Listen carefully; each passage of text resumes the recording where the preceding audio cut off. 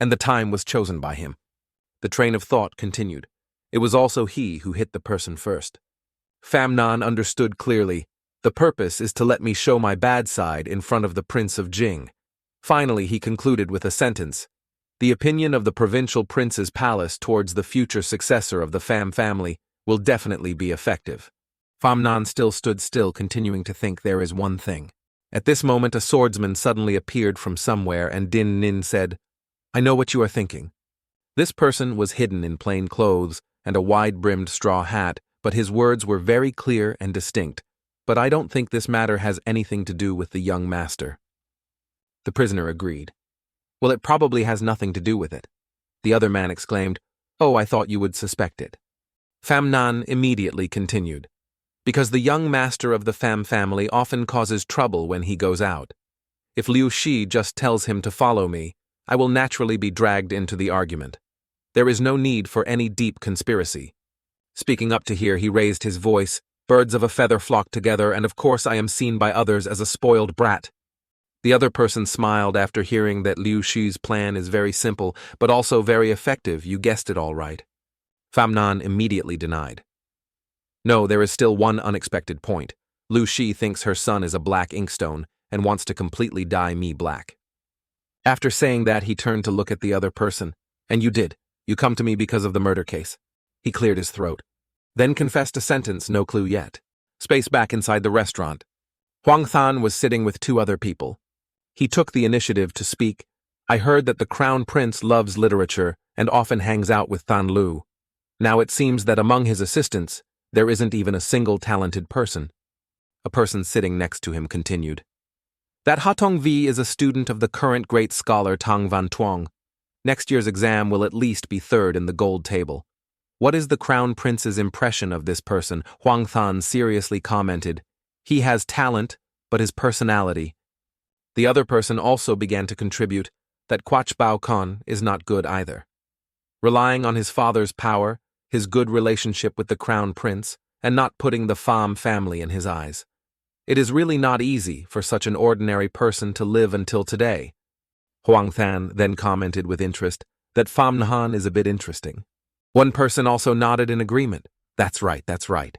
It seems that from today on, everyone in the capital will know that the Pham family has a new handsome young master. Seeing that the conversation was dull and lacking excitement, Lord Huang Than took the initiative to change the subject. Let's not talk about these matters anymore, he said. When I invited you here, I made it clear I only want you to help me enjoy the pleasures of life. My father, the prince, lives leisurely and pays no mind to court affairs. As his son, I have no choice but to shoulder the responsibilities myself. Then all three of them shouted, drink, drink. On this side, Pham Nhan took the initiative to attack the other guy. He rushed to face him. If you don't have any clues, why did you come to me? Pham Nhan looked up. You tell me. This guy finally took off his hat.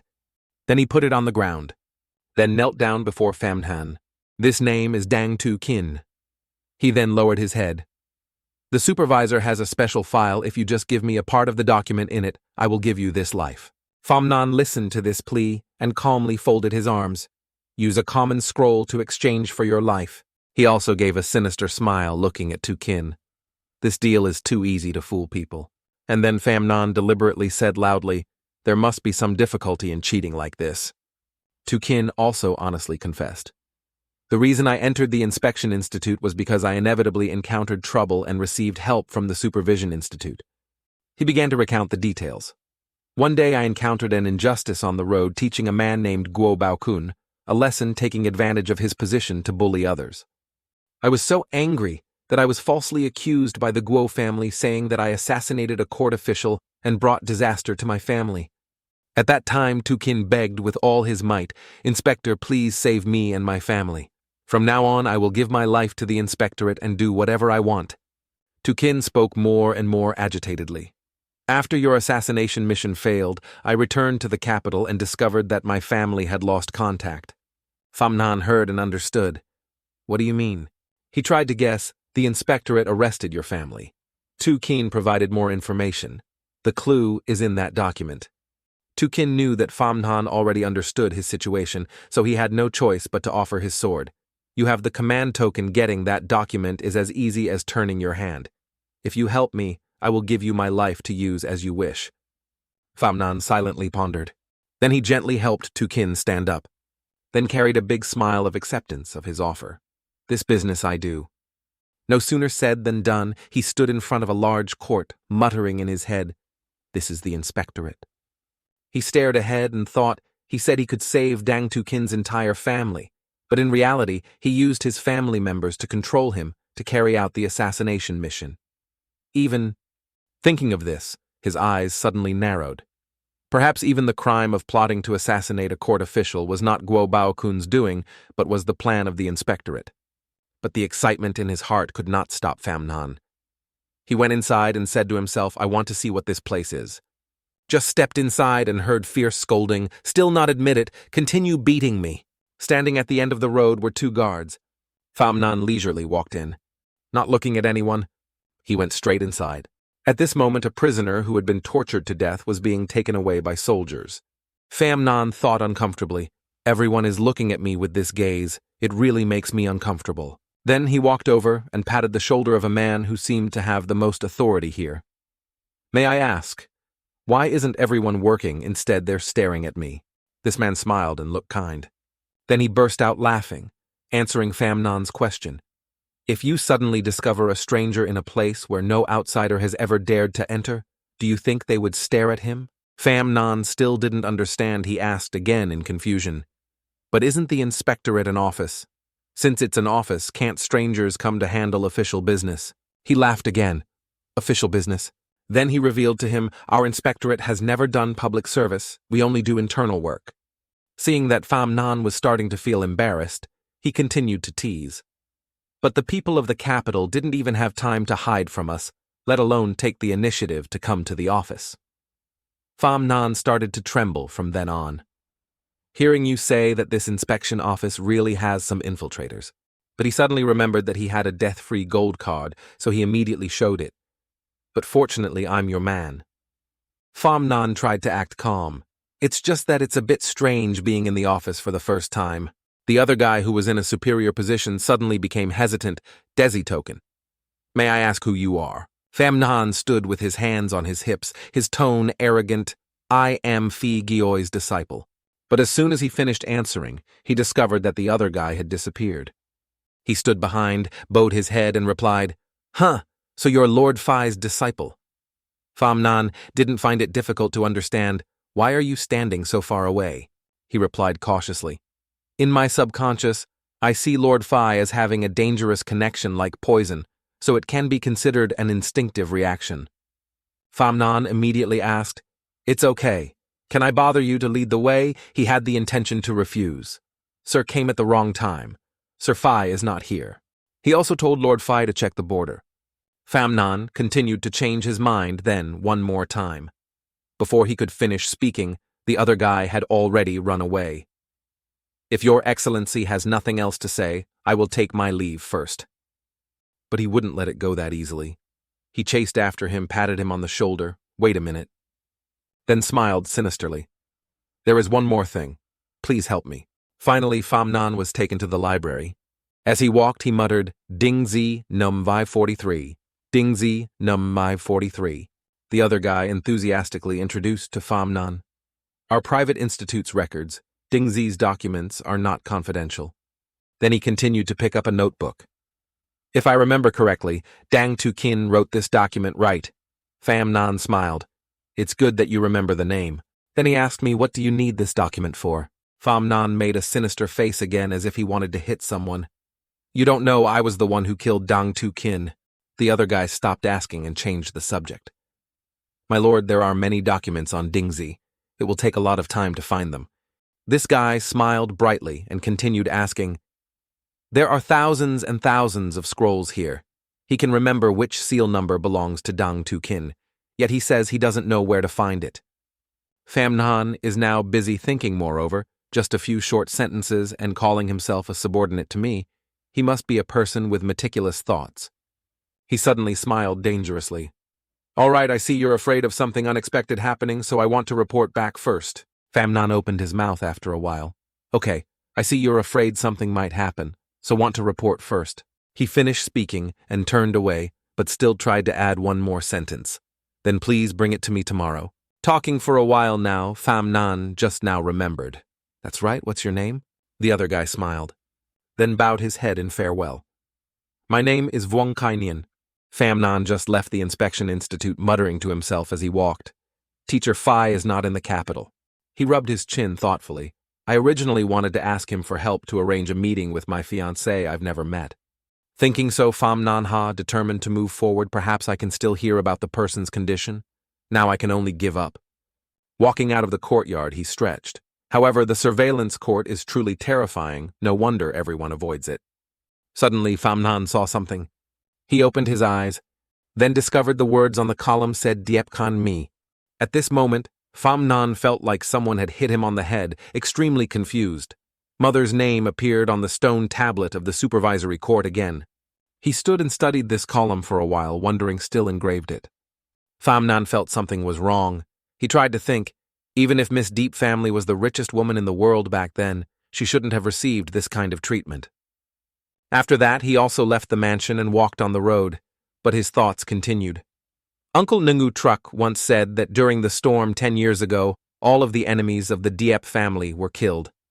But the more Pham Nan thought about it, the more strange he felt. Even now, Diep Kan Mi is still a taboo name. He couldn't stop this train of thought in the end. Mother's strange death must have something to do with the nobles of Nam Khan. Pham Nan used his hand to support his chin and then judged. The supervisor didn't hesitate to put Mother's name on the door. It's a bit too bold. While he was thinking, Pham Nan suddenly stood up. Wait, it's broken. Just now my mind was in the clouds. I don't know how far I went. After wandering around for a while, he finally stopped in front of a house.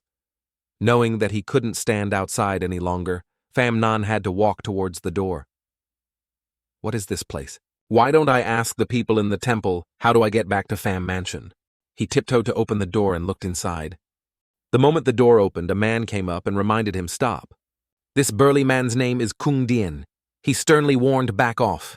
The people in the temple are praying for blessings, do not disturb them. Pham Nan pouted. I just wanted to ask for directions, but your arrogant attitude makes me unhappy. Despite what he had just told her, Pham Nan still swaggered in and deliberately said, I have to see what kind of god is inside here. He immediately lost all restraint and aimed the large table at Pham Nan. You want to die. Luckily, Pham Nan also knew martial arts, so he was able to react in time. He did not hesitate to attack him back. Just like that. Two people who had just met and didn't even know each other's identities automatically rushed at each other, causing a huge fight. Thick smoke and dust fill the air. The innocent leaves were also torn apart by the powerful blows from both of them. But in the end, the person who was thrown out was Pham Nan. Luckily, he kept his balance so he could stand firmly. Kung Dien then stepped out. Looking at Pham Nan, he couldn't help but comment. So young already have such domineering true energy, whose child are you? Pham Nan was indeed stubborn. His reply was also spiteful. Why do you care who I am? According to Nam Khan's law, everyone can worship. What right do you have to stop me? Kung Dien gently closed the door and instructed him, there is a noble person in the temple. Wait until the noble person leaves, then you can go in and worship together. The door closed, Pham Nan stood alone again like before. Only then did he stop trying to hold back. Blood spurting from mouth. Pham Nan raised his hand to wipe his mouth. Luckily, when I attacked, I used real nails to block the opponent's pulse. Otherwise, I would have been injured even more seriously. That made him certain of one thing: there must be some great person in the temple worshipping together. Pham Nan recovered and immediately turned away. If I can't beat him, I shouldn't make myself suffer. Let's ask somewhere else. At that moment, the palace master stepped out to announce the master has instructed that the young man should go to the side hall to pray for blessings. Do not enter the main hall.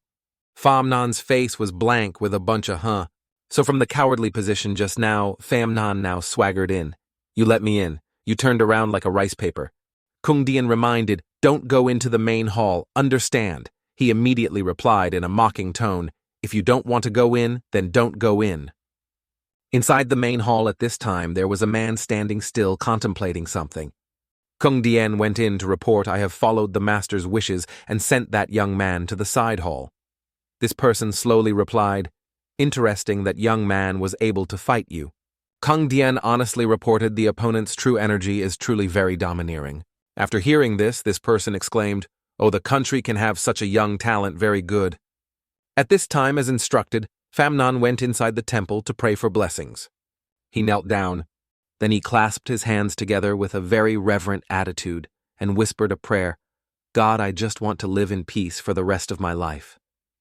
His bottomless greed made Famnon ask for a few more things, of course. If there is money and beauty, it would be even better. Out of nowhere, the fruit plate on the altar suddenly fell down. Famnon stood up startled. What's that noise? Could it be that my prayers were really heard by the heavens? Underneath the altar, the cloth covering it moved slightly. Famnon immediately pulled out a knife. He approached gently. It seems to be hiding under this table. Famnon slowly lifted this cloth. He glared. Very good, let's see who is pretending to be a ghost. But as soon as he opened it, Famnon suddenly stopped, his eyes wide open. Could it be that the prayer was answered so quickly? In front of Famnon now was a beautiful woman with a charming appearance. She was sneaking under the altar to eat the chicken leg. Famnon suddenly stopped moving when he saw a beauty. The two looked at each other, surprise evident in their eyes. He suddenly became speechless, not daring to say anything, just mumbled "uh-huh" in his mouth. Suddenly Famnon coughed up blood. It seemed that the injury from the fight with Kung Dian had not fully healed. The young lady was startled when she saw that and looked at him worriedly. "Brother, what's wrong?" Famnon smiled calmly, as if nothing happened. "It's okay, I just choked, I'm used to it." Suddenly she chuckled, and then exclaimed, "That's right." In unison, they both suddenly pointed at each other and asked, "Brother, who are you?" This coincidence made the two young men and women blush and quickly turned away to look elsewhere. Just then the servant's voice outside echoed in, "Miss, where did you run off to?" So the girl stood up. "I have to go." Famnon took the opportunity to ask loudly, "Will you come again tomorrow?" While running in a panic, the girl suddenly stopped. Although he couldn't see her face clearly, he guessed she was shy. Then she did not reply further and hurriedly ran away. Famnon still tried to call out, "I wonder if that young lady is a relative of the noble person in the main hall." He still did not give up, determinedly chasing her all the way to the door, still shouting, "Miss, can you tell me your name?" But just outside the door, the two accidentally bumped into each other. This collision made both of them continue to be embarrassed, their cheeks red. Famnon was very happy. He couldn't hide his joy. His mouth stammered, Miss, you're back!" Suddenly the beautiful lady gave Famnon the chicken leg she was holding in her hand, then turned and ran away, leaving Famnon wondering her chicken thighs. Not only that, this girl also deliberately turned back and stuck out her tongue to tease him. Famnon looked at the food in her hand and smiled happily. A moment later, she returned to the maid's side and left. Famnon was extremely happy. Chicken thigh, you can be held by that girl. You are truly the happiest chicken thigh in the world. He just stood there admiring it. Don't know how much time passed, but he was still standing there looking at the chicken leg like an idiot. While looking at the lady's token, he didn't notice Ngutruk standing nearby watching. At this time outside, there was a group of people pulling a carriage somewhere. One of the people sighed. "I'm so dizzy, who did it?" Kung Dian looked at them and couldn't help but wonder, why are the guards who were hidden outside the temple unconscious? Furthermore, no one saw who did it. Furthermore, they were able to silently make the nameless guards unconscious. Then he continued to squint his eyes to observe. These are all at the level of the 4 great grandmasters. The palace suddenly remembered Famnon. After that young man went to Qingmiao, when I went to check again, I discovered that all these guards were unconscious. This matter might be related to him. Inside the carriage, a voice called out, "Kung Dian." He immediately looked inside. "What do you want, master?" The person inside gave the palace instructions. If Tran Bin still hasn't returned, send a team to capture him. Yes. After hearing that, the eunuch turned around and looked dumbfounded. Tran Bin, instead of facing that fox, Tran Bin, I'd rather face that grandmaster-level assassin. In another carriage, 2 young ladies were chatting. "Miss, you're in a good mood today. Did something good happen?" The chicken leg girl from earlier was giggling. "Every time I go out with Uncle, I'm always happy, but I feel like my mood today is even better than the previous times." Hearing the maid ask that, she smiled and placed her hand on her chest. "I can go out and walk around. It's better than staying in that room full of negative energy." The maid reminded with good intentions, but the imperial physician said the young lady's illness cannot be exposed to the wind. She suddenly remembered, suddenly sad, that's right. The cheerful mood suddenly fell. I can't go out. I can't go out in the wind. If I'm discovered secretly eating chicken legs, I might even get scolded. Suddenly, the lady vomited, causing the maid to panic. Miss, the maid asked anxiously, "You're vomiting blood again. What should we do?" The girl still kept a calm smile. "It's okay. I keep throwing up. I'm used to it." The maid was stunned when she heard this. Oh no, the young lady must be sick to the point of being delirious. Pham Nan at this time was also very excited, looking at the table full of food. After a very worthwhile trip, he returned to the embrace of his family. Noongosh looked at him and smiled. Nani had a lot of fun today. Right, she must be exhausted, she can't even eat dinner. Nuak had a reproachful look on his face. You're too foolish, just renting a carriage on the side of the road was enough. You walked back by yourself, you're so exhausted. Tu Triet immediately pouted upon hearing that, serves you right, who told you not to bring us along. Only his father kept his serious tone. Nan Ni, eat your meal. Pham Nan obediently listened. Yes. Pham Kien continued to clear his throat after eating stay and play mahjong for a while. Pham Nan was a bit surprised. Pham Kien's father explained the reason. After you arrived in the capital, the whole family still hasn't gathered. All the members added excitedly. That's good. Mahjong. Just as they said after they finished eating, they played mahjong. Everyone was playing seriously, only Tu Triet was bustling from place to place. Pham Nhan sat there without any interest on his face. Eat, patch, break, eat, I've had enough. His mind was filled with that girl and his bewilderment from that afternoon. Chicken thighs. The girl turned back to tease him. Idiot. Tu Triet shook Pham Nan. Why don't you let me play? I want to play too. The boy begged, let me play, please let me play. Pham Nan sat for a while, then found a way to sneak away. I'm a bit tired today, I'll go take a shower first. Let Tu Triet play 2 games for me. Tu Triet's eyes sparkled. Father, what about me? Pham Kien calmly replied. Sit down. Tu Triet was extremely excited. The boy rolled up his sleeves and licked his lips. Very good. Nuak felt a bit strange. Normally Dad doesn't let me play with these things. Big brother is really good. Ngok smiled. It's his child, how could he not love her? The 4 continued playing cards together. Pham Kien looked intently at the chess piece in his hand, then shouted Asura. At this moment, Tu Triet suddenly appeared cool and mysterious, interrupting his father. Wait. Then the boy leisurely did something so embarrassing, Dad. Then Tu Triet also put down all his chess pieces. Everyone in the family looked at each other in disbelief and exclaimed in unison, What? At this moment, Pham Nan yawned and walked in. Oh, I'm back. The sight before his eyes made him open his eyes wide in surprise. Tu Triet not only plays hard, but also plays very technically. The boy even brought an abacus. After playing with the boy, the other 3 people were suddenly labeled as poor people. Pham Na was surprised. Oh, playing cards and calculating at the same time. Is this kid that good? I'm afraid he has the potential to become a god general. He looked at Tu Triet and pondered, this kid's sensitivity to numbers is terrifying. I'm afraid this is his talent. Nuak and Nuak saw Pham Nan and immediately threatened, Your brother is back, why don't you give up your seat, gritting their teeth.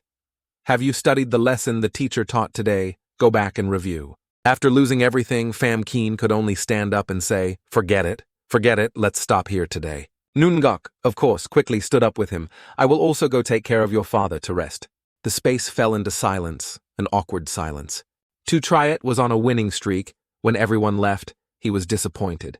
We've only played for a little bit. It's really disappointing. Pham Han smiled and praised his younger brother Tu Triet. I see that you are very good at calculating. I wonder what you want to do in the future. Hearing the question, Tu Triet immediately waved his hands and feet. His tone was heroic, of course reading books to become an official and get promoted. Pham Han waved his hand. Stop talking nonsense, there are only 3 of us, brothers and sisters here, tell the truth. The shy boy stammered his confession. Actually. The boy immediately spoke frankly, but his eyes still looked away in embarrassment. Actually, I like doing business. I like making money. Nuak seriously corrected scholars, farmers, industry, and commerce. Business is at the bottom. What's so good about being a businessman? Pham Nan, on the other hand, strongly supported Tu Triet. All social classes have their good sides. What's wrong with being a businessman and making money? I support you. The boy happily exclaimed, Really, bro? Having said that, the boy remembered his parents and immediately became depressed. But what use is it if you support me? Let my father speak first. Famnon immediately suggested, You can do it secretly. First gain some achievements to let your father see your business talent. Maybe he will support you. Tutriet was very satisfied. Brother, what you said makes a lot of sense. Then the boy raised his hand and begged enthusiastically. Why don't you give me the manuscript of that book first? I have a way to sell it for a high price. Famnon felt he had made a mistake, so he immediately made an excuse. Kid, are you planning to do business with my book, Old Red Dream? The mischievous Tutriet immediately burst into tears, looking pitiful. I knew right away some people speak very well, but when they really need help, they disappear. Fan Xian went crazy. Hey, that brat dares to provoke me. Then he crossed his arms seriously. If you sincerely want the book, write a plan letter first and show it to me. Tutriet held his head and wondered, What about the plan? Nuak immediately spoke up. To put it simply, it's what you're going to do next. Tutriet understood and confidently patted his chest. What, too simple, too simple. The boy hurriedly picked up the pile of money on the table, then went straight back to the room. I won't talk to you two anymore. I'm going to write the plan letter. Famnon continued to yawn. Then I'm going to sleep. Nuak had noticed since he returned and immediately called out, Brother, are you in a good mood today? After she finished speaking, she implied, I originally wanted to ask, what good things happened to you when you went out today? But if you're tired, then let's talk about it tomorrow. But suddenly she was pulled back to the chair by Famnon. Nuak, startled. You are... Nuak. I'm telling you. Famnon leaned into her ear and whispered, Today I met a girl who eats chicken thighs. They clearly met for only a few minutes, but for some reason Famnon whispered for so long. After 3 incense sticks, he finished telling the story and let Nuak speak. You said that today, under the altar of Ching Miao, you met a girl eating chicken thighs. Famnon immediately felt like his heart was blooming. He hugged himself, his expression extremely happy. Today, being able to come to Ching Miao, I feel like fate is leading the way. Perhaps roughly, maybe that Miss is the young lady of Lam family. Nuak immediately said something that made Famnon turn off the radio. Unfortunately, probably not. Then she lowered her voice. Big brother can meet someone he likes. Of course, Nuak is very happy. But my future sister-in-law often vomits blood, so she should avoid eating greasy foods. Nuak said, then turned to look at Famnon. Tell me that young lady can eat chicken thighs, so of course she can't be the young lady of the Lam family. Hearing that, he nodded. It makes sense. His younger sister stood up. Nuak will take her leave first. Brother, rest early. Famnon silently watched her leave the room. Only now a man like him dared to shed tears. It seems that Miss Lam is not my chicken leg girl. Returning to his room, Famnon still could not sleep. A strong determination arose in his heart. Even if I have to dig 3 feet deep, I must find the girl today if the other party still hasn't promised her. Love blinded his eyes. Famnon became fierce. No, even if I have an engagement with another bastard, I still have to take it back. Absorbed in his monologue, he didn't notice that Tutriet had heard everything and was now sticking his head out to ask, Brother, who do you want to fight over? Where did you come from? It turned out that the boy wanted to show Famnon something. Brother, I finished writing the plan. The boy gave it a thumbs up, guaranteed big profit.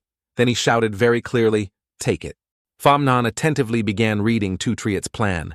He sat with his chin resting on his hand, reading attentively, and asked Tutriet, Then tell me, what is your plan? The boy immediately explained.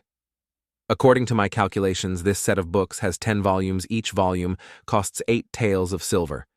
Currently, there are 68 volumes in total. The more Tutriet spoke, the more enthusiastic he became. His eyes lit up. The capital has a total of 6,400,000 people. For every 10,000 people, we can sell more than 600 sets. After careful calculation, I can sell them for 35,840 taels of silver, Famnon commented. You are talking about sales, you have to subtract costs to calculate profit. Tutriet happily pointed at him. On the back there is a cost calculation written. Tutriet was really interested in business, the boy said with excitement and real enthusiasm. Although the rent on Luodong Road is expensive, the location is excellent. Using my father's reputation to bargain the price, you can definitely rent it at a low price. As for the books, let Wang Quantang do it to save money and effort. Pham Nan was confused. Wang Quantang Tu Triet understood what his brother was wondering, so he smiled. That's the largest private printing house in the capital. Because of the large quantity and familiar channels, they have the lowest cost and the fastest book production speed. Then, the boy whispered into Pham Nan's ear with an extremely gloomy expression, and a very important point is that their family does big business but has no one to back them up. If they dare to speak ill of our manuscript, I won't let them be. Pham Nan also expressed interest in this plan. Even though we are the only ones with the source of the manuscript, how can we ensure that other booksellers will not steal copies after they are printed? The two brothers tossed and caught very rhythmically. If other bookstores dare to steal copies, just ask the government to deal with it. Pham Nan then seriously probed, do you think the government is run by the Pham family? There is no such thing as restricting book copyright infringement in the law. Tu Triet smiled again, reeking of evil brother. You don't know this yet. Of course, follow the path below. Pham Nan was stunned the path below.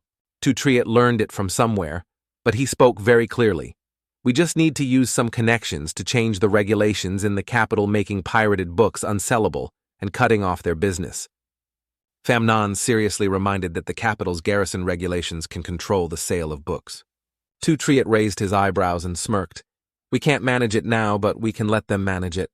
There are provisions in the regulations to manage private tourists, so it's not a big problem. Pham Nan finally had to admit, even the cruel tricks, like the collusion between merchants and the castle and the urban management brigade, were all thought up by you. You brat, you really have the potential to become a profiteer. Tu Triet was stunned when he heard what he said. Is this a compliment or a scolding? And Pham Nan continued to give his opinion based on what you just estimated. Each set costs more than 50 tiles of silver. Tu Triet corrected, it's 54 tiles now. He also listened, it's 54 tiles. Pham Nan then added, although the people in the capital are very rich, I'm afraid not many people can afford this price. Tu Triet suddenly said in a low voice, brother. Then shouted, don't you know what's going on about the book you wrote? The boy is not yet an adult, but already has the temperament of a businessman. How many young ladies of the capital's mansion are waiting for the sequel as long as it is released, and sells 100 copies, it won't be a problem. The boy clenched his fists as he spoke, just like a preacher. After finishing the first batch, I will write 7 or 8 more chapters. We will print them rarely and auction them secretly at the highest price.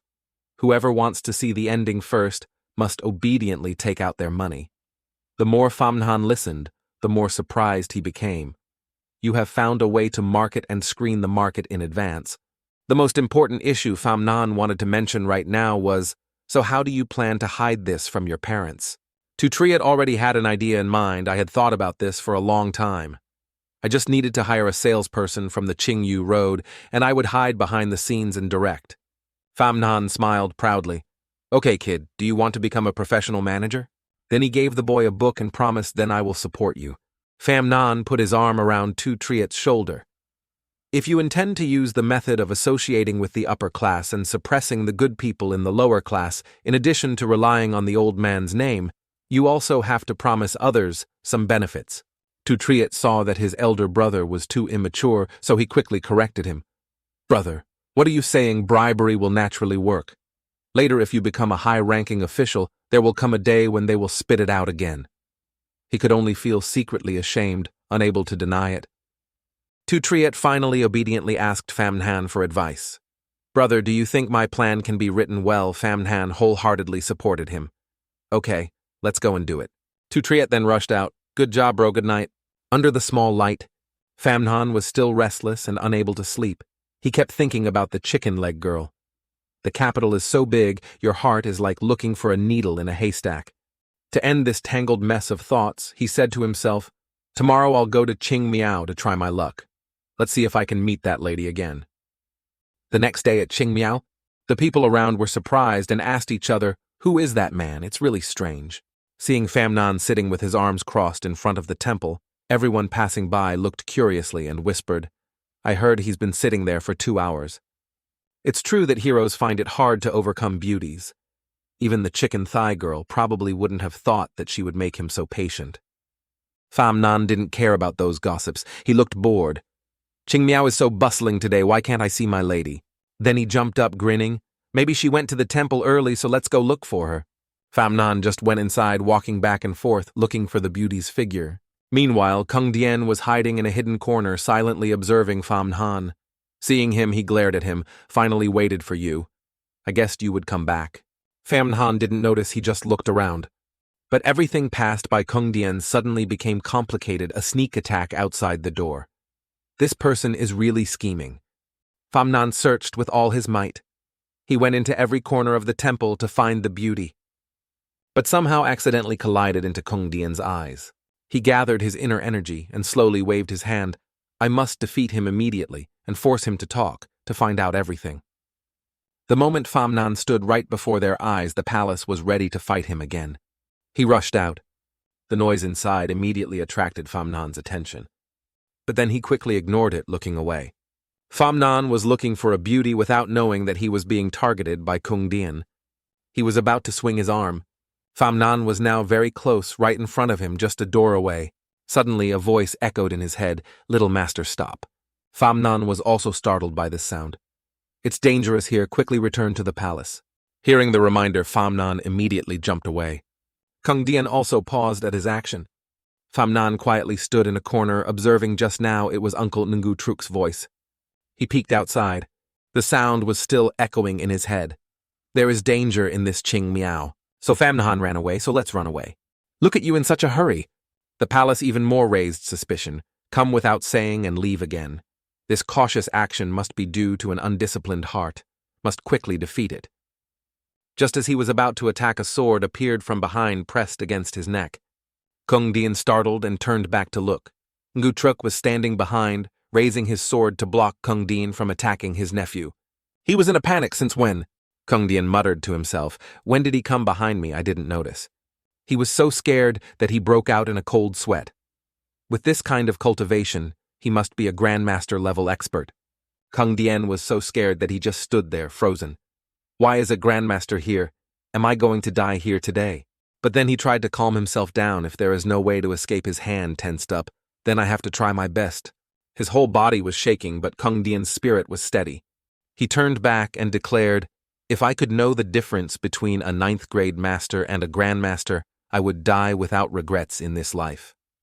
Then Kung Dien immediately launched a punch at the opponent. But Ngu Truk had disappeared. Kung Dien just raised his hands and looked around blankly. No sign of him, he muttered. He's gone. He continued to ask in confusion, when did he disappear? Suddenly, Kung Dien's internal energy was damaged. He kept coughing up blood. Looking at the blood on the ground, Kung Dien blamed himself. I was already enlightened to die.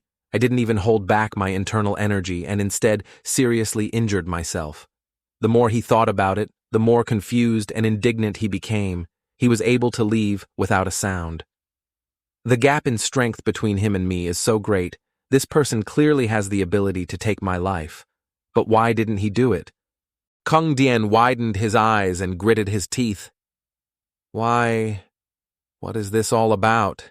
It turned out that Ngu Truk had not left yet. He was leisurely observing the palace from above. He coldly said, you make Pham Nan vomit blood, then I will make you vomit blood. It's that simple. Pham Nan was very relaxed at this moment. He walked and whistled, playing with the bird. Suddenly, while walking, he stopped. Pham Kien did not understand why he appeared here, standing solemnly in front of him. He slowly scolded his son. You've been in the capital for a few days now. Don't keep causing trouble outside all day. He also mentioned the 3 of them making a ruckus at the inn. I already know about the conflict at the restaurant yesterday. In the future, conflicts like this will happen. If you can avoid it, then avoid it. Don't be like your younger brother. The father's heart can only think. Be strict with him now. It will be beneficial for his future.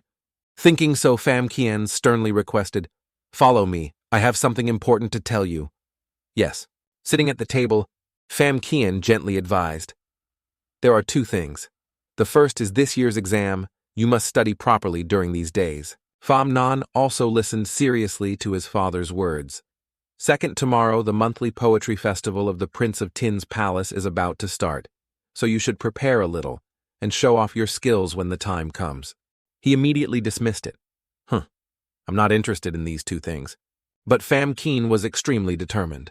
These are two things you must do to regain your mother's family business and impress the Prime Minister and the eldest princess. He advised her with all his might, you need to know that your mother's brand is in the hands of the Crown Princess. And the Emperor once said, after drinking, that if the Crown Princess gets married, the Crown Princess should hand over the power to the Crown Princess's future wife to avoid the royal bloodline from fighting over the brand in the future. Pham Keen said this, and deliberately emphasized, that's why the eldest princess is extremely reluctant to marry her daughter to me. Then he reminded him in a more serious voice, to make this marriage successful, you must demonstrate your talent. Pham Nan still firmly disagreed, but not being interested is not being interested. Do I still have to participate in the exam and compete with those vulgar people? Pham Kien did not care about his opinion. Whether he agreed or not, he still continued to instruct tomorrow's poetry meeting of the Jing Palace is the center of attention of many people in the capital. Many talented scholars want to move the world with a poem, a thought, or a line in the poetry meeting and seek a step up the ladder of advancement. Not to mention the Prime Minister or the eldest princess, even the saints can pay attention. Pham Nan heard these words and just mumbled to get it over with. But his ears suddenly perked up when he heard the sentence, maybe the young lady of the Lam family who has an engagement with you will also come to see. Pham Keen seemed a little sad. He blamed him a little. Such an opportunity to gain a good reputation, you are not interested. But Pham Nan suddenly became cheerful again, as if he had just been reborn. Really, father, is Miss Lam going too? Pham Keen was also a bit surprised. I thought you weren't interested in Miss Lam. Pham Nan was stunned. Why? So he stroked his beard and muttered, didn't you meet a chicken leg girl yesterday and still want to marry her? Pham Nan heard his father and saw through the world and broadened his horizons. Very good. Your chicken leg girl is also known by your father. He must have arranged quite a few eyes and ears to monitor her. So he tried to explain, don't be so rigid. If you and Miss Lam also have feelings for each other, then what the other party doesn't mind, if you have 3 wives and 4 concubines. Wouldn't it be better if you took both of them? Hearing his beloved son say that Pham Kien pointed at himself and stiffly said, me. In the end, he just gently told him, if you want to go, then go. I know you have a talent for poetry. In some situations, there's no need to hide too much. Pham Nan lowered his voice and asked, oh, how did you know I had a talent for poetry? My poems are only in the letters I wrote to Nuak. He deliberately asked, moreover, father also knows about the chicken leg girl. Father really knows a lot about me. I'm afraid he knows everything about me. Pham Keen hurriedly covered his face. We had a great chat today. Dad is a bit tired. You can go now. But Pham Nan was determined. He took out the book that his father was covering his face with. Then continued to rush. This matter must be explained clearly to you, father. Pham Keen suddenly became deep. He was literally and figuratively a head taller than Pham Nan. He kept his calm attitude, if you say so. Then he asked a question lightly, causing Pham Nan to immediately return to the defensive. So, should you explain to me what happened at Old Red Dream and your brother? Pham Nan knew he couldn't say anything, so he just retreated. That's it. Let's just call it a draw. Watching Pham Nan leave, Pham Keen laughed. You stinking brat! You still dare to remind me. You really don't know the immensity of heaven and earth. Pham Nan walked out of his father's room, then immediately turned his face, secretly judging. What a cunning fox. He knows everything. Looks like I have to be more careful in everything I do in the future. The next day, Pham Nan sat inside the carriage looking outside. Seeing the crowd of people coming, he exclaimed, wow, it's so lively. Nuak beside him smiled lightly. Of course, now the most popular thing in the capital is not the duel between martial artists, but the poetry festival. Pham Nan reminded her, if you see Miss Lam, remember to tell me. She nodded, and Nuak remembers. The two also met Li Huangthan again. He was smiling and greeting the two of them, Nuak, sister Pham Huing. Going down the stairs, Huangthan smiled brightly. It is truly an honor for the poetry club that you two are here. He stood in front of Nuak, shyly stammering, I have indeed been waiting for a long time. Pham Nan looked at the chemical reaction of the two and laughed happily. The story is about a young man named Pham Than in modern times, but he is bedridden due to a serious illness. While unconscious, he accidentally traveled back in time to ancient times. He woke up to find himself as a child in a bamboo basket, although he still retained his memories of modern times. But now he becomes the target of ancient assassins. Back a few minutes ago, a mysterious person recounted that during the most chaotic period, there were consecutive wars. The fierce wars almost destroyed the Earth. Humanity and modern science and technology fought each other. At that time, science and technology almost invaded and covered the entire Earth. Along with that, great works were completely destroyed. Dead bodies were lying on the streets, countless, some of them had bad luck, were blown to pieces there and could not survive. Now looking everywhere, there are traces of war accompanied by fires. Ruins of destruction, human genocide, tragedy, and sorrow cover everywhere. People living in an era where previous science and technology were sealed by the survivors in the temple. Inside the temple, a place filled with darkness, snow fell heavily. Everything around was desolate, and empty trees and grass grew sparsely, and there was not a single person passing by. After many long years, human civilization has once again developed to a new height. After many years, this place has been restored with many more beautiful houses. At that time, a mysterious young woman escaped from the temple and opened a forbidden door. When she left, she also brought the strongest weapons of the temple of God. That girl was Deep Kinmi. Deep Kinmi set foot in the mortal world and made new friends. The Deep family suddenly became prosperous. The supreme heavenly book that she brought out of the temple quickly caused Namkan to rise. The Exalted One is maintained. In just a few short days, the entire situation of the world had changed. Namkan had now become very large and developed, and business was going very smoothly. However, one day when a spear pierced through her chest, someone plotted to assassinate Deep Kinmi. She lay down and fell asleep forever, never to wake up again. Death never spares anyone. Before she left only one thing behind. Darkness covered the dense, gloomy forest. Among them was a mysterious blindfolded young man moving as fast as the wind rushing past. Also carrying on his back was a basket containing something. Following behind was a group of mysterious people with their faces covered, holding swords in their hands, as if they wanted to pursue them to the end.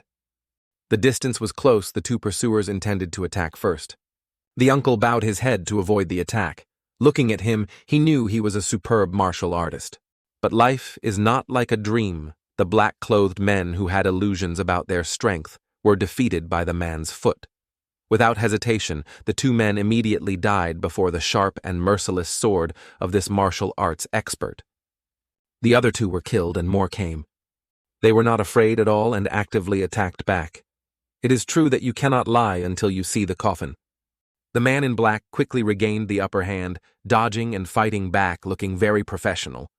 His hand tightened on the basket on his back inside. Must be something very valuable. Then he pushed it straight up into the sky to continue fighting to the end. In sword fighting, what use is there for eyes here? Only the truly strong can survive to the end. In just a short moment, all the black-clothed assassins were destroyed by that divine sword strike. Blood splattered across the basket inside, which was a baby. The boy was startled, his eyes and nose bulging and gaping. What the hell is this? His scream echoed in the quiet night of the Help Me forest. In the hospital, the readings on the machines didn't look too good. The machines were running smoothly. The information board said the patient was a 24-year-old man with a muscle disease and was on a liquid diet. On the bed, there was a young male patient lying there, barely breathing. His name was Famnan. It seemed that he had been sick for quite a while, so his mind was not normal. Every day that passed, he kept asking himself, "Am I going to die? I'm still a virgin." His body was tired, but his thoughts seemed a bit absent-minded. Seeing the person cleaning up in the distance, he thought the last person to see him off was not the lovely nurse, but this old lady Obasa. The lifeless eyes gradually closed. He secretly complained life is really lonely. An endless darkness enveloped Famnan. His eyes slowly opened, but when he opened them again, he saw a very unfamiliar scene. In his eyes were a group of people in black. He wondered who this was. A man in black held his sword close to his face with a dangerous look in his eyes, swinging his sword. Famnan at this time in the form of a newborn baby, his big lively eyes were very panicked. Wait, he was panicked, his face pale as a banana leaf. He wanted to scream so much, but all he could come out was a cry. Famnan's mind was now very uneasy. Wait, what's going on here? The black-clothed assassins were still pursuing the uncle, who was carrying Pham Nan. The black-clothed assassins are still pursuing to the end. Pham Nan seemed to just now feel something was wrong. Wait a minute. The distance between the black-clothed assassins and the uncle was getting closer and closer. The distance was only a short distance. The uncle threw the basket containing the baby into the air. It seemed like he was very determined to protect this little boy. Then he drew his sword and was ready to face the brats. The identity of this uncle turned out to be the servant of the deceased mother of Pham Nan, our main character. The newborn baby was thrown up, his face pale and bloodless. Pham Nan in this body touched his two hands. His small face couldn't help but be bewildered. I opened my eyes and woke up to find that I had become a little boy in a basket in just a moment. After finishing off the black-clothed assassin, the uncle easily took the basket containing the baby. In the memory of a 24-year-old citizen from the modern world who is now being hunted like this. Right now, he should be enjoying life with friends and having fun parties. He looked up intently, his eyes clear and lively like two marbles. In his mind, he kept exclaiming, "The person protecting me is extremely strong." Suddenly, the uncle stopped, seeming to sense something behind his back. Yet, there was a group of people as big as the sky who were not afraid and dared to move forward to attack. The leader gave the order, charge. The subordinates obeyed and all charged forward at once. They jumped up to launch a surprise attack, probably thinking that, with so many people, they would definitely hit. Pham Nan saw that and was so scared that he cried. His face was paler than a banana. But not letting the assassins achieve their wish, the uncle was about to kill them all, when from somewhere, many arrows flew towards them. The assassins were seriously injured, causing blood to splatter everywhere. The ringleader was also hit by an arrow that flew past, piercing straight through his throat. All dozens of them were just like that. No one survived. Their bodies lay scattered on the ground. All of them have been treated cleanly. A group of black knights came from somewhere, crowded and surrounded the path.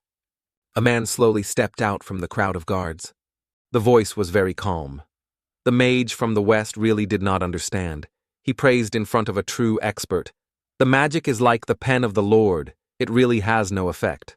The person sitting in the dragon carriage that came out was Tran Bin, the head of Nam Khan Kim Son Institute. He stood there questioning, "Where is the young lady?" Ngutruk confessed, "I didn't catch up. I need to give you an explanation." Tran Bin's face turned serious, looking a bit ugly. He noticed the child that Ngutruk was holding in his arms. "Is that the young lady's child in your arms?" His nod confirmed everything. Tran Bin asked repeatedly, "Is it still alive?" Ngutruk just coldly replied, "Still alive." Tran Bin breathed a sigh of relief and stepped forward. "Luckily, let me see." Pham Nan was scared to death lying in the crib. Bin was shocked but still had to compliment, "He looks exactly like his mother, so beautiful." Ngutruk lowered his head. He thought the boy was already asleep. Bin praised him, as expected, of the son of Thien Mach Jia. Facing the pursuit of the entire city, he can still sleep so soundly. Ngutruk hummed. Then he hugged the basket and turned away. Tran Bin was startled and asked, "Where are you going to take it?" Ngutruk simply replied, "Take it to a safe place." Tran Bin affirmed, "I have returned to the capital. This is the safest place." Ngutruk coldly retorted, "I don't trust your master." Perhaps he had lost faith in life. He asked back, "But what can you teach him? Hat too. Your martial arts are the best in the world, yet you only know how to kill people." But in Ngutruk's eyes, there is not much difference. Is there any difference between a blind man and a cripple? The uncle replied, "Batu, you too." Bin angrily grabbed the wheelchair. The two of them stood there in silence for a long time. Neither of them wanted to speak first, so they both chose to remain silent. Tran Bin's hand began to loosen from the car. He suggested, "I know only one suitable place. The new identity will not be disturbed." Ngutruk asked briefly where. Tran Bin replied, "Dam Chao." So early the next morning, Ngutruk arrived at the bustling city of Dam Chao. Time flies quickly. Yet several years have passed, and there is a group of children sitting in the yard gossiping with each other. Pham Nuok sat around, everyone clapping her hands and urging, "Brother, the story you told last time is not finished yet." All the children present were eager to hear the whole story. Pham Nan calmly continued the story. So Mon went to the wall and discovered there was a staircase there. So he went up and pushed the door open. The boy with the spiky hair and missing teeth excitedly asked, "What happened next?" Famnan calmly said, "Of course we have to return to space immediately." On the street, people pass by. In the deserted alley, a confident child stood on a pile of firewood and loudly told a story to the children. In this way, the male lead succeeded in stopping the enemy invasion. The story ends. The little boy poked his head in disappointment. I feel like the last Miao Ji Lu ticket is still more pleasant to listen to. The little girl next to him continued to raise her hand to express her opinion. I like Feng Si Wu Yu better. The child's name is Pham Than. Famnon reincarnated from the modern world to this world. He waved his hand in displeasure. You guys don't understand anything. At this moment, another boy suddenly ran over Famnon. Go home and see your butler beat someone up again. Famnon's eyes widened, his face filled with worry. At this moment, in the damn Chow mansion, a young maid was whipped straight across the face with a long leather whip. The butler with a fierce face waved his whip and said, "Where did the young master take the young lady?" The maid sat on the ground trembling in fear. I don't know anything." In the quiet courtyard, the sound of the whip hitting flesh echoed. The maid could only sit still and endure. Finally, she couldn't stand it anymore, so she turned to look at the maid beside her and shouted, "Liu Cixi knows she is the young master's servant." The maid beside her was so scared that she cowered. The butler's face was gloomy. He suddenly turned his head to look at Liu Cixi. The maid next to him, Liu Cixi, opened his eyes wide and looked at him. Her whole body started to tremble. She opened her mouth and stammered, young master won't let me speak." The butler raised his hand and hit Liu Cixi. "Then I won't be polite anymore." Seeing the whip about to strike, Liu Cixi Famnan appeared at the right time and shouted, "Wait!" He brought another little girl beside him, his face calm as he pointed at himself. "These are all maids in my courtyard. You are not allowed to hit them." The butler turned his head. He gritted his teeth with a fierce expression. "There are few people who carry the young lady to run away. If something happens to the young lady, young master, you won't be able to bear it." Having finished speaking, he immediately swung his whip in anger at the maids in Famnan's courtyard. "I cannot teach the young master a lesson. I can only teach these maids who cannot stand this young master." The little girl next to Famnan's name is Pham Nuok. She frowned and grabbed Famnan's sleeve. "Brother, let me tell this butler the benefits. I'll say it more easily." Famnan did not answer her. He found a chair somewhere and stood on it, waving to the butler. Famnan smiled friendly and said, "Come here." Although he felt confused, the butler obediently moved closer, letting him touch his head. Famnan used both hands to support the butler's head, making him look straight at him, keeping his head still. The butler frowned. "Young master, who is this?" The next second, Famnan's eyes turned cold, one hand holding the butler's head, the other hand raised high. Then, under the astonished gaze of the butler, Famnan gave him a slap like a thunderclap. The housekeeper enjoyed a slap that left his face disfigured and his teeth falling out. He was sent flying before he could react. The sound of something heavy falling to the ground rang out. The butler fell on his butt. Famnan glanced at him and asked, "Are you satisfied yet?" The butler rolled his eyes and tried to get up with his hands on the ground, his voice trembling slightly, so cruel. The butler's face was swollen and deformed. He was in so much pain that he cried out, "I must tell the lady." After a while, the butler maintained his ruined appearance and smiled obsequiously. "Young master hit me. It was the right thing to do." Famnan pointed at the housekeeper and said loudly, "Grandma, listen. He himself said it was the right thing to do." Grandma calmly picked up her teacup and enjoyed it without saying anything. Pham Nuok sat beside her, her face red with anger, accusing it was the housekeeper who suddenly hit the maid in the previous brother's courtyard. The grandmother did not say who to punish, only gently ordered, "Change all the maids in the young master's courtyard." Famnan was concentrating on eating. Hearing what his grandmother said, he immediately interrupted.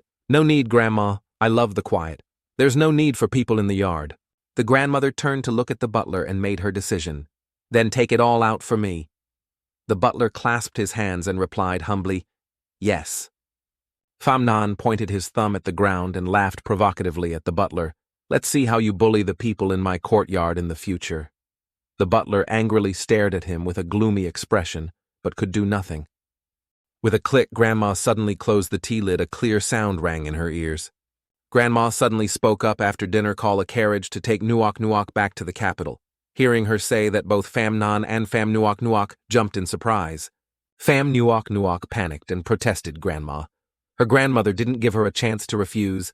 Let's just decide like that.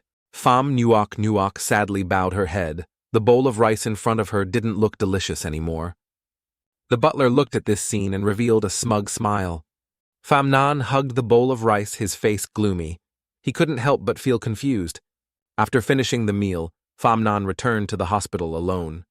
Lucy had been waiting for him outside the door for a long time.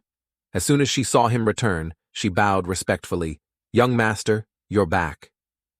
Seeing that she hadn't left yet, Pham Nan was a bit confused. "Why don't you go home?" Lucy sniffled, her cheeks flushed, as if she was about to cry. Cici was sold to the mansion to be a maid. "My parents don't need Cici anymore." Saying this, her voice became trembling. Tears could not help but flow from the corners of her eyes. "Except for this place, Cici has no home to return to." Hearing Lucy say that, Pham Nan fell into silence and thought. Finally he laughed coldly. "What, you're just like me?" Lucy looked up, not understanding what he meant. Like what, Pham Nan supported himself with both hands against the cold and replied, "Both have no father or mother." Lucy was stunned. "Young master has a father. Young master's father is in the capital." Pham Nan lowered his eyes and walked into his room. "It's not much different." He glanced at Lucy and smiled. "If that's the case, then you stay here." With that, Pham Nan slammed the door in front of her. "But you have to prepare yourself mentally. You might be bullied by Butler Chu."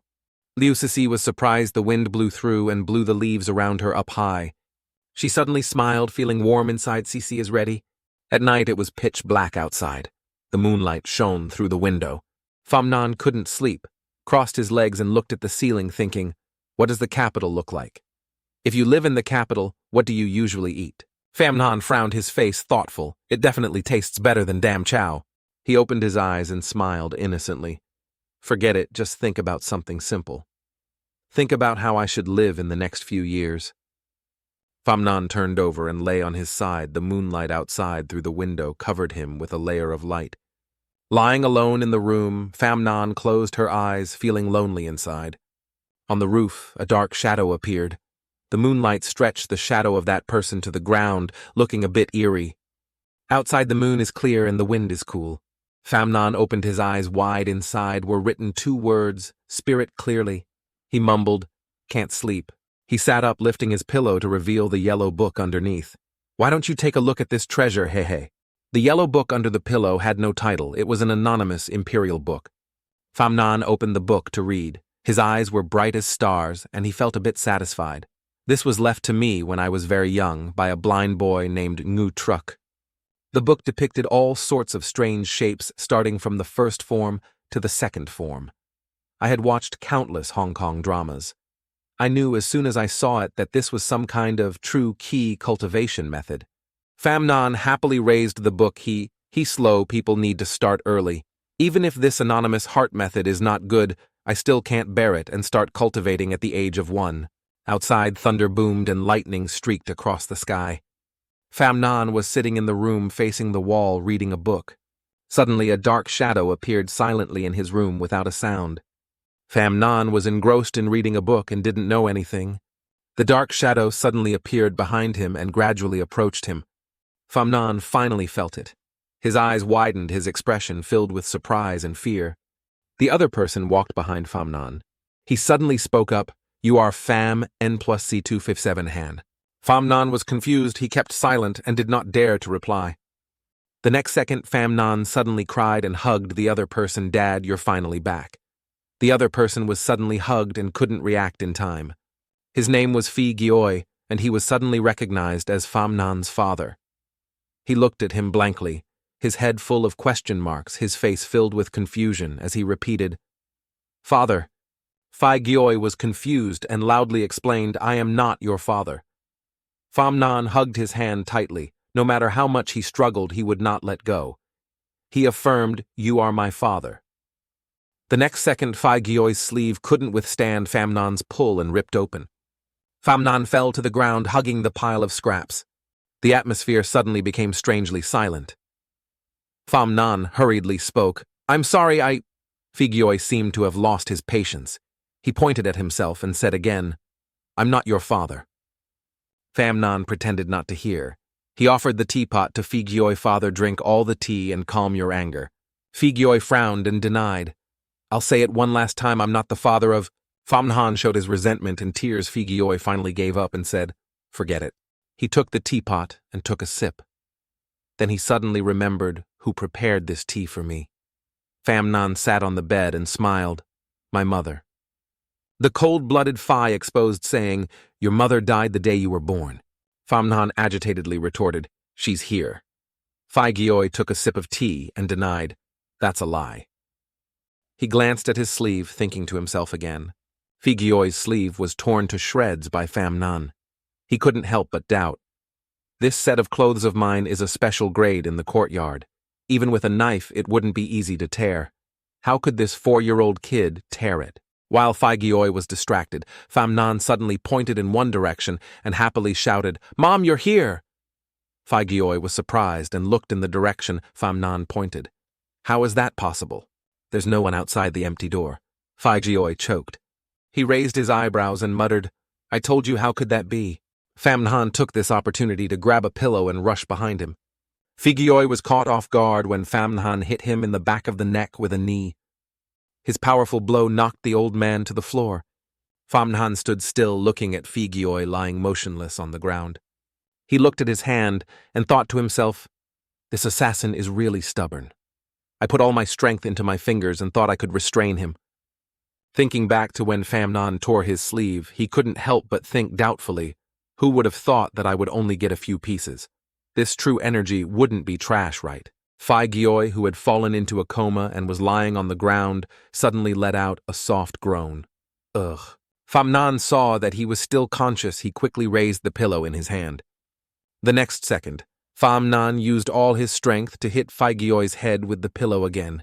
The pillow in his hand could not withstand the impact and shattered. Pham Nan stepped on Figyoi's back and was completely unconscious.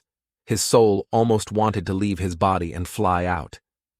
Pham Nan was uneasy and reached out to check his breathing.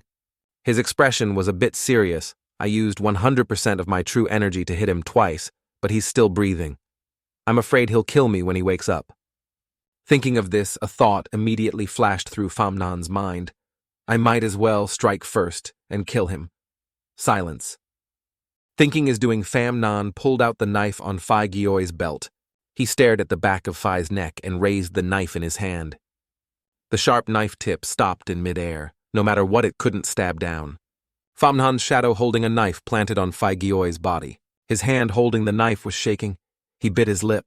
I can't do anything about it. Late at night, Pham Nan raised his hand and knocked loudly on the door. He stood outside and called out loudly, Uncle Ngutruk, Uncle Ngutruk. Ngutruk stood behind the door with his arms crossed and said, the store is closed. If you want to buy anything, come tomorrow. Pham Nan refused to leave. He stood outside and shouted loudly, Uncle Ngutruk, someone wants to kill me. Ngutruk coldly asked, do you want me to report to the authorities for you? Pham Nan shook his head and lowered his voice. I can't report to the authorities. I accidentally killed him. Although he wanted to kill me, I was the one who killed him. Ngutruk stood still. What is young Master Pham talking about? Pham Nan lowered his eyes, gritted his teeth, and said in a trembling voice, Uncle Ngutruk. He panicked and raised his head to the sky, shouting, Uncle, stop. Pretending saving lives is more important. Pham Nan knocked loudly on the door. Uncle Ngutruk, now is not the time to pretend to be calm and not familiar. He urgently raised his voice. These past few years, Uncle has been hiding in the grocery store and not recognizing me. But now is the crucial moment. Uncle Ngutruk must care about me, right? Finally, the wooden door in front of Pham Nan opened. He was stunned. Ngutruk appeared before him. He was silent for a moment, then spoke. Little master, you really surprise me. Before he could finish his sentence, Ngutruk's entire body was thrown forward. Pham Nan hurriedly pulled Ngutruk's hand and ran away. Don't say anything more quickly. Follow me, I'll take you to see. In Pham Nan's room, Ngutruk checked Figyoi's carotid artery. After a while, Ngutruk came to the conclusion, not dead. Famnon jumped up and held his head in excitement. What being hit twice on the head and not dead? Ngu Truk opened his mouth indifferently. Before he could finish his sentence, Figioi woke up. He opened his eyes sleepily. Famnon panicked and hit Figioi on the head with a chair. He loudly added to Ngu Truk's words, almost awake. A new lump appeared on Figioi's forehead. Ngu Truk sat next to him and calmly finished the rest of the sentence. Actually, he is the person in charge of the third office of the supervisory office, our person. Famnon was stunned. Huh. He hastily threw away the broken chair in his hand. Then why didn't you say anything when I beat you? Ngu Truk calmly replied, You didn't ask. Looking at the world with wide-eyed eyes and foaming at the mouth, Famnon expressed disgust. This guy looks so vulgar. Ngu Truk introduced. His name is Figioi. He is one of the 3 people who are recognized as the most knowledgeable in using poison. He is very good at distinguishing and detoxifying poison. Famnon asked in surprise. Huh. Such a great character. Surely he doesn't hold grudges. Having finished speaking, Famnon immediately handed the knife in his hand to Ngu Truk and urged Uncle Ngu Truk, Why don't you kill him to silence him? Ngu Truk was speechless. So cruel at such a young age, I don't know who taught him. Famnon interrupted his uncle. In this world, except for my uncle, I don't dare trust anyone. Ngu Truk stood up straight. Although he is your father's subordinate, I really don't know what his purpose is for this trip. Figioi lay on the ground feeling sore all over. He gritted his teeth and grimaced. A moment later, Figioi sat up holding his splitting head. Oh! In front of Figioi was Famnon holding a knife in his hand, frozen, and Ngu Truk with a cold face. Famnon felt guilty and quickly hid the knife behind his back. He just calmly whistled as if nothing happened.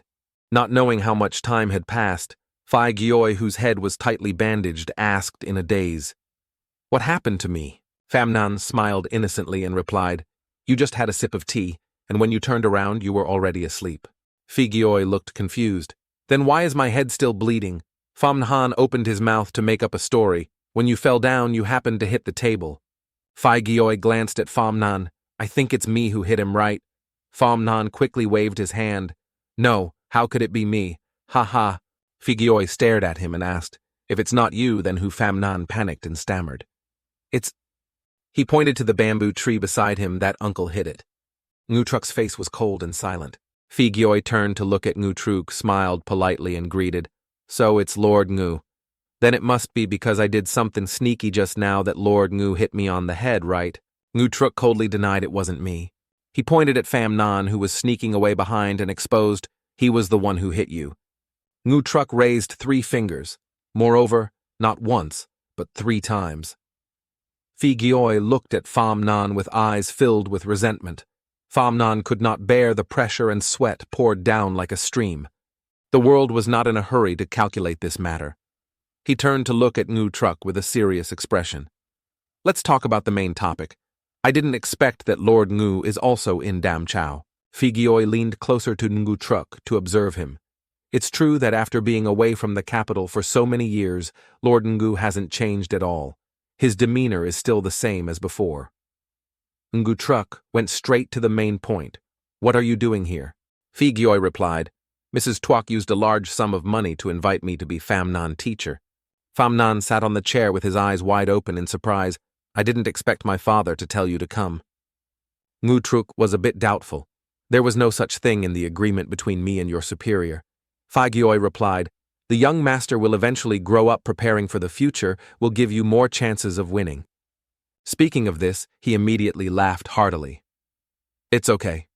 If Lord Ngu has any opinions for me, then I can return to the capital immediately. I believe that Lord will also respect your opinion. Ngu Truk calmly exposed. Ngu Truk calmly exposed the cripple who told you to come here must not be that simple. Figioi glanced at Ngu Truk. He stated his main purpose. My lord is worried that the box that the young lady left behind will be found by someone with a good heart. So he wants to invite the 5th Lord to think of a way to solve this difficult problem. Ngu Truk replied, There's no need to look anymore. Before the young lady died, she destroyed that box. Figioi let out a breath. Phew, that's good. He suddenly remembered something. Speaking of which, I always find the young master strange. He's only 4 years old, but he's already letting the young master practice true key cultivation techniques. Aren't you afraid something will happen? Ngu Truk replied. It's really strange, and I didn't teach him the cultivation techniques. With that, Ngu Truk turned and left. Then from now on, the young master will be relying on you. Figioi lowered his eyes and fell into deep thought, his mind filled with turmoil.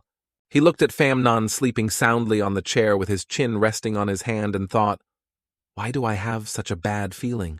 In the morning, on a tree branch outside the yard, there were two birds making love standing next to each other. Inside the small courtyard, Grandma Famnon looked straight ahead, her face filled with concern as she asked Sir what happened to your head. The bandaged Phi took out a letter and handed it over. Lord Pham sent me to be the young master's teacher. Unfortunately, on the way, he encountered a hooligan and was ambushed by him. Grandma took the letter from Figioi's hand and asked casually, the evil criminal, has he been caught yet? Figioi replied, for your trouble, madam, he has been caught. He glanced at Famnon standing behind him. His eyes were full of hidden meaning. Although the bad guy is cunning, there will definitely be a way to teach him a lesson. Ha ha. After meeting his grandmother, Figioi followed Famnon back to the yard. The maids nearby whispered, that's the strange gentleman who just arrived at the mansion. The maid beside him asked suspiciously, is it the one with the bandaged head who looks like a hooligan? Seeing Figioi and Famnon enter the room together, the maid affirmed, that's right, I didn't expect the old lady to personally welcome him. Moreover, she would even become the master of our lovely young master. Inside the room, Famnon actively punched Figioi's shoulder. Teacher, you can't blame your student. He laughed and explained it was late at night, and he was carrying a young student knife, so he was a bit reckless. Having finished speaking, Famnon humbly asked, that's right, teacher? What are you going to teach me? Figioi laughed darkly. I want to teach you how to use poison to kill people and how to avoid being poisoned to death. Famnon heard him say that not only was he not scared, but also appeared excited and jumped up. Yes, sir. Famnon excitedly smiled brightly. So what are we waiting for? Let's start now. Do you need me to catch 2 mice for testing? Figioi looked at Famnon, who was smiling happily in front of him with a suspicious look. Is this kid really 4 years old? Late at night, the wind blew softly at the deserted cemetery. The torchbearer and the leading monk followed behind. All around were only steles and tombs, looking both gloomy and cold. But he was afraid that Famnon would not know where this was. Figioi spoke up to explain, this place is a cemetery. Famnon calmly replied, I can see it. Figioi turned his head to look at Famnon, the firelight reflected on his face, looking a bit scary. He gave the request, choose a grave, then dig it up. Famnon immediately ran to a nearby grave. He grabbed the rotten wood above and lifted it up with force. Then, this one. Figioi paused. He glared at Famnon until his eyes almost popped out. Famnon seemed to remember something. He pretended to be pitifully scared. Ah, that's not right. I'm just a kid. Master, if you don't help me. Figioi threw the shovel on the grave and gave a harsh order. Dig Famnon definitely didn't bother pretending anymore. He looked at the small hall and let out an "oh" sound. Famnon used a shovel to dig into the soil and then scooped it up. The sound of the shovel continuously echoed in the middle of the night. Figioi sat in a corner, leisurely drinking wine. After an unknown amount of time, Famnon dug a large hole. Finally, under the moonlight, he leaned on the shovel, breathing heavily and sweating profusely. Phew, it's done, master. Famnon stood looking at the coffin in front of him and asked, is the next step to open the coffin? Figioi jumped into the hole and walked to the side of the coffin. Wait, do you know why I brought you here? Famnon rotated his shoulder and calmly replied, of course, it's to find an anatomical corpse to learn about the structure of the human body. It's a very normal first step in learning. Figioi was startled when he heard this. He looked at Famnon with bewildered eyes. How does this kid know so much? Thinking about this, he couldn't help but feel incredulous. Aren't you afraid at all? As soon as he finished speaking, the coffin in front of the two people was broken by Famnon's punch. The loud sound rang out in Figioi's ears, causing him to widen his eyes in surprise. Famnon then turned to look at Figioi. What did you just say? Figioi was silent for a moment. Nothing. He took out the knife he carried with him, his whole body exuding a gloomy aura as he said, now cut open the body and see the cause of death. Famnan did not hesitate to reach out and take the knife. He turned his head to look at the body inside the coffin and remained silent. The hand holding the knife kept raising and refusing to lower. Fai Gyoi stood beside him, looking at his pale face with a bit of glee. He teased Kid, "You're scared, right?" He secretly thought smugly, "Finally, this kid is scared." Famnan turned to look at him, afraid. "No, the surface is full of bacteria. There must be some protective measure." Fai Gyoi was stunned, He didn't understand what he said, so he asked again, "What are bacteria?" Famnan didn't know how to explain it to Fai Gyoi. "In short, it's very dirty." "Do you have gloves?" Fai Gyoi looked confused.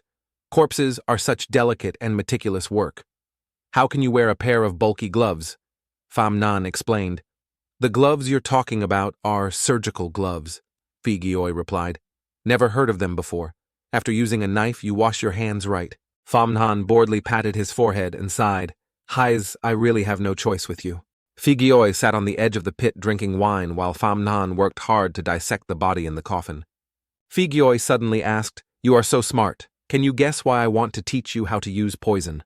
Famnan replied, "In the future, someone will definitely want to kill you. Teaching you to use poison is because I'm afraid you'll be poisoned to death." Fai Gyoi admitted, "Well, although Ngu Truck is immune to poison, he can't protect you from being poisoned." Famnan turned to look at him, his eyes curious as he asked, "So what kind of person is Uncle Ngu Truck?" Fai Gyoi replied, "Ngu Truck is your mother's servant. Moreover, his power is enough to sit on par with the 4 great masters." Famnan asked curiously, "Then aren't you and your mother also very formidable?" Fai Gyoi nodded in agreement. "Yes, your mother is truly one of a kind." Famnan wondered even more. Then why did she die back then? Fai Gyoi took a sip of wine. "I can't tell you this." He wiped the wine from the corner of his lips with his hand. "Why are you suddenly asking so many questions? Can't take it anymore." Famnan pulled the corner of his mouth into a confident smile. He clamped his mouth shut, trying to control the nausea that was rising in his throat. But in the end, Famnan couldn't hold it in any longer. He leaned his hands on the edge of the coffin and let out a big wail. Fai Gyoi laughed until tears came out of his eyes. "Brat, you also have times when you can't take it anymore, ha." Famnan glanced at Fai Gyoi, who was holding his stomach and laughing heartily, his heart filled with dissatisfaction. "What kind of teacher is this?" Fai Gyoi pointed at the corpse in the coffin and laughed threateningly. "This is just the appetizer. There's something even more disgusting coming next. Ha. The next day, Famnan sat across from Fai Gyoi, head down in dismay. His mind was in turmoil. The Fai brought some dumplings in front of him. He smiled and asked with concern, "You've been dissecting corpses all night. Are you tired? Hurry up and eat." Famnan Chu looked at him with dissatisfaction. I didn't expect this ugly and vicious old man to also have a warm side. Fai Gyoi didn't know what he was thinking. He smiled wickedly. "What are you looking at?" "Eat." Famnan took a bun. "That's right, teacher. I see you're very polite to Uncle Ngu Truck. Are you afraid of him?" Fai Gyoi glanced away in guilt. "What's there to be afraid of? That's respect?" Famnan asked curiously. "Is he that formidable?" Fai Gyoi was silent for a moment.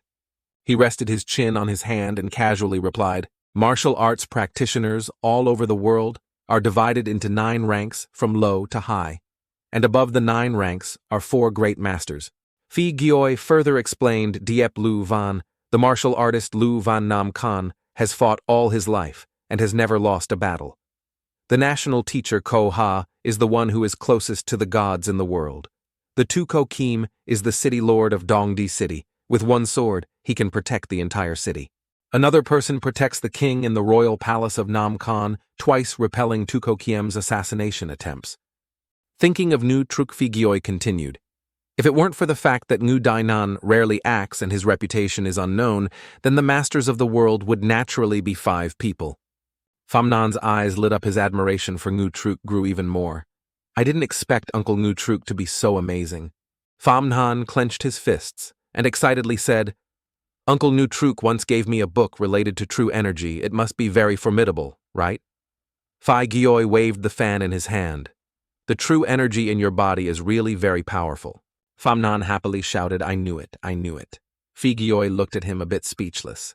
He pointed at him and calmly added, "So strong that even though you've only been cultivating for a short time, the amount of true energy in your dantian and meridians has far exceeded your current age and the amount your body can absorb." Famnan paused. His face was full of worry. Is this considered a good thing or a bad thing? Figioi stood in front of Famnan and made a request. Try to operate the true energy in your body according to your daily practice. I will help you see how it goes. Famnan crossed his legs, palms facing up. Like this. Figioi reached out to touch the pulse on his wrist. He sat down to Famnan's level and then spoke indifferently. Release all your true energy. Slowly feel its existence. After all, you're just a 4-year-old child. No matter how powerful your true energy is, it can't hurt you. Famnan closed his eyes and obediently replied, yes. He followed Figioi's words and started circulating the inner energy in his body. The pale yellow inner energy surrounded his body. Famnan closed his eyes. The surging true energy in his body stirred and slowly released. He concentrates on following the cultivation practice, not to seek beauty, only to eliminate ruin. Famnan's eyes flashed with golden light, currently leading the Thien Tuyen Quan Kitan. Immediately after Famnan opened his eyes wide, all the true energy in his body was released. He happily shouted, "Teacher, I feel it, I feel it." Figioi, who was standing in front of him, suddenly disappeared without a trace. Famna looked further. He saw Figioi was showing his butt in a corner of the room. He jumped and called him teacher. Famnan quickly jumped out of bed and ran to Figioi. He called out to him worriedly, "Teacher, if you're not well, don't pretend. Look, I hurt you right." Figioi held his head in anger. This brat, how can he be so domineering at only 4 years old? Famnan rubbed his head and grinned. I also see that my innate talent is unusual. He. Figioi angrily turned around and looked at him. I'm not praising you. He looked at Famnan with a look of disgust. If you continue to practice, I'm afraid that in the future the true energy in your body will explode and kill you. Famnan's eyes widened in surprise. He couldn't believe it and asked again. Exploded to death. Figioi explained. You are now like a gourd containing wine, and true energy is like wine. The more you practice, the more wine will be inside. Later, it will definitely burst. Famnan was a bit panicked. What should we do? Figioi replied. The situation is quite dire right now. Just then someone suddenly spoke up. This is really tough. Figioi turned his head to look at that person. Ngutruk didn't know when he appeared. He stood at the door with his arms crossed. Figioi looked surprised. Lord Ngu, when did you arrive? As soon as Famnan saw Ngutruk, he ran to his uncle.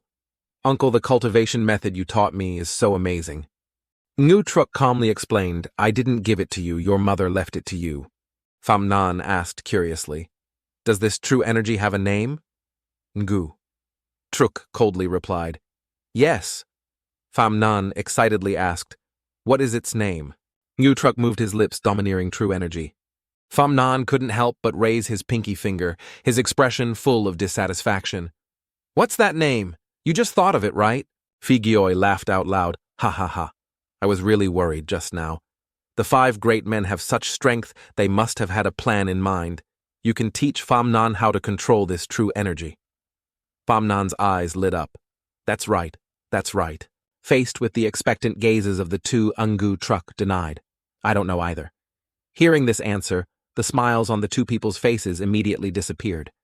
Famnan and Figioi looked up somewhat in disbelief and asked again. You don't know either. Ngutruk emphasized, I have never practiced true energy. As soon as he finished speaking, Ngutruk received disappointed looks from Figioi and Famnan. The next second, the 2 of them screamed in panic. Oh my God, what should we do? Looking at Ngutruk's entire body emitting a gloomy aura, Figioi couldn't help but think. Speaking of which, a person who doesn't rely on inner chi but only relies on a flesh and blood body can be so strong. Is he really a human? So scary, I really can't mess with him. Famnan held his head in despair. I will explode. I will explode. Just as Famnan was holding his head in confusion, Ngutruk suddenly spoke up. You won't explode. Figioi laughed heartily. I told you surely Lord Ngu has a way. Famnan could not hide his joy. What way is Uncle Ngutruk? Tell me quickly. Ngutruk slowly replied, Stop practicing. Both Famnan and Gyoi were all petrified in an instant. Inside the dense forest, each purple wild mushroom lurked above the ground. Gyoi pointed at the colorful and smelly mushroom and urged eat it. Famnan swallowed his saliva in fear, not daring to try it. During the following year, Famnan continuously tried all kinds of poisons until his face turned pale, while Gyoi leisurely lay on one side, drinking wine. Under Gyoi's wholehearted devotion, Famnan learned all the knowledge related to poison. Famnan's whole body was red.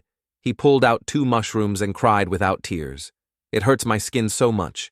If it weren't for the poison master by his side, he would have gone to hell long ago." Famnan not only had to test the medicine, but also cook it. The smell was so bad that his face turned purple and he felt dizzy. Gyoi put the gourd containing wine down hard. He wiped his mouth and smiled with satisfaction. "You've learned quite a bit after following me this whole year." Famnan glared at him with a gloomy face. "Are you really serious about teaching?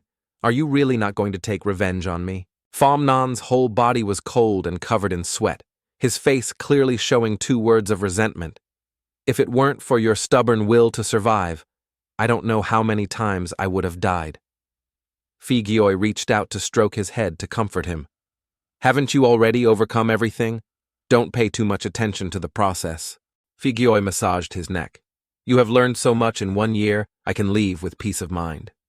Famnan was startled. He looked up at him in surprise and asked worriedly, "Leaving, are you going back to the capital soon?" Gyoi did not deny he looked straight ahead, received information from above. "I still have a month left before leaving." After that sentence, both people in the room were silent. The atmosphere was a bit stuffy for some reason. Finally, Famnan spoke up to break the silence. "The last month." Gyoi cracked his wrist, his face gloomy. "But I had to pay for the head injury a year ago before I can leave." Famnan was startled. This whole year is not considered revenge. As soon as Famnan finished speaking, he suddenly had a nosebleed. Gyoi acted as if nothing happened. "Don't get too excited, I've poisoned you again. Getting excited will cause the poison to spread even faster." Famnan covered her nose in confusion. After a while, Famnan stood looking at the pile of large and small medicine bottles placed on the table. Famnan and Gyoi stood facing each other in front of the medicine table. Gyoi crossed his arms in front of his chest and made a request. "Think about what kind of poison is in your body, when did it come in, and how did it work? Only after you understand it clearly can you be considered to have truly graduated." Famnan remembered the past and made the inference the bitter taste must have been mixed with Oriental medicine before. "That way, we won't be able to taste it." Gyoi looked at the medicine bottles on the table, "Then just follow my usual instructions and find the antidote in front of you." Famnan closed his eyes. He picked up the medicine bottles and smelled them. Then he kept throwing away several bottles of medicine. Not right, not right, not right. Finally, Famnan smelled the familiar scent of medicine. His eyes quickly lit up. He looked at the medicine bottle and loudly affirmed, "This bottle."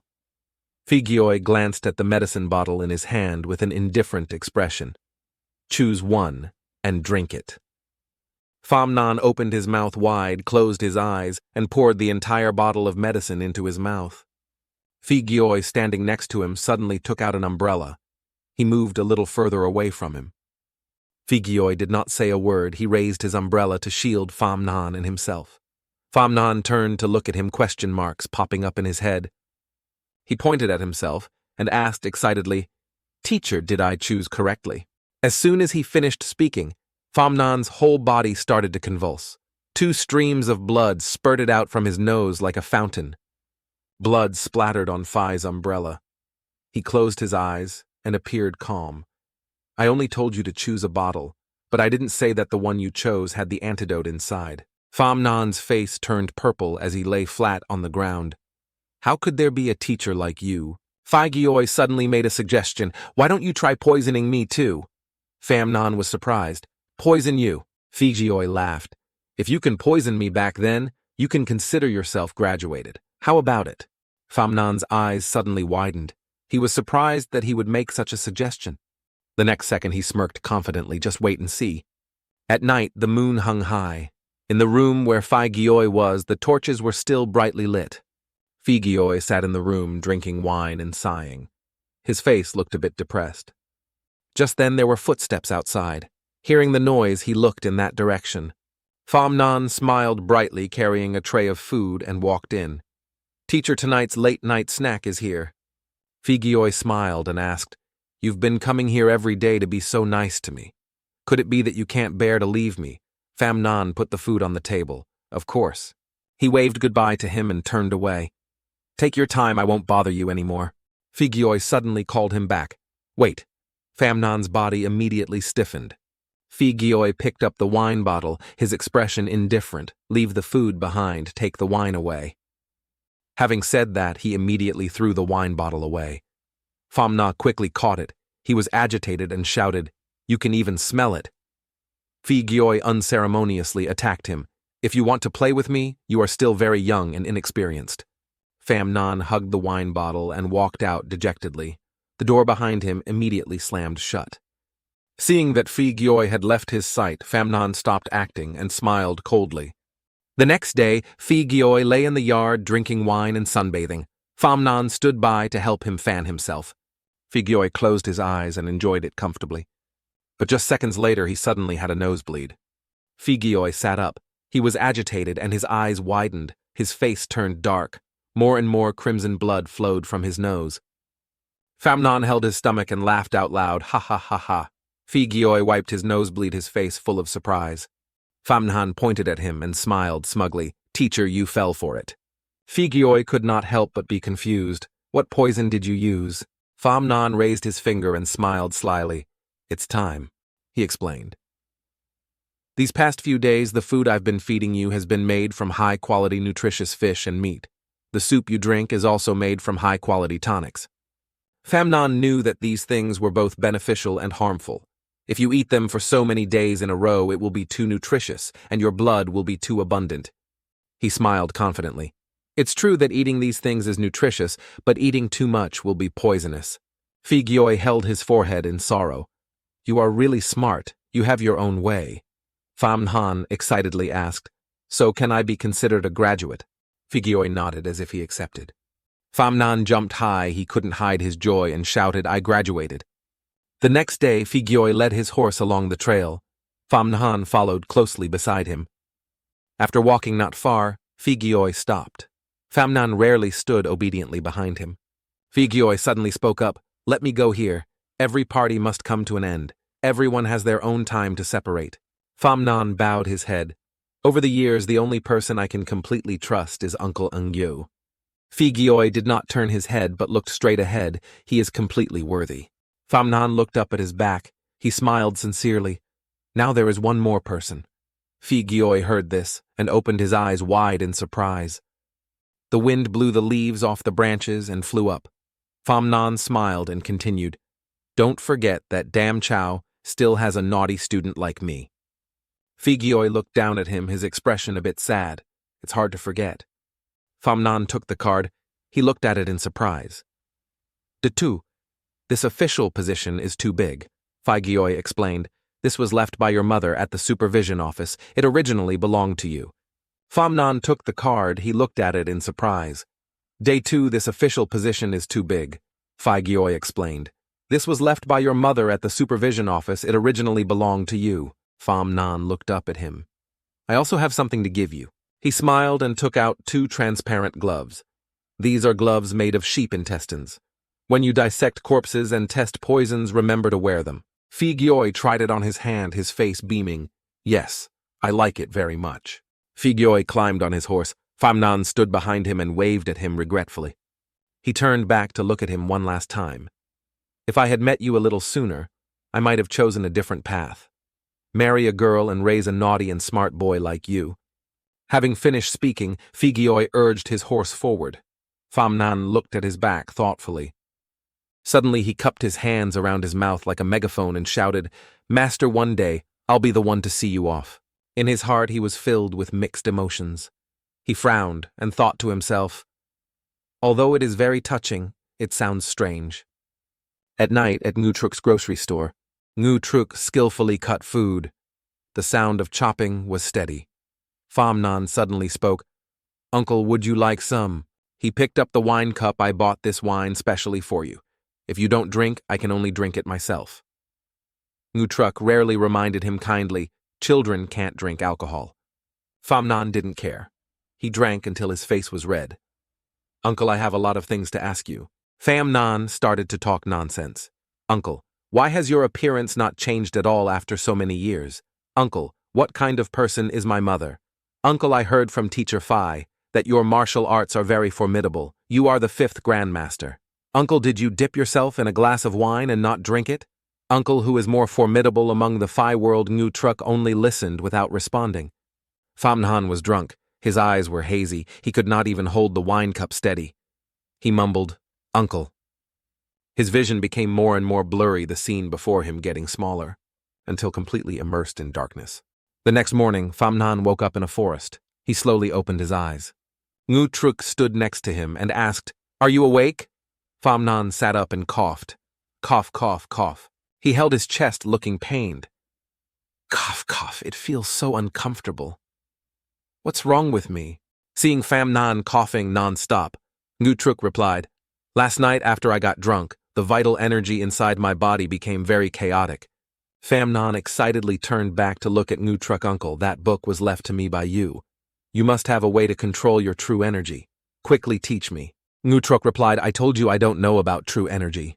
Famnon was startled. So what should we do now? Ngutruk remained calm, but I have another way to help you. Famnon Nu caught hold of the life-saving straw. What way? Ngutruk calmly replied, I hit you.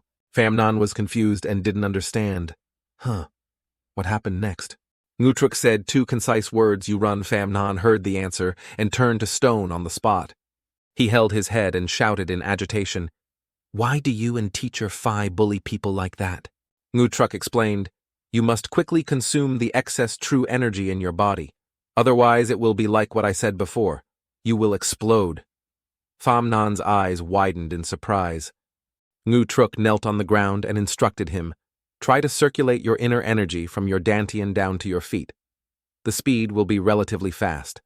With that, he immediately flew up into the air. His speed was unbelievably fast. Famnon also knelt down to circulate the vital energy in his body. The yellow vital energy wrapped around his legs. Uncle, wait for me. He rushed forward, shouting and glaring. Famnon used all his speed to run on the ground, chasing after Ngutruk, who was flying high in the sky. The 2 of them quickly crossed the small stream in the forest. Famnon laughed excitedly. So it turns out that true energy can be used like this. Then I can use it to run really fast and not get hit anymore. As soon as he finished speaking, Famnon received a slap in the face from Ngutruk. He didn't have time to prevent being slapped. He lost his balance and fell headfirst into the stream. Famnon emerged from the stream. His whole body was wet, and he was still carrying a few small fish on his head. His eyes widened, and he shouted in excitement, Uncle, why did you sneak attack? Ngutruk still appeared calm. Just running is not enough. You need to have enough eyesight and reaction speed. Only then will people not be able to attack you. Famnon looked at him silently. He smiled and quickly accepted this explanation, so I can only blame you for being too stupid. Ngutruk nodded. Yes. Famnon took advantage of Ngutruk's distraction to turn around and jump out of the stream and run away. He used all his speed from the day he was born to run away. In the blink of an eye, Famnon had disappeared, leaving only a white puff of smoke. Ngutruk was silent, not knowing what to say. Immediately after that, he quickly jumped across the stream, chasing after them. Famnon Nu's legs were lubricated, running as fast as the wind. He kept running forward. The trees on both sides of the road gradually fell behind. Famnon's head was covered in sweat. He smiled in surprise. It turns out that condensing all the true energy into the feet can make one run so fast. Looking at the deep blue sky in front of him, Famnon thought to himself, if I run all the way to the bamboo forest, I might be able to escape Uncle Ngutruk's attack. Famnon rushed out of the forest and shot up high. He spread his arms wide, enjoying the moment of flying freely in the sky. Famnon curled his lips and smiled smugly. I've used all my strength to run this far. Uncle Ngutruk definitely won't be able to catch up. As soon as he finished speaking, Ngutruk appeared right behind Famnon. He was stunned, Ngutruk did not say anything, kicked Famnon and sent him flying straight down. Famnon fell to the ground with a thud. White smoke and dust rose up. Ngutruck landed safely right next to him. Famnon's whole body was bruised, and he lay in a small hole. He was in so much pain that tears streamed down his face. Why? Famnon's mournful scream echoed through the blue sky. Why did Teacher Phi change into such a cruel person as soon as he left? The wind blew through the bamboo forest, the rustling sound of leaves echoed in his ears. Famnon sat in the small hole, doubting life. Ngutruck suddenly spoke up, "As long as you can touch my body once. Even if it's the corner of the bottom hem of the shirt, you'll be considered qualified." Famnon regained his composure and stood up. He wiped the dirt off his face and smiled wickedly. Immediately after, Famnon jumped up and rushed to where Ngutruck was standing and shouted, "Okay." Famnon gathered his true energy into his fist. He laughed confidently, loudly. "Uncle, you have to keep your word. This punch of mine depends on the true energy path. Although it doesn't hurt anyone, just the corner of the lower hem of the jacket." Before he could finish speaking, Famnon's entire body flew backwards. The force was so strong that it broke several bamboo trees. Finally, he hit his face on a rock before stopping. Famnon's legs went limp, and he slid down from the rock to the ground. On the smooth surface of the rock was a human figure enough to see how strong Ngutruck's attack was. Famnon refused to give up. He picked up the broken shield on the ground. Famnon gripped the shield tightly in his hand, shouted loudly, and charged forward again. When Famnon was 8 years old, Uncle Ngutruck used a stick to hit him on the head. Famnon could not bear it and cried out, "It hurts, it hurts, it hurts." When Famnon was 9 years old, Ngutruck still used that shield to hit him in the face, causing him to stagger and almost fall. Famnon was dissatisfied and argued, "Uncle, don't hit me in the face." When Famnon was 13 years old, snow covered the bamboo forest. He could barely use the stick in his hand to block Ngutruck's attack. His uncle rarely spoke up to praise him. Good job. Famnon used both hands to tightly hold the shield and attack Ngutruck. He leaned to the side and easily avoided his attack. Famnon refused to give up. He changed the direction of the attack, forcing Ngutruck to use his stick to block the attack. Ngutruck was able to hold Famnon with one hand. Famnon used all his strength, but could not advance an inch. Ngutruck's hair flew in the wind. Time flies by. By the time Famnon was 16, he had grown into a vibrant young man. Ngutruck used the stick in his hand to push Famnon back, both the bamboo stick, and he flew backwards.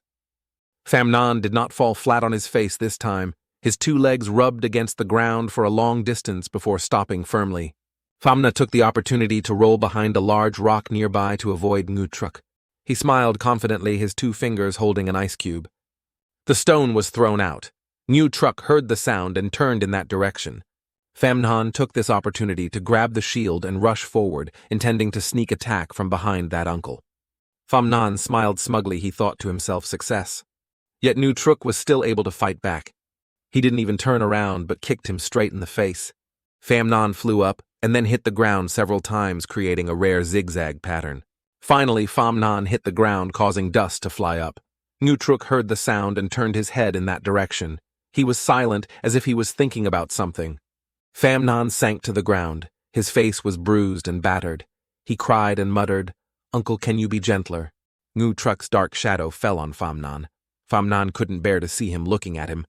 Ngutruck kept his cold expression, then suddenly spoke, "You meet the requirements." Famnon stood up in surprise, "But I haven't touched the stick yet." Ngutruck replied, "You're strong enough, the training ends here." Famnon heard that and immediately objected. No, Ngutruck looked up, not understanding. Famnon patted his chest. He stood in front of Ngutruck, seriously said, "I want to properly meet the requirements. I still want to continue." Ngutruck fell into deep thought. He did not say anything. But the next second, Famnon was knocked headfirst to the ground. He wanted to let out a long curse, but couldn't. Ngutruck calmly turned around and left. "As you wish." At night, the light in Famnon's room was still on. The light shone through the paper and out. Famnon sat on the bed happily, singing La La. Liusi, too, sat behind him. She looked at the wound on Famnon's body and felt worried. No wonder Mr. Ngu's attack was too severe. The young master is not yet at the age of weakness. Famnon smiled as if nothing happened. When I was young, I felt the same way. But after these years, realizing the changes in my body, I understood. Pham Nan patted his chest and loudly explained, "The squatting horse position is to lay the foundation. Cutting the cabbage is to train my will. Beating me is to train my eyesight and reflexes, to train my fighting instinct." Pham Nan raised his hand as if he was completely manipulated by his uncle. "He beat me for my own good." Liu Cixi looked at him in surprise. She worriedly thought young master must have been beaten into a daze. Pham Na looked at his hand thoughtfully. Moreover, he said, "These are nothing." Pham Nan clenched his hands into fists. "Red Dragon Guardian, when you arrive, it means real danger is coming." Liu Cixi widened her eyes in surprise. Real danger. Pham Nan remained silent. The next second, he suddenly turned around, one hand holding Liu Cixi's hand and the other supporting her nape, laughing and saying, "Forget it. Let's not talk about this anymore. How could Liang Shen Mei Jing be wasted?" Liu Tutu smiled shyly, her cheeks flushed, not daring to look straight at him. "Young master, what do you mean?" Pham Nan pressed Liu Tutu down. He pulled the blanket over the two of them. "Tonight, let's tell this weird story." In the dead of night, Pham Nan said a few meaningful words. The next morning, Pham Nan woke up early and went out the door. He took a deep breath and stood in front of the yard. Whoosh! Outside, there was a man riding a horse galloping towards them. Pham Nan's sharp eyes and ears immediately recognized it. He glanced in that direction, the sound of horse hooves. But outside there is not only one horse, but many horses. Pham Nan turned his head to look outside, hearing the sound of a well-trained army. The number of people was very large. Pham Na could not help but go to the gate to take a look. He was so surprised that he was stunned. Before him was a team of men and horses, fully equipped with battle armor. What's more, everyone on horseback was wearing red cloaks. Pham Nan frowned. His expression was certain, but his voice also carried a bit of surprise. "Guardian of the Red Dragon." The horse stopped right in front of his house. Everyone on the horse got off and knelt down in front of Pham Nan. Pham Nan was stunned by this scene. The person kneeling closest to him spoke up and stated his purpose, by order of Count Tu Nam, to welcome Pham Nan back to the capital. Pham Nan could not contain his surprise. "Take me back to the capital." Inside the small courtyard, grandmother Pham Nan was meticulously cutting red paper. Pham Nan suddenly rushed in. Before reaching the door, his voice echoed in Grandma. A group of people came to the door saying, "They want to take me back to the capital." Grandma still kept a calm expression. "You have already refused. The capital is not a good place. Your mother died in the capital. Staying in Danzhou will prolong her life a little longer." Pham Nan walked in front of his grandmother, but they were all kneeling outside, looking like they wanted to take me away. His grandmother still calmly cut the paper as if nothing happened. "Let them kneel. If they die, clean up their bodies." Pham Nan looked at her grandmother with shining eyes. "Grandma is so rude." Pham Nan didn't say much more. He waved goodbye to her and left. "Understood, Grandma." Grandma took scissors and cut a line on the red paper. She bowed her head and looked at the paper sadly. "It's cut badly." In the kitchen, Pham Nan is showing off his master cooking skills. His chopping speed is also very good, and this and that. At this time, Ngu Truk was sitting pensively outside the kitchen door. Pham Nan also stopped working. He spoke first. "Uncle, I've been thinking about something very seriously lately." Ngu Truk just replied very coldly, as if he already knew this beforehand. "Going to the capital or not is up to you to decide." Pham Nan suddenly approached and asked, "Uncle, how did you know I wanted to go to the capital?" He spoke without giving Ngu Truk time to reply. "Why do they want to take me back to the capital? I want to go, but I'm worried because I'm afraid of danger." Uncle, tell me, is the person who killed my mother in the capital still there, Uncle, if we encounter danger?" Ngu Truk interrupted Pham Nan. "I will follow you." Pham Nan was quite surprised. "What?" He repeated again, "I will follow you." Pham Nan sat in silence for a long time, then nodded. "Yes." Then he felt a little troubled again. "Uncle, there is one more question I have wanted to ask you for a long time." This time, Ngu Truk could not guess anymore, so he replied directly. "What? What did Pham Nan Ban wonder about?" It turned out he was wondering, why hasn't this old man aged in all these years? Did you wait until I pretended to be 70? At 80 years old, will your face still not fake it? Ngu Truk heard the question and didn't know how to answer. Who would be so cheap as to ask this question? When it was time to eat, Pham Nan and Liu Cixi walked in together. The servants in the mansion were also waiting there. "Young master, please enjoy the feast." On the table were many delicious dishes, such as 8 treasures soup, grilled chicken, many delicious dishes, too many to count. Seeing that everyone was not present, Pham Nan wondered, "Why isn't Grandma here?" The servant respectfully replied, "The old lady said she was engrossed in reading a book, so today's lunch will be for you to eat by yourself." He started to eat with his chopsticks. Okay. First, Pham Nan drank a sip of soup, then the target changed to stir-fried green beans. Then from ham hock to grilled chicken. Pham Nan tasted a little of everything and praised the flavor. He picked up the plate of stir-fried beans and said to the servant, "This plate is delicious. I like it. I will take it away." Pham Nan carried the plate of food and ran back to the room. The servant saw this and wondered, only holding this plate. "What about the remaining plates?" Pham Nan replied as usual. "You guys share and eat among yourselves." The servant saw this and only dared to whisper, "Really, just an illegitimate child, still can't have the same status as a young master." The female servant also whispered, "Although master ate first, it's normal for the servants to only eat master's leftovers. But the young master always tastes at least once before feeding him. Some dishes he only eats one bite of. It's a bit arrogant. A table full of food is still almost untouched." The servant whispered, Yes, I really don't know why the old lady is spoiling him anymore, sharing the food with everyone." Pham Nan moved quickly back to his room, making it quite difficult for Liu Cixi to chase after him. She asked curiously, "Young master, what happened?" Pham Nan bowed his head, "I'm poisoned." Tu panicked, "What, they're poisonous?" Seeing this, he said, "Someone put poison in this plate of vegetables." It turned out that was the reason why he kept his strange eating habits. When eating, he had to taste everything before taking it home to avoid situations like this from happening. Pham Nan opened the drawer and took out something. He quickly poured the pack of cigarettes into his mouth. The medicine took effect very quickly, and soon the food in the mouth was expelled. Cixi looked at him and cried until her eyes were red. "Young master, you absolutely cannot have anything happen to you." Cixi doesn't want to see anything happen to you. Her bewildered face seemed to ask, "Young master, are you okay?" Pham Nan comforted, "With this level of poison, nothing can happen to me." He silently calculated. "The poison that I was hit with by Miaoku just now is a type of poison commonly used by surveillance institutes. Miaoku is a fruit from the south.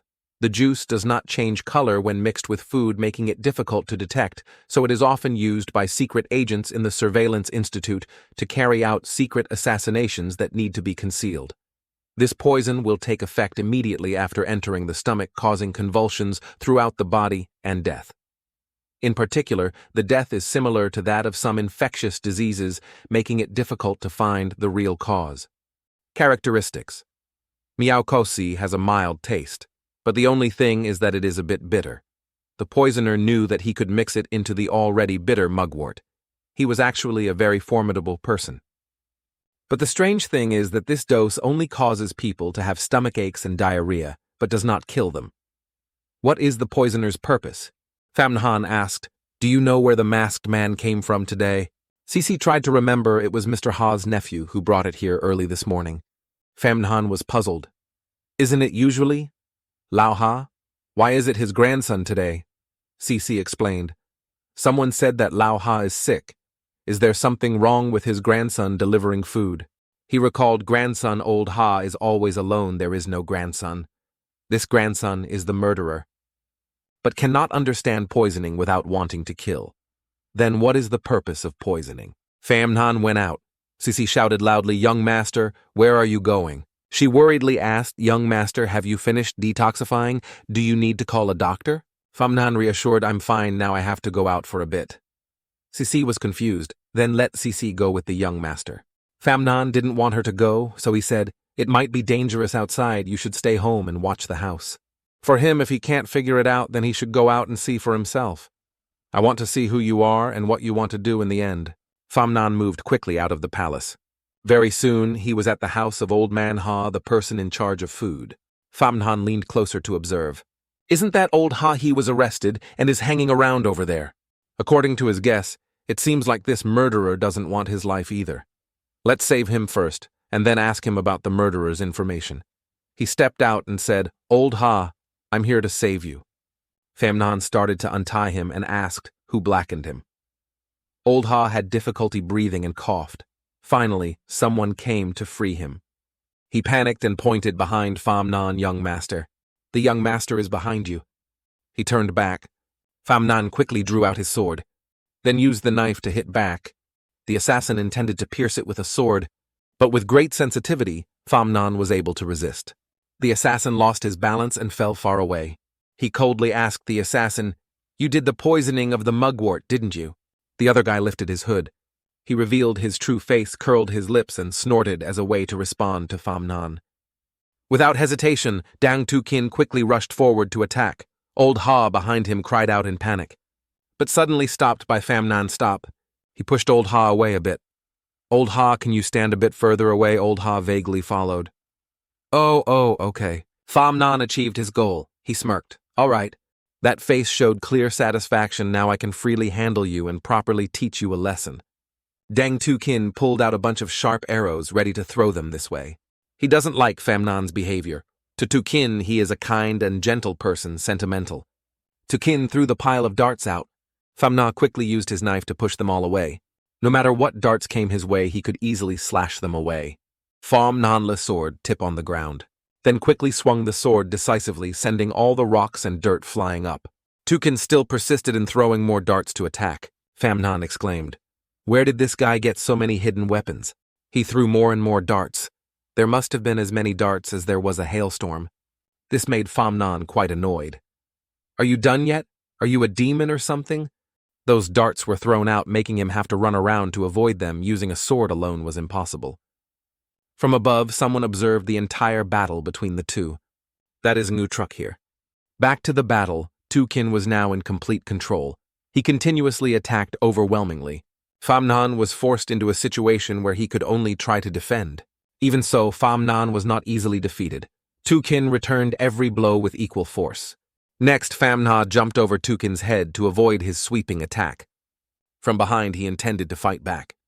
Tu Kin reacted very quickly, immediately turning back to deal with it. Pham Nan used all his strength. Both of them slashed each other. Then the two gradually separated. This place became desolate after the great war between the two people. Both of them collapsed on the cold ground. Pham Nan held the wound on his hand and asked, "Did you put poison on the dagger?" Tu Kin did not admit it, but only said, "You lost." He walked slowly towards Pham Nan. "I didn't expect you to have this ability at such a young age. It's just a pity that you're still missing a move." Tu Kin confirmed poison on food can only make you lose your fighting ability, but poison on daggers is not that simple. It can completely kill you. Pham Nan curled his lips in disdain. Cowardly. Tu Kin simply replied, "The despicable assassin has always been a constant." Pham Nan heard that and had to laugh. "Haha." He asked confusedly, "What are you laughing at?" Pham Nan made a rather modern philosophical statement. "Haven't you ever heard of the saying that villains die from talking too much?" Only now did Tu Kin feel something unusual in his body. His knife fell down. The whole person also quickly collapsed, his voice trembling. "Is there poison on your knife too?"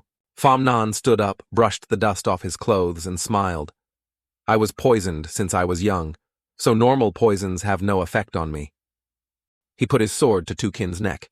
His voice became serious and he questioned, "What is your purpose in coming here?" Pham Nan defeated Dang Tu Kin. He put his sword to his neck and asked, "Why do you want to put poison in the food? If you already poisoned it, why not use deadly poison?" Even though Dang Tu Kin lost the fight, he still showed great courage, just gritting his teeth and enduring the pain. "The only person I want to kill is you. I won't implicate other innocent people." Pham Nan stood above him and looked down. "As an assassin, you are softer-hearted than me who sent you." Hearing this question, Dang Tu Kin was startled and said directly, "The secret order from the supervisor is to kill the traitor." Pham Nan was angry when he heard that I am a rebel. He was afraid that the other person had mistaken him for someone else and pointed at his face, asking in confusion, who would have thought that he would only hear Dang Tu Kin add, "Even if I die, someone else will come and kill you." The person the supervisor wanted to kill, even the great Luo immortal, could not save you. Even though you are still alive now in our eyes, you are already a corpse. It's just... Before Dang Tu Kin could finish his words, he saw the card in front of him. His face was a bit bewildered. Pham Nhan holds the card, 3 Masters Phi Gioi of the Supervisory Institute is my teacher. Dang Tu Kin's face showed a mixture of fear and surprise. I can't believe that Lord Phi is your teacher. Seeing that he looked unconvinced, Pham Nhan said I was 16 years old and lost my mother at a young age.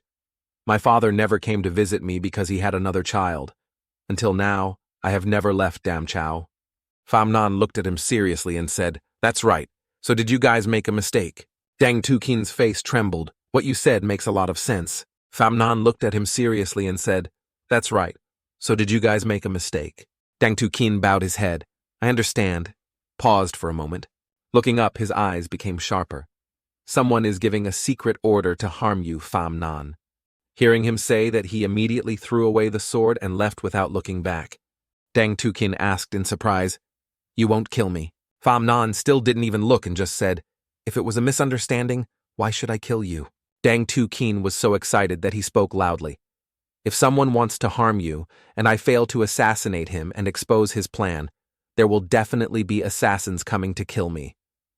Pham Nhan closed his eyes and appeared unconcerned. "Then you and I have nothing to do with each other anymore." Suddenly, he stopped. "Speaking of which, I still have one more thing to ask you. The rules of the Pham mansion are very strict. How could you pretend to be Lao Ha's nephew when you first appeared?" Pham Nhan glanced at the person still kneeling behind. Hearing this question, Dang Tu Kin's face slightly twitched. Stammered he is the butler of the Pham mansion inside. At this time, the short and fat man in Pham Phu was shocked and cried, "It was the people from the procuratorate who wanted to kill Pham Nhan. I didn't want to harm Pham Phu." He bowed his head and begged the old lady sitting in the middle, "Old lady, everything I do is for our Pham family." The old lady heard what the butler said. She was sitting drinking tea now. She opened her eyes and looked at him. "For the Pham family, tell me." The butler who was asked immediately cried and said, "I was sent by the second lady to keep an eye on Pham Nhan. This kid will definitely fight for the property when he comes to the capital. Instead of letting him cause chaos in the house, it's better to let him never go to the capital for the rest of his life." The old lady could not keep calm when she heard this.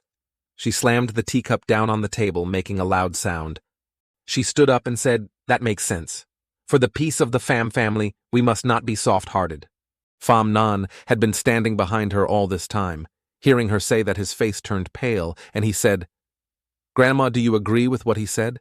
The old lady looked back coldly. "Nan Ni, you must remember that when you grow up, you must learn to be cruel." The first person outside the group immediately went into the dark space. "Pham Nhan was scared, Grandma once." The old butler was happy to see that, "Old lady, you are really wise." At this moment, the old lady's drumstick was pointed at his shoulder. She stood above, looking down coldly, glancing, "Break his legs, throw him onto the fishing boat. He won't be able to go ashore for the rest of his life." The frightened butler opened his mouth wide, and only when he was dragged away did he quickly beg, "Let me go." "No, no, old lady, haven't you always disliked Pham Nhan? Was it all an act?" The old lady turned her face away, not looking at the butler, who was still crying miserably. After everything was settled, she asked Pham Nhan, "What do you think?"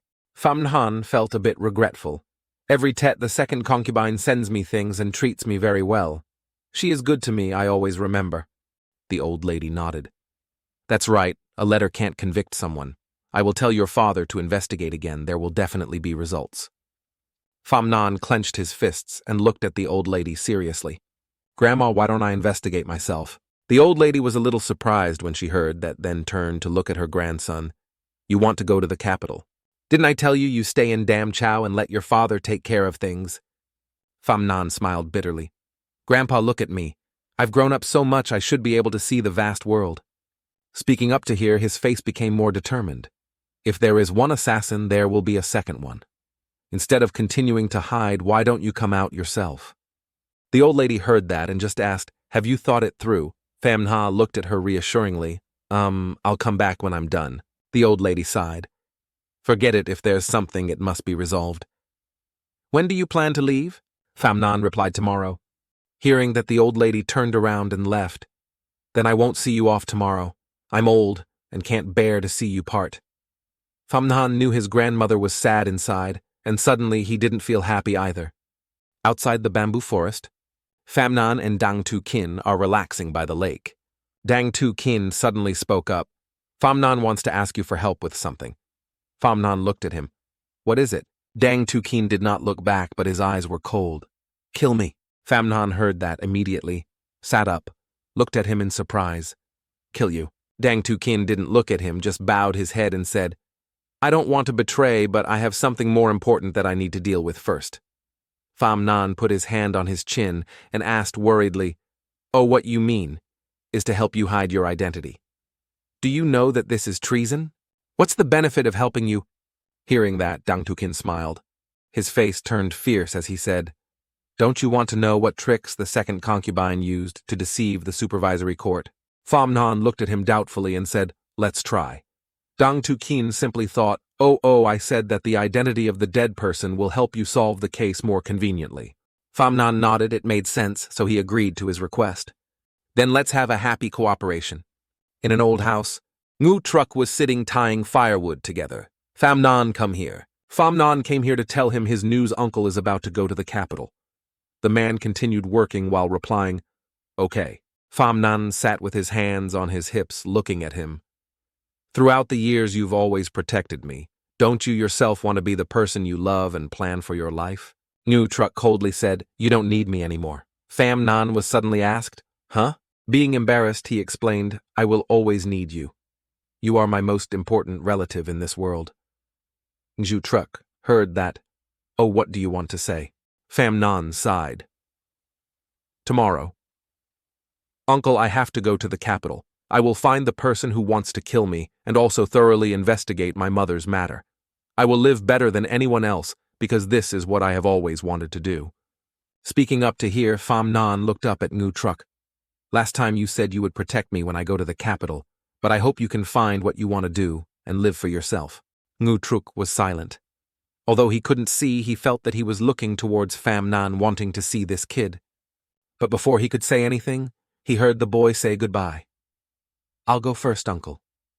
After the door was closed, Ngu Truck repeated those words slowly, as if he was thinking while speaking.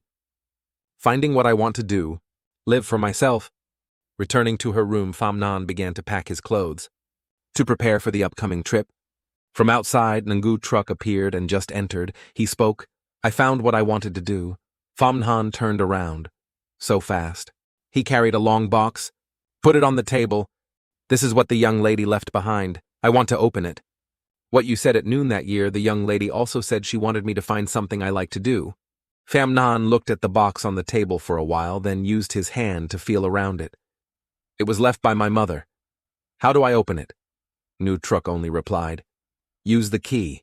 Without looking, he knew that this kid would reach out to ask for it, so he continued. But I don't have it. Famnan had an idea. Uncle, if you just open it, wouldn't that be enough? Just finished speaking and not yet dodged. He saw Ngu Truck's sword slashing towards the box, but strangely the box was not damaged at all. On the contrary, the table was broken into pieces. Famnan was surprised and hugged Tai Duong's face. This is too hard. Where did you get it? Ngu Truck replied, as he put the sword away. I forgot. Famnan looked at him. Then where is the key? Ngu Truck calmly replied. The capital, so you and I must definitely go to the capital. Famnan looked at him happily. Then let's go to the capital tomorrow. Ngu Truck immediately turned around and left. I'll go first and meet you in the capital. Famnan looked at the wooden box and didn't know what to do. What about the box? Ngu Truck just replied, Leave it with me for now. Looking at the box in front of him, Famnan wondered, What the hell is this box made of? What kind of thing does it need to be protected in such a box? The next morning, outside the Pham Palace, soldiers and chariots were prepared. Famnan walked out the door carrying the box. Although he left, his eyes still looked back regretfully. The old lady stood in the middle of the room sadly. This kid has many ideas, but in the end he still wants to go. Suddenly she heard footsteps from outside the door. Famnan opened his mouth and called Grandma. The old lady turned to look at him. I already said I won't see you off. Before she could finish speaking, Famnan stepped forward and kissed her on the forehead. The old lady was surprised and then embarrassed. It's not proper. Famnan looked at her and smiled. Take care of your health. Wait for me to clarify everything, and then come back to pick you up. Having said that, he waved goodbye to his grandmother. Before leaving, he knelt down and bowed his head again. The old lady stood looking at her grandson, smiling gently, her eyes filled with tears. Go. Pham Nan and his group left. In the capital, Pham Nan looked forward with satisfaction. I'm here. The group of people and vehicles left. There is a little girl still running after. Crying, she said, Young master, you must take good care of yourself. Pham Nan sat in the car, stuck his head out and waved at her. His smiling face had a hint of sadness. Seeing this, Dang Tukin asked, Why didn't you bring your little maid? Pham Nan sat up straight and closed his eyes. Right now, I don't know anything about the capital and don't want to accidentally encounter any danger that would cause her to fall into uncertainty. Even though he said that he still secretly hoped that the time was ripe. The procession and vehicles arrived. When it was dark, they heard the order, stop and rest first rest in place, and light a fire to cook rice. Everyone sat down together to rest in place. Another group of people were preparing ingredients for cooking. The fire was lit and flickering. Pham Nan stood in front of a pot of boiling soup holding a bowl in his hand. Looking at Dang Tukin, seeing him still standing there with his arms crossed, Pham Nan loudly said, What are you standing there for? You are now playing the role of my servant. Quickly, serve the food. Pham Nan lifted the bowl of hot soup to enjoy. Immediately felt very satisfied with this taste. The whole person was instantly relaxed. Dang Tukin standing next to him was not very kind, he just snorted coldly. Pham Nan asked Dang Tukin, Do you know why my father welcomed me to the capital? Dang Tukin coldly replied, Of course, to prepare a little for the young master's future.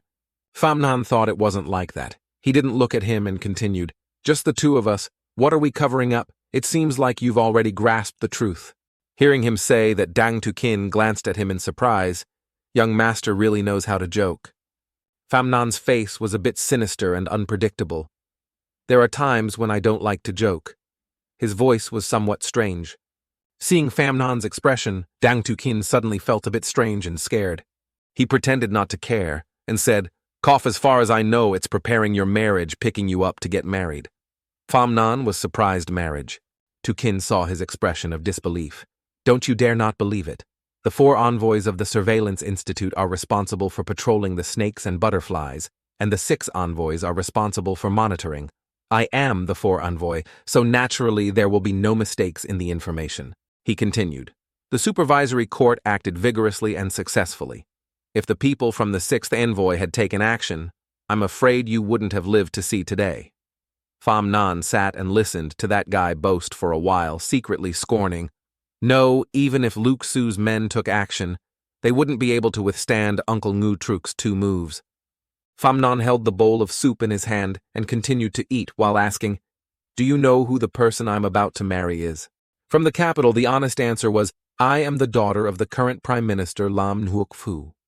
Pham Nan was so surprised that he almost dropped the bowl of soup in his hand. The Prime Minister's daughter married an illegitimate child like me. This is really a bit unbelievable. Dang Tu told him what he knew. Miss Lam is a virtuous and kind lady. Her reputation in the capital is quite good. It's just that her health is not good. She has been seriously ill recently, so she's in a hurry. Hearing this, Pham Nan clapped his hands to show his understanding. So that's how it is. This is the reason why I am the lucky charm for the wedding. Only then would it be his turn, otherwise with Pham Nan's status. This delicious piece of cake would have slipped through the cracks. Dang Tu Kin trembled when he saw him accepting the situation so calmly. You're about to marry a dying person as your young mistress, and your first reaction is not to be angry. Pham Nan felt that there was no big problem.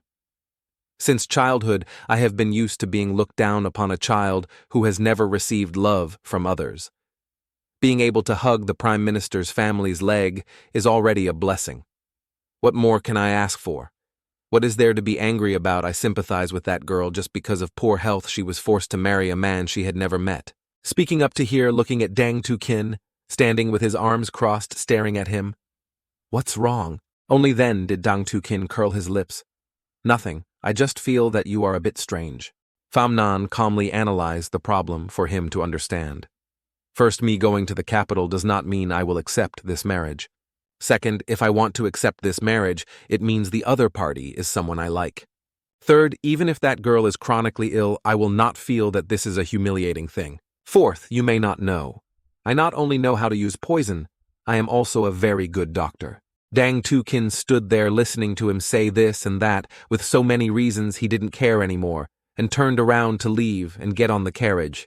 Then you can try to treat the illness that the imperial physician couldn't cure, see if you can cure it or not. It seemed like this guy didn't believe that in front of him was a very good doctor. Pham Nhan saw that guy showing such disdain for him and curled his lips at him. Why are you talking like that? Do you even know how to act like a servant? He already had a plan in mind, thinking of the other party. He smiled smugly. Anyway, let's consider everything first and then think about it. Let's see if that girl is beautiful, cute, or gentle. After resting, everyone immediately hit the road. The convoy prepared to enter the city. The coachman spoke up, announcement, young master, the capital is ahead. Pham Nhan sat in the car, pulled up the curtains, and looked out at the scene ahead. He was taken aback. Oh! He saw the capital shining brightly. Lanterns were hung everywhere. It was a very prosperous place. The lights were lit up and shimmered magically. On the busy street, people passing by talking and laughing. The wine shops and tea houses are always crowded with people coming to enjoy. Dang Tukin sitting in the carriage saw his bewildered expression. What's wrong? Pham Nhan honestly said, this place is far different from my imagination. Dang Tukin closed his eyes and smiled, really very different from Dam Chow. Pham Nhan feels this world is a bit interesting. In a place like a palace. The man dressed in all black with a black cloak knelt down and looked noble. He reported the assassination mission failed. He has arrived at the capital. There was a moment of silence after he finished his report. A moment later, a woman's voice rang out. That's good. She smiled. This is getting interesting. Pham Nhan stood there staring at the large gate before him, completely stunned. Really impressive covers, much larger than imagined. As soon as he entered the mansion, he was greeted by someone. The master is temporarily not in the mansion. Before leaving, he instructed to properly welcome the young master. If there is anything in the future, the young master can just tell me. Pham Nhan smiled and replied. Okay, thinking to himself, I never thought that this lady I've never met would care so much about me. Pham Nhan followed this maid to his room. He walked while observing the surrounding scenery. The mansion is not bad. The house is spacious and has a lotus pond, a place to sit and enjoy the breeze, and a pond for raising ornamental fish. The lowest floor is also made of marble. The wood used to make the pillars is also the best quality limb wood. The roof tiles are also the best quality. The red lacquer and gold leaf are not inferior to that of a king. Looking at this mansion, perhaps in this capital where every inch of land is precious, there is such a big mansion. It seems that the power of the Lord's Father is not ordinary. At this moment, a man carrying a sack on his shoulder passed by the two of them. He closed his eyes and bowed his head, trying to appear indifferent to him. The other palace maids are similar. If the passed by Pham Nhan would bow their head and walk straight without even saying hello. This reaction made him a bit sensitive. Pham Nhan glanced at these people, an invisible inferiority complex rising up. But are the people on the street intentionally avoiding me just because I'm an illegitimate child? Even though I don't care. Having an illegitimate child, you're the one who's losing face as a father. After being led to her room, the maid respectfully bowed her head. Second madam said that after the young master has finished cleansing, he will come see you. Pham Nhan happily replied, okay. He stepped inside and saw another maid standing there with a basin of water and a towel in her hand, waiting. When she saw Pham Nhan approaching, she bowed her head and said, I've been waiting for you for a long time. Pham Nhan put the box on the ground. Use the towel to wipe your face. When you're done, give the towel back to the maid and say thank you. At this moment, another person came in from outside and said, Next, please follow me to see the madam. Pham Nhan looked at the strange attitude of these maids, feeling a bit awkward. That's right. The capital is not Dam Chow. My politeness towards the maids here is indeed a bit inappropriate. Pham Nhan nodded. Okay. The maid led him to the hallway and bowed, asking the young master to wait here for a moment. Pham Nhan did not look back, but only nodded. Okay. Looking at the gate that was being closed in front of him, a thought arose in Pham Nhan's heart. Surely the second lady hasn't arrived yet. These people don't know whether they should lead me into the living room or not. If so, what can I do? Just wait. Pham Nhan stood waiting for a long time, then went out. Then looked back. It's been a long time and no one has opened the door. At this time, his patience had reached its limit. He stood there angrily, arms crossed, looking into the room. I've been waiting for a stick of incense. You must be trying to show off your power to an illegitimate child like me. If that's the case, thinking about this, Famnon smiled. Then the maid standing inside looked out in panic. The slaves also opened their mouths wide. What is he doing? They saw that Famnon had already taken a chair to wait in front of the door. Once he was comfortable, he didn't bother to hold back anymore. He sat comfortably on this side and said, "Sure enough, it's still comfortable to sit." The maids behind were worried. The elder hasn't arrived yet. This junior should be standing with his arms crossed on the steps. How can he have such an exaggerated appearance? If the second wife sees... Before he finished speaking, they realized that the second lady had arrived. This beautiful woman with the demeanor of a wealthy person is Liu Ru Yu, right? She is the wife of the minister of the Ministry of Revenue of the Southern Palace, Pham Kien. Pham Tu Triet's mother. She is in charge of the internal affairs of the Pham Palace. Generally speaking, there is no need to discuss her position in this family. As soon as she stepped forward, the maidservants hurriedly bowed their heads, "Second madam." She came from behind Famnon. Famnon seemed to have seen the second wife coming and opened his eyes slightly, then tried to force a fake smile and looked at Famnon. "Ni, don't be tired, just sit down." Famnon opened his eyes and looked at her. He also smiled politely in response, "Greetings, concubine." Then the two of them entered the room and sat down. The second lady asked, "Is the old lady in Tanchao still well?" Famnon replied politely. "A while ago there were assassins in the palace. Fortunately, there was no danger. Besides, everything is fine, thank you for your concern." Leon Gok smiled with a hint of embarrassment, casting a resentful glance at Famnon as she thought to herself, "This little rascal keeps calling me concubine, over and over again, unlike the others who respectfully call me second madam. He's clearly doing it on purpose to emphasize that there's a world of difference between a second madam and a mere concubine." She laughed, her tone extremely disgusting. "Next time, just go straight into the room. Sitting outside the door and letting outsiders see and talk is not good at all. My mansion is a place where people cannot be moved, and you don't forget to whisper something, it's not good at all." Famnon heard her say that. He also smiled and nodded, but in his heart, he secretly objected. Of course, everyone can't. It means that other people have some intolerant points. This is reminding me of my status as an illegitimate child. Only then did Liu Ruyu continue. "Recently, your father has taken on the position of Minister of Revenue. This time, when he returned to the capital, Luo went directly to the Ministry of Revenue to work for next year's exam." Fanjian replied with a confused expression. "Everything was according to father's arrangements. I just don't know when father will return." The second wife heard him ask that, closed her eyes and said, "Your father will be back soon." After he replied, the two fell into silence and had no more topics to talk about. The second wife raised her teacup to drink and said, "Have some tea, I'll thank you again." "Yes." At this moment, there was a loud noise from outside. "Miss," a female voice shouted, "Miss, please slow down." The two people sitting in the room were drinking tea. Suddenly, the door swung open. Hearing the noise, he looked out the door and saw a young woman pushing the door open and entering.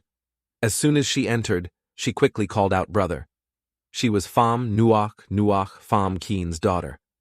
This is the capital's #1 talented woman who is proficient in both music, chess, and painting. Her voice softly calls out Ka. Her feet quickly step towards Ca. She originally loved reading, so she was very knowledgeable. Her eyes admired Pham Han. She usually replaces her father to teach her younger brother Pham Tu Triet. Pham Nuach just entered and called out loudly. The little girl walked forward and bowed, "Greetings, big brother."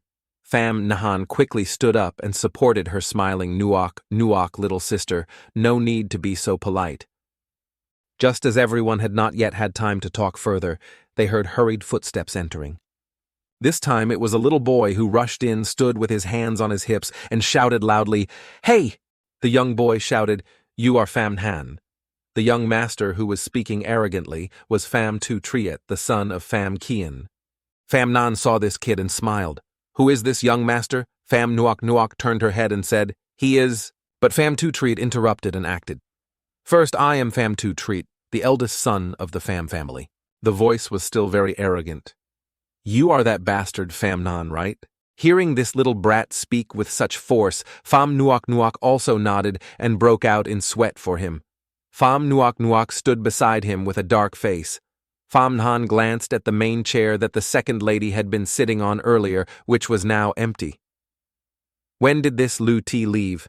It seems that she was preparing to use the excuse that Pham Nhan was young and ignorant to intentionally let him come and cause trouble and make me lose face. Thinking so, he still stood patiently smiling at Pham Tu Triet. The boy approached to observe soft skin and soft flesh, very much like an illegitimate child. Pham Nhan was gritting his teeth at this brat and thinking to himself, what an idiot. It seems that in order to avoid offending a real noble in the future and implicate the Pham family, I must now teach him a proper lesson. Just as he opened his mouth to say one word, he heard a voice roar from behind. Give me your hand. Both of them turned their heads in surprise. If Pham Nhan was surprised, then Pham Tu Triet was fearfully looking at Pham Nuok Nuok holding a fan. She repeated, Don't you hear, give me your hand? Pham Tu Triet obediently listened and reached out his hand. Immediately received a painful hit from Pham Nuok Nuok. He trembled and said, Sister, why? Because of an outsider. Just before he could finish speaking, another one hit his hand. He quickly hugged his hands and blew on them. Only then did Pham Nuok Nuok speak up. First, you are not allowed to call your big brother by his given name. Second, you should understand the status of our family. You are not allowed to say such vulgar words. Third, disrespecting your elder brother will of course result in punishment. Pham Nuok Nuok coldly taught Pham Tu Triet. She turned to smile sweetly at Pham Nhan. Right, brother, Pham Nhan sweated and replied, Yes, that's right. Pham Tu Triet was hurt by the tree and ran away crying. Hoo-hoo, Mom. Pham Nuok Nuok stood looking at her younger brother and sighed. Every time he cries, he goes to find his mother. Really? Pham Nhan stood next to him wondering, I'm very curious about what the name Tu Triet means.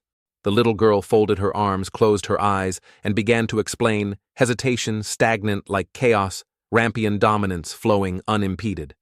Pham Nhan stood still, looked over and said, Such a beautiful name, yet it's being interpreted like that. He sat down and asked more, saying, How could you hold a ruler and hit someone? Pham Nuok Nuok confidently held the ruler in her hand. Father gives me full authority to educate him.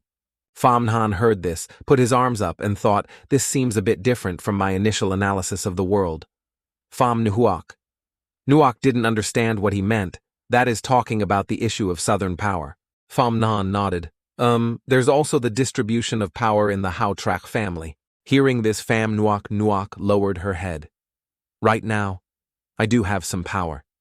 Pham Nha closed her eyes and added, But don't forget that this power of mine completely depends on that man's liking. The little girl opened her eyes, her face also becoming expressionless. Big brother, don't forget the man you mentioned is our father. After that, the two were silent for a moment, and then burst out laughing. Pham Nuok. Nuok covered her mouth and laughed. She was happy. Although I've always sent letters to my brother, it's been a long time since we've talked like this. I miss him so much. Pham Nhan smiled. It seems like you're living well in the mansion now. I was still worried too much. The little girl smiled. Thanks to Big Brother's recent attention, Liu Shu is very well behaved. Pham Nhan was surprised. Oh, he thought it would actually work. Seeing this, she advised further. Although I am in faraway Dam Chao, I also know that the status of the Liu family in the capital is very high. You should not look down on her too much. She nodded. Nuok Nuok knows. Pham Nhan asked softly, Have you received my letter? She heard her brother ask again and broke out in a sweat as she recounted, I received it the night before. It was a man in black who sent it to scare me. I thought it was a bad guy. Pham Nhan sighed. What is this time I go to the capital? You still don't know, right? Nhok Nhuok. Ruo quickly replied. You know, he opened his mouth in surprise. You know, she said calmly.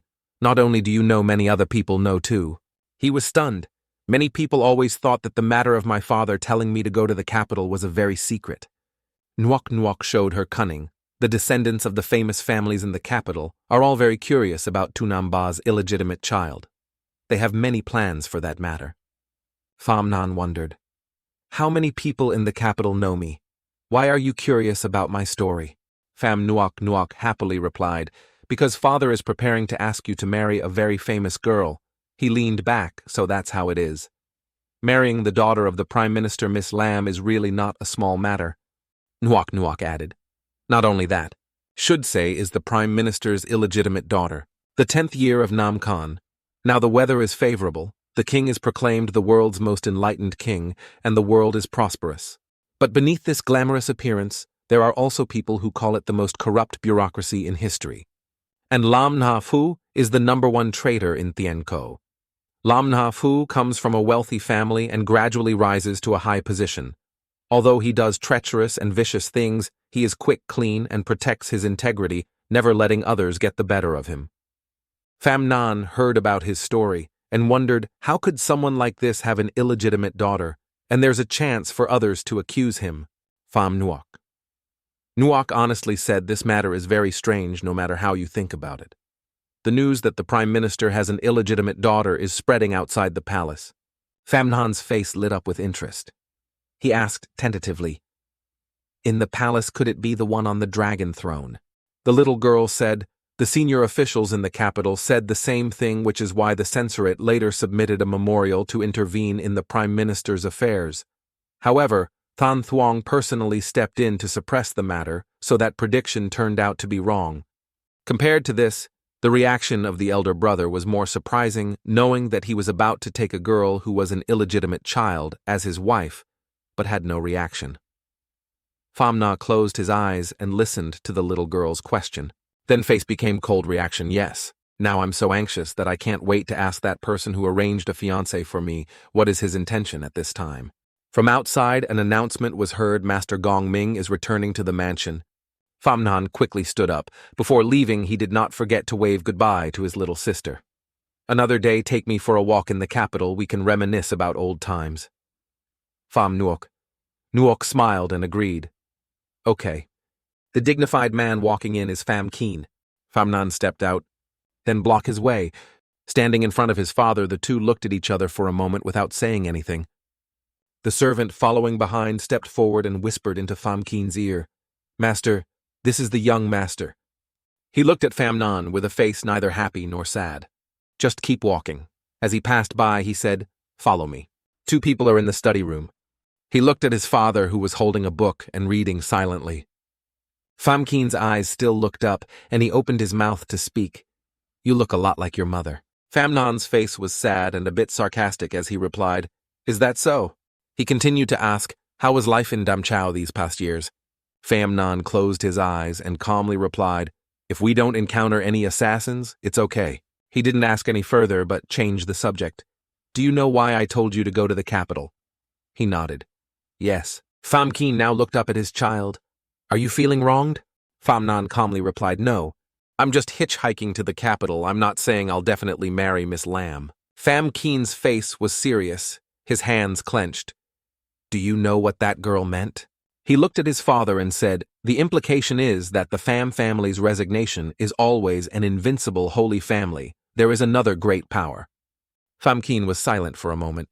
Then he picked up the book again and calmly said, "All right, you're angry." Pham Nan was startled. "What him?" He continued blandly, "I've always heard from Tan Chao that you're someone who doesn't know how to get angry. Let it out when you feel like it, or you'll suffocate yourself." Pham Nan didn't care what he said. "There's something I have to tell my father first. I am not a person who can be arranged by others." Pham Keen's hands clenched, the book tightly shaking from suppressing his anger. "I never thought of arranging you, but this marriage, whether you agree or not, has become a forced one. This matter cannot be discussed."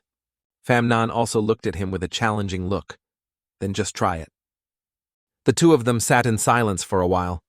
Pham Keen spoke up to advise, "Why don't you understand? That young lady of the Lam family is gentle and thoughtful, a perfect match. Moreover, based on the current status of the Pham family, do we need to rely on our children's marriages to stabilize our power?" Pham Nan did not say anything but still listened attentively. He said, "Someone like Lam Na Phu is worth me taking seriously." A thought arose in his mind. This attitude and tone did not seem fake. Pham Nan asked, "Then why must you marry that girl?" Pham Keen thought for a moment before revealing the real reason. Simply because the mother of the young lady of the Lamb family is the eldest princess, the biological sister of the emperor. The eldest princess never married in her entire life, secretly managing the royal brand, providing both Nam Khan and the royal palace with endless gold coins. Now, do you know what marrying Miss Lamb means? Famnon heard this. His eyes lit up. He clapped his hands together excitedly, hinting at a big deal. The current prime minister and the eldest princess have an ambiguous relationship. No wonder someone without power or influence can climb up the ladder so easily. It turns out that she relied on her beauty to get up. Pham Keen explained everything. Her Highness the Crown Princess only has this one daughter. And long ago, His Highness decided to let the Crown Princess's bloodline manage the royal trading house. And then whoever marries the young lady of the Lamb family can take over the royal trading house. Pham Nan asked curiously. The royal shop that the eldest princess manages was once a business of the Deep family. Pham Keen replied yes. The royal shop, that shop originally belonged to my mother. I'm just taking back what belongs to me. After hearing that, the male lead looked up and seemed to be thinking about something. He clasped his hands and bowed his head. Father, you are truly far-sighted and thoughtful. I am impressed. Thinking that everything was clear, Pham Nan raised his head, but remembered that there was still one thing that was not clear. But marrying the young lady of the Lam family can take back mother's family business. He immediately replied, of course there is a way out. Don't forget that I am the minister of the Ministry of Finance and also manage money matters. Right now, Lam Nhuok Phu still has doubts about this marriage between our two families. So I want you to perform well during this time in the capital. Pham Nhan continued. The strong cooperate for mutual benefit. Why are you still doubtful? Pham Keen remembered Pham Thi is a big family in the capital. Lam Nhuok Phu is the head of the civil service the two families secretly married. Lam Nhuok Phu would be worried that His Majesty would suspect him of having ambitions, or that the young people in the civil service system would also have two minds. He gently explained. Hearing the whole story, Pham Nan suddenly had an idea. Oh, it turns out that people still haven't agreed. It's just that one side is enthusiastic, the other side is indifferent. That's the thinking from one side of the Pham family. Pham Keen was startled, seemingly not quite understanding that sentence. What does one side enthusiastic mean? Although this question hasn't been answered yet, it's still ignored. Pham Keen warned, remember, you must not tell anyone else about tonight's conversation. There are some secrets that whoever tells them will die. Pham Nan replied, I know this head-falling story cannot be told. I will be very careful because this person of mine is very afraid of death. The conversation between the two sides ended. Pham Nan returned to his room and lay on the bed, still silently thinking about what happened earlier. From today's conversation, I can feel that my father has some genuine feelings for me. It seems that the reason why I was brought to Dam Chow was because of the person who killed my mother. I'm still in the capital, so I'll leave the matter of Lu Thi for later. He was a little uneasy about his own marriage. My problem is, do I really have to marry that seriously ill girl? Wouldn't that mean I'm using tricks on that girl surnamed Lam? But very quickly, that thought just flashed through his mind. He quickly abandoned that thought. No, it doesn't make any sense. That person is also very pitiful. After thinking, Pham Nan looked at the box in the distance and pondered. After a while, he still couldn't take his eyes off the box and thought, I wonder where the key to the box is hidden.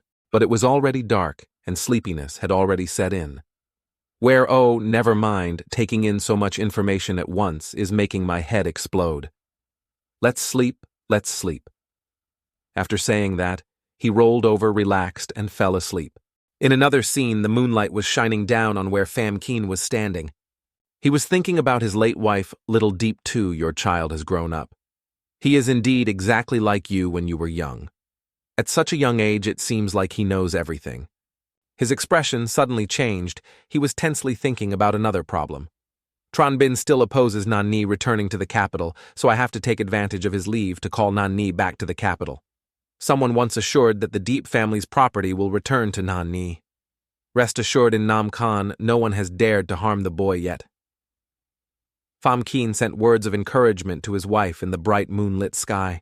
The next day, the market scene was bustling and crowded.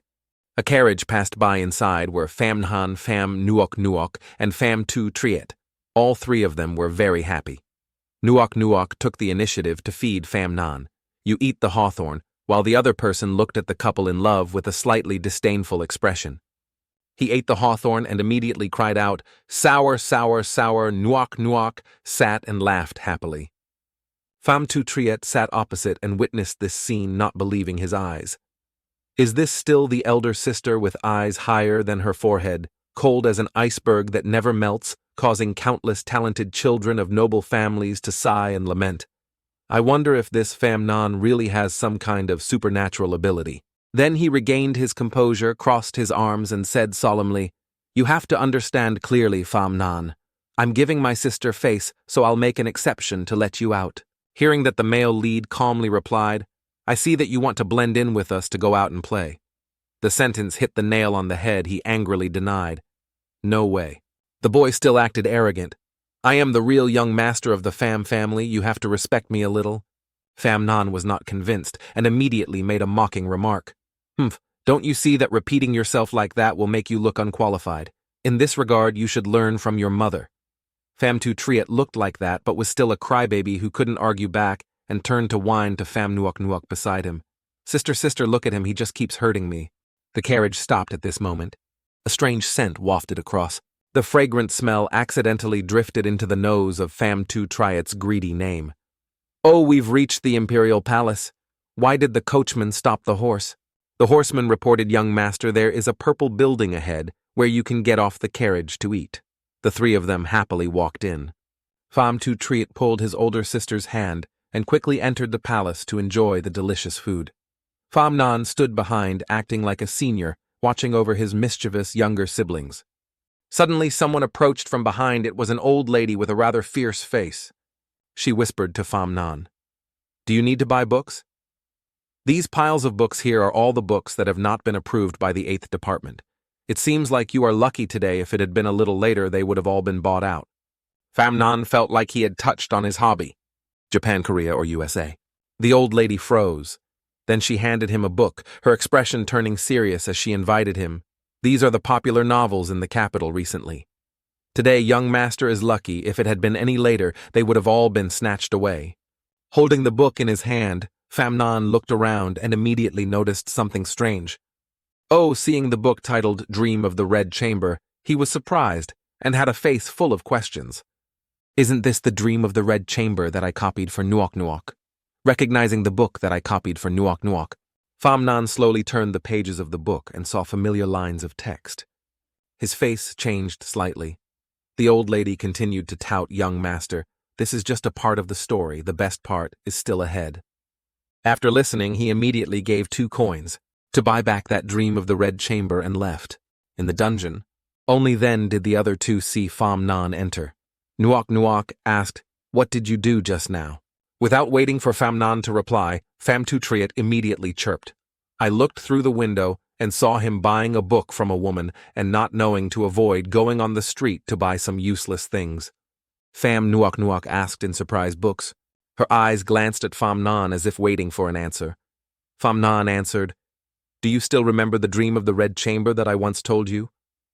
Nuok Nuok nodded and replied, "Of course I remember." He put the book in front of Nuok Nuok. She picked up the book, her face slightly surprised.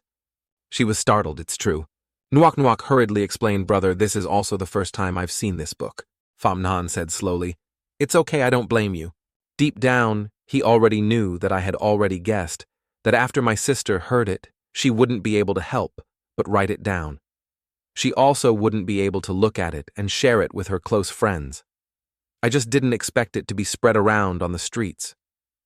Pham Nuok Nuok speculated probably Princess Nu Jia of Jing family.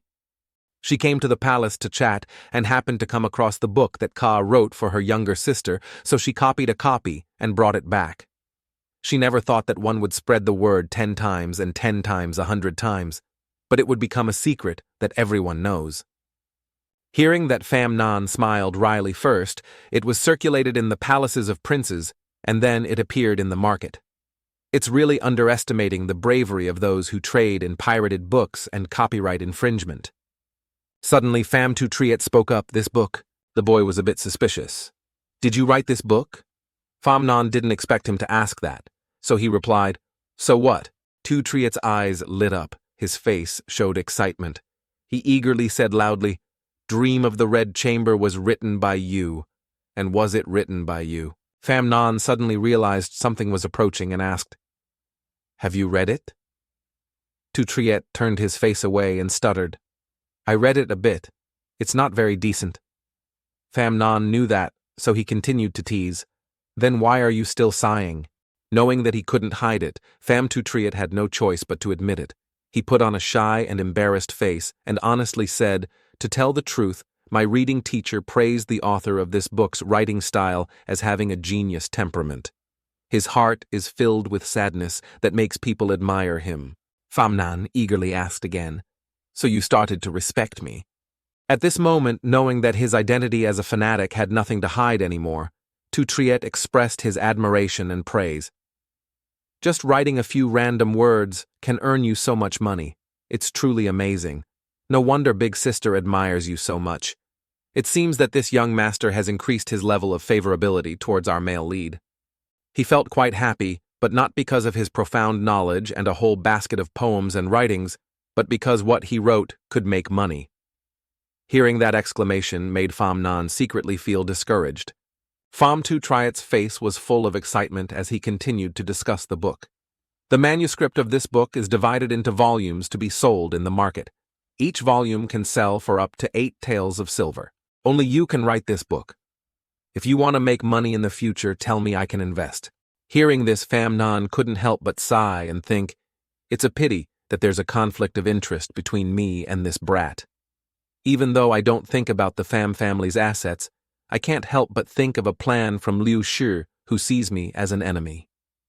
But after all, we are brothers sharing the same blood. If this can bring the relationship between the two sides closer, perhaps some tragedies can be avoided." Seeing his greedy expression, Pham Non had an idea, if not let this kid try. Thinking is doing. He immediately took action and said to Pham Tu Triet, "You still haven't told me why you're following me. Don't you need to go to school?"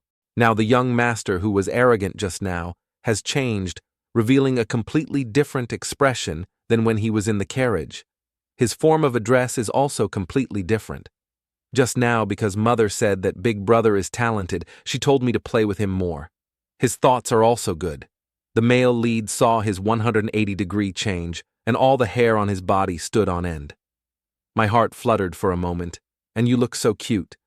It's true that for money you can do anything. Pham Non felt it was to his liking, and replied, "Okay, cooperation is fine, right?" Tu Triet heard that and jumped up happily. "Okay, it's a deal." A while later, all 3 of them had eaten and drank their fill. Because he was a bit happy today, Tu Triet found his food very delicious. He unceremoniously gnawed on a big piece of chicken thigh. Nuak attentively reads a book. She was a little annoyed. Such a good book, and yet those crooks only quote the part where many girls are placed upstairs. Pham Non had also finished his meal and was having a cup of tea for dessert. They deliberately chose many young ladies' passages to put on the cover. This is just a marketing ploy. Don't take it to heart. Before people buy a book, they will definitely flip through the introduction. He saw that his little sister was a little angry. "Sister, you're angry because you think this heartless book dealer exposed the part where many young ladies went upstairs making people think it was a love story between a man and a woman, right?" She immediately replied, "That's right." A masterpiece like Dream of the Red Chamber has now been tainted by circumstances. The writing style that makes people feel so full is now considered dirty. It was taken to a bookstore and turned into those dirty things. I can't swallow this anger right now. Pham Non calmly said, "A bookstore does this for profit, it's normal." Nuak was not convinced, but Pham Non reassured. Not only that, he also paid just enough, not only that if you let me do it, I will do it even more outrageously. Pham Non sat leisurely, chin resting on his hand. "A book has 10 chapters. I wrote 10 topics and printed them on the first page." He also smiled smugly. Each chapter adds a few more sentences to entice people. It makes the reader feel an itch that cannot be scratched, so they have to buy the book and carefully flip through it. Pham Tu Triet and Pham Nuok sat silently listening to the senior brother like Tai Shuang's wonderful words of wisdom. The Peony Temple Diem Kuch Khan's heart of chapter 23 in the book. There are only 2 words blessed. I will use this paragraph as the title. The lines are explained very well by Famnon, who understands poetry. These are all random words, but such a combination. Adding 2 words of blessing in the title inevitably makes the reader create some imaginary space. Just like that, the announcement has been made. After hearing this, Nuok exclaimed, "So it turns out that Big Brother often does these dishonest things." After hearing this, he not only did not get angry, but also laughed very happily. It's nothing, it's just to attract the viewer's eyes. To try it, who was sitting next to him, suddenly flew over his eyes, shining brightly. What my mother said was indeed correct. Big Brother, you are really too talented. From now on, I will work hard with you. Famnon felt extremely embarrassed after hearing this. This silly child Liu Shi's intention was to have you supervise me, not to roll around with me. Just then, at a nearby table, someone deliberately shouted, "Where do you come from to be so arrogant?" The person who spoke was Haton Vai. He was extremely serious and scolded Pham Nhan. Your heart is full of lust and evil, and you still dare to call yourself talented. Sitting next to him was Quach Bao Khan, also looking at the table of the 3 brothers and sisters with discriminatory eyes. Tu Triet was furious. The boy spoke up on behalf of Pham Nhan. I am the young master of the Pham family. No one has ever dared to be so disrespectful to me. Where did this poor student come from, daring to confront me?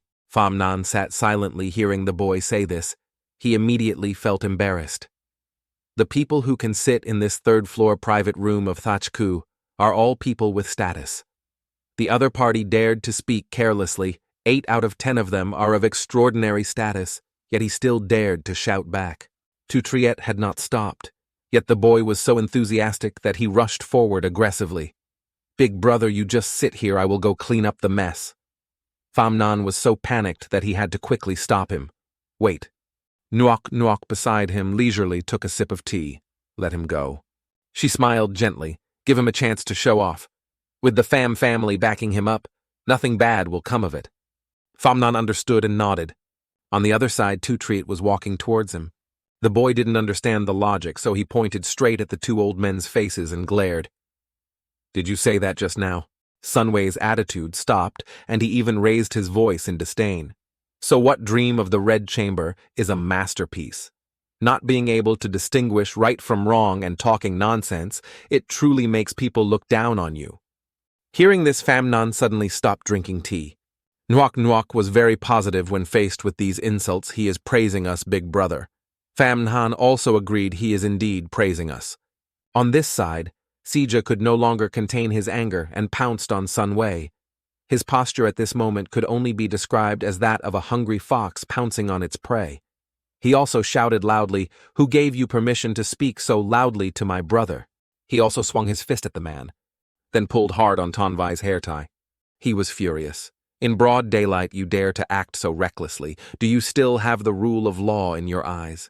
Tu Triet was not to be trifled with. The boy deliberately teased royal law. I am the true royal law. Just as he was about to throw another punch at Tan Vai, a hand promptly blocked it. It was the bodyguard who accompanied Tan Vi and Bao Khan who met his match. Tu Triet could only cry out, "Ouch, it hurts, it hurts."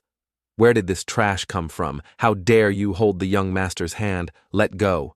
Bao Khan was disgusted and quickly ordered, "Throw the kid somewhere else, don't disturb Brother Tan Vi's mood." This guy immediately followed suit, pulling Tu Triet hard. Then he threw the boy away. Tu Triet sobbed, "Oh my God, this fall must have hurt a lot." Pham Nhan quickly rushed out. He quickly caught his brother. But he was also very lazy. He didn't help him down right away, but had to let Tu Triet spin around one more time. After a while, let him stand still. Pham Nhan replaced Tu Triet and politely said to the other 2 guests, "This little brother is still young and offended, but your heavy-handedness is a bit too much." The guard whispered into Guo Baokun's ear. "Brother Baokun, the girl behind that man is very familiar." He whispered, "Isn't that the most talented young lady in the capital, Miss Pham?" This man accompanying Miss Pham, could it be the 12-year-old young master of the Pham family? Bao Khan heard him and sneered, "I wonder whose child is so arrogant." Then he deliberately emphasized, "It turns out to be the son of Tunambajia." Suddenly a small dispute arose in the inn. Pham Nhan heard Bao Khan say that still had some doubts, hesitantly asked, "Who are you?" The guards of the other two guests automatically introduced themselves, the only son of Minister Quach Du-chi, compiled in the current palace. Guo Bao-kun, young Master Guo, don't you know, Bao-kun is a member of the Crown Prince Deng Bao-kun. He stared at Pham Nan. The words are accusatory, relying on the fact that you are a member of the Pham family, daring to rely on your power to bully people, truly disgraceful. Pham Nan smiled and leisurely replied, "Shame a person who doesn't study will never be successful. Without the will, there's no way to learn." His tongue was also not easy to get, immediately sending a direct message to these two to criticize. You so-called talented people don't study in the academy during the day, but instead run to bars to have fun. Where is your intelligence? Where is your elegance? Tun Vai was hit in the heart, furiously shouted, "Want to rely on the power of Pham family, you dare to speak so insolently." Pham Nan waved his hand, defending himself. "I dare not make any excuses. You all are sitting at the table, drinking and having fun with the son of the current dynasty's Minister of State. You are not afraid of power and are more noble than others. You are truly admirable." Then he gently threw Sun Wei's fan away. Then he leaned his face close to his and whispered, "All the wise men are as thin and weak as fan blades. Could this be the legendary spirit? I really dare not imitate this spirit." Tun Vai felt he had been seriously insulted, angrily closed the fan, then shouted, "What are you waiting for? Take action." The accompanying guard immediately followed the order. Yes. He threw dangerous punches at Pham Nan, but he easily dodged them. This guy still rushed forward aggressively. At that moment, Pham Nan was no longer tolerant. He also swung his arm to return the punch, then quickly swung the other arm up, then punched him in the face. But that wasn't all. Pham Nan also gave him a punch under the chin. In the end, he was beaten out of the window by him. But he didn't fly out completely, but only hung half his body on the windowsill. The other guests immediately backed away in fear. Tun Vai lost his temper and started blaming. You guys actually bully the weak based on numbers." Pham Na stood with his arms crossed, looking at him with a bored expression. Seeing Pham Nan, Nhuak, and Tu Triet turned around and left, he dared to say, "Look down on me." The surrounding guests were all talking excitedly. "I've seen many fights. This is the first time I've seen a descendant of a great family personally taking action." Almost everyone looked at Pham Nan with admiration. He won with one move. Pham family is indeed a great family in the capital. Just as the three were about to leave, someone suddenly stood in front of them. This person was Li Huangcheng, the crown prince of the Nanking province royal palace.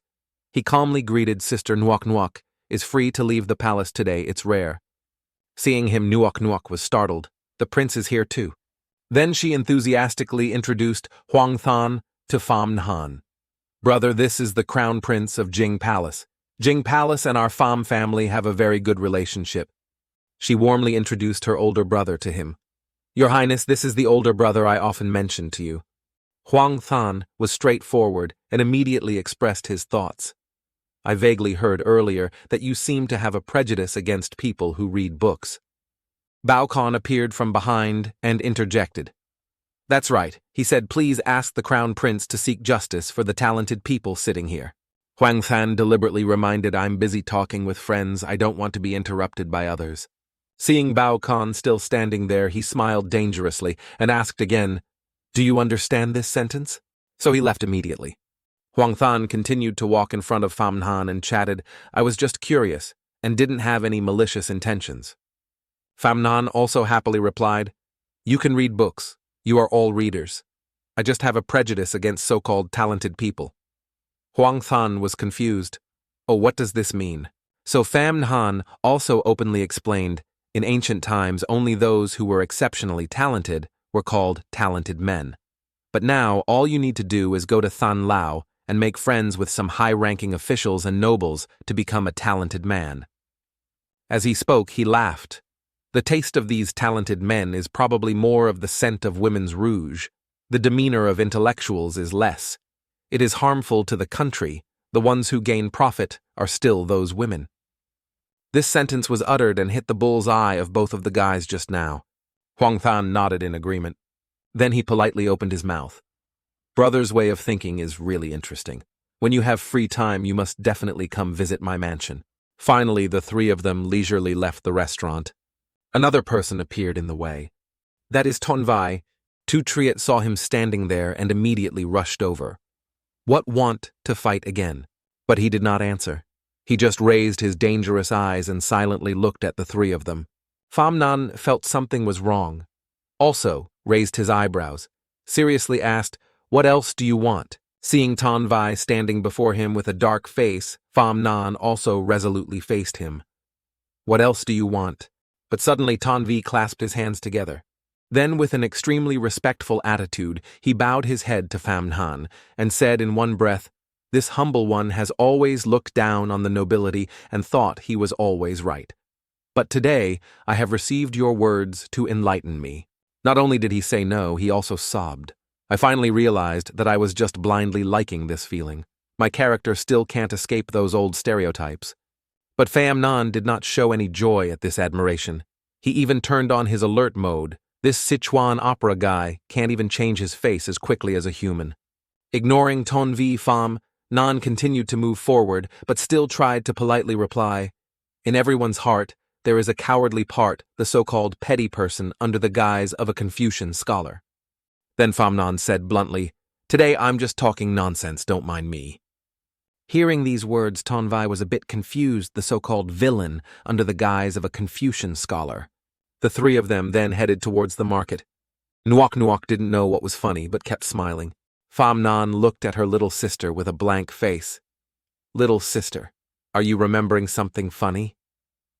At this moment, she giggled and replied, remembering what Big Brother said to Quach Bao Kon. It was really too cruel. I couldn't help but laugh. Famnan still asked blankly, "What did I say?" Triet eagerly added, "I know that you are a petty person under the guise of a Confucian scholar." Seeing his two brothers and sisters' dumbfounded faces, he stammered, "No, isn't that the sentence?" Nuok smiled and repeated, "In fact, the words of today are as thin and weak as fan ribs." Could this be the legendary spirit? Famnan felt embarrassed, scratching his head. Today's words are indeed a bit biased. I didn't expect that as soon as I arrived in the capital, I would lose my mature image of many years in front of my younger sister. But Nuok absolutely did not mean to offend him. On the contrary, she encouraged him. The other party provoked first. I responded with 3 parts restraint. Today's words are more worthy of the word talented than anyone else. Despite being praised, Famnan still tried to be modest. These 2 words, talented man, are not very good. Then he immediately told his sister, "Little girl, remember, whoever you marry in the future, don't marry a talented man." She angrily argued back, "What nonsense are you talking about?" The coachman was waiting. But Famnan suddenly changed his mind and did not get on the carriage. "You two go back first, I'll walk around a bit more." Triet whined and asked to follow him. "I want to walk with Big Brother a little more." Luckily, someone politely grabbed the boy and said, "Listen to Big Brother, we're going back." The carriage had gone a while, but the 2 sisters' whining voices could still be heard. "Why is that, sister? I also want to walk around a little more, sister." "It hurts, it hurts, it hurts." Left alone, Famnan's face suddenly changed color, showing seriousness in his eyes. He muttered in his mind, "I originally thought that Pham Triet caused this conflict." Thinking back to earlier, he thought, anyway, it was him who came to the restaurant first. Huang Than was familiar with this place, so he took the initiative. "Please follow me." A passerby saw this and wondered, what background do these 2 people have that Prince Jing personally welcomed them? I heard that the prince has admired Miss Pham for a long time. The 2 of them whispered, deliberately speaking softly, but every word reached Famnan's ears. "This is our crown prince's secret. You must not tell anyone else." I know. Huang Than thoughtfully led the way for the Pham siblings. Inside a room filled with men from all over gathered to learn.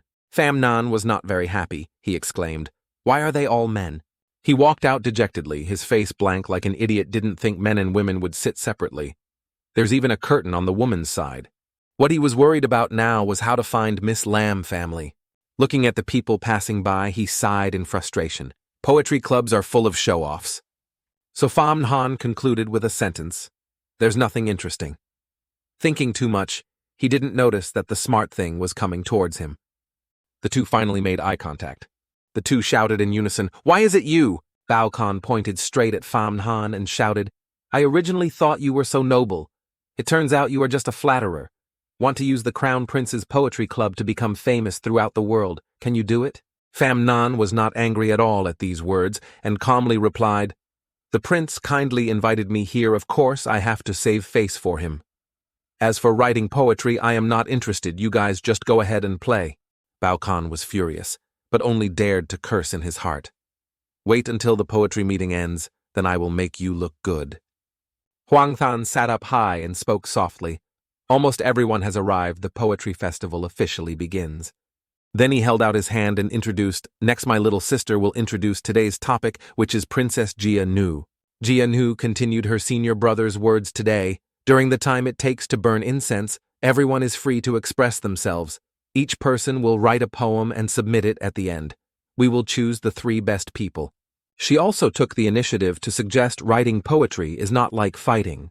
Women will not necessarily lose to men, you don't need to be polite. Bao Kan stood up. He cleared his throat and said, "Sir, this humble student is without talent." Then he expressed his opinion. "I wonder how about using a lake as the theme." The people beside him enthusiastically echoed, "Wonderful. The waves are rippling today. That's right. Look how beautiful the mountains and rivers are." Bao Kan took the initiative to point out Pham Nan. "I didn't think that young Master Pham would come today, so why don't you let young Master Pham start first?" "That's not good. That's not good. I'm afraid some country bumpkins won't be able to answer." Damn. Pham Nan Chan was not in the mood to say much, not even looking. "I don't have that ability either. You guys just make yourself at home." Bao Kan continued to use his cunning mouth to attack him. A few days ago, Brother Pham was bragging at Nat Thach Ku not putting anyone in his eyes. Today we met again, stingy and not giving us any advice. It seems that his vision is really high. Immediately the other men whispered to each other, not putting anyone in the eyes. Is this for real? Isn't it a bit arrogant? There were even some extremists who judged, whose son is he that he dares to be so arrogant? Young Master Pham, could it be that Pham family? Bao Kan coolly waved his fan and affirmed not wrong. He bluntly declared, "This brother Pham is the recently adopted illegitimate son of the Pham family, Pham Nan. You all must have heard of him long ago." The other candidates responded enthusiastically, "So it's him." Pham Nan kept his attitude, "If anyone curses, I'll pretend to be deaf." He still smiled, ignoring the curses in his ears. It's truly shameful. Miss Pham's poetry and literature are famous throughout the capital. I didn't expect that young Master Pham would speak so arrogantly and unlike anyone else. It's truly unexpected. After all, I didn't grow up in the palace, of course. There will be some differences. He was not impatient, but Huang Than was already impatient for him. "Pham Nan, oh Pham Nan." He looked at Pham Nan and blurted out, "In a situation like this, you can still be calm as usual. I really can't see through you." Huang Than proactively arranged this debate. Don't make things difficult for people. Poetry has poetic meaning. If Brother Pham has no intention, then recite it yourself. Bao Kan immediately picked up the pen and dipped it in the inkstone. "Okay." Then he said, "If that's the case, then I'll start by showing some people the style of our intellectuals." Bao Kan's poem is as follows. The flower blooms on 2 branches, but on the outside it is just 1 flower. In the next room, the women eagerly looked over. Is this the parallel sentence from the other side? Let me see, let me see. Princess Jia Nu suddenly noticed. Nuok was sitting leisurely eating cake and drinking tea, not interested in reading poetry. So Jia Nu immediately approached her Nuok older sister. "Why don't you come out and look at the couplets?" Nuok, be quiet for a moment. Without any hesitation, she said bluntly, "Those people also know how to write." Nuok and the woman in yellow were in the room when they heard a woman screaming outside. "What's going on?" The girl who just entered was the daughter of the capital's military general, Diep Trong Lam, Uyen Ni's close friend named Diep Lin Ni. Lin Ni held the stack of papers in her hand and angrily said, "Why isn't there Pham Nan's poem in here?" She smiled and turned to say, "Young Master Pham doesn't write poems. Young Master Quach seems to have some grudge against young Master Pham, so he keeps making things difficult for him." Nuok nodded in agreement. This Quach Bao Kan is not only poor in his studies, but also narrow-minded and short-sighted. Hearing this, Lin Ni also closed her eyes and threw away the pile of papers in her hand, somewhat disgustedly saying, I originally wanted to see how talented that Pham Nan was. What kind of toad is he that dares to covet our Uyen Ni? The servant behind saw this and immediately stepped forward, raising his hand to grab the pile of papers. Lin Ni's eyes became sharper. Now it seems that not only does he have a shameful identity, but he is also as evil as anyone else.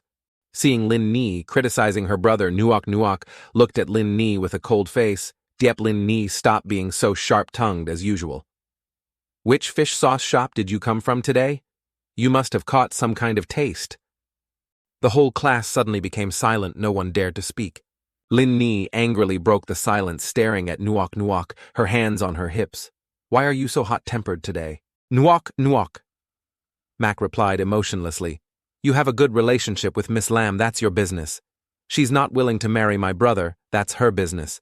But if you continue to speak rudely to my brother, don't blame me for not respecting our past relationship. Hearing that, Lin Ni angrily snorted. Brother, what is your status? What is Uyen Ni's status? A toad wanting to eat swan meat? What a fantasy. Nuok suddenly stepped forward and placed his hand on Lin Ni's shoulder. Nuok leaned close to Lin Ni's ear and whispered, My brother has no father or mother. Your sister Lam has no father or mother. Pause for a moment and smile coldly. What identity? That's exactly what identity is. Lin Ni panicked and widened her eyes. Nuok finished speaking and returned to her seat. She adjusted her mood, pretending that nothing was wrong, and continued to hold her pen. Since we're going to the poetry club, I'll also write a poem to participate. She picked up the pen and swiped the ink on the inkstone, then put the pen down and began to write. Lin Ni stood there watching her write, trembling. This woman just now was really scary. A long moment later, a sound of praise echoed throughout the room. Good poem, good poem. Tun Vai held the paper in his hand and read aloud. The lake surface in August is calm. The sky reflects the water surface in a slow blue surrounded by dreamy clouds and smoke. In the distance, the sound of waves is coming from Dam Chao City. No boats can reach anywhere, being idle. Feels sad, sitting and watching the world fishing endlessly, waiting in vain. How many people get anything? Then there were endless compliments. Miss Pham is indeed the most talented woman in the capital. The description of the lake scene is very natural, truly a masterpiece.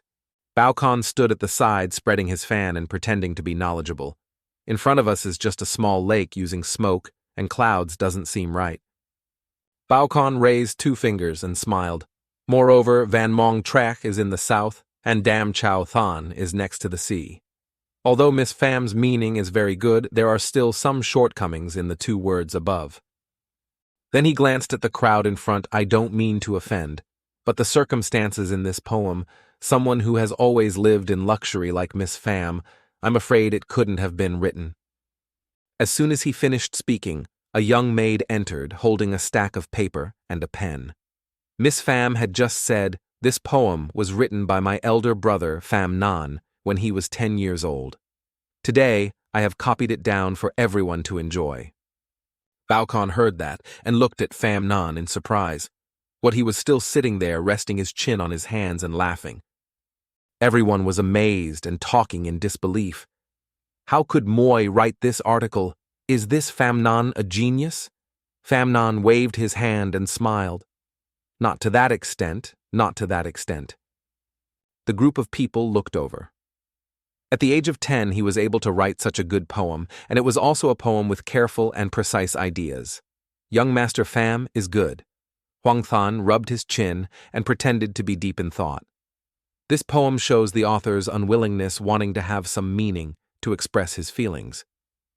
Bao Kan suddenly shouted, I don't believe it. His angry eyes approached Pham Nan, looking down at him. Mouth gritted teeth. He raised his head, looking confused. He was so angry that his face was full of veins. He refused to admit that Pham Nan was so good. If you could write such a good poem when you were 10 years old, you must have made much more progress in your studies now. Pham Nan's chin was empty, his face showing disgust. A voice said, I wonder if Brother Pham has any other good poems. Hearing that, Huang Than was also interested and went forward to nod. That's right, Brother Pham composed such a good poem, it really makes others admire him. If you have such talent, why don't you write another poem to make everyone admire you? Famnahan dusted his hands and said, I've never written a poem before. Baokon heard that and immediately spoke, interrupting, without giving Famnan a chance to refuse.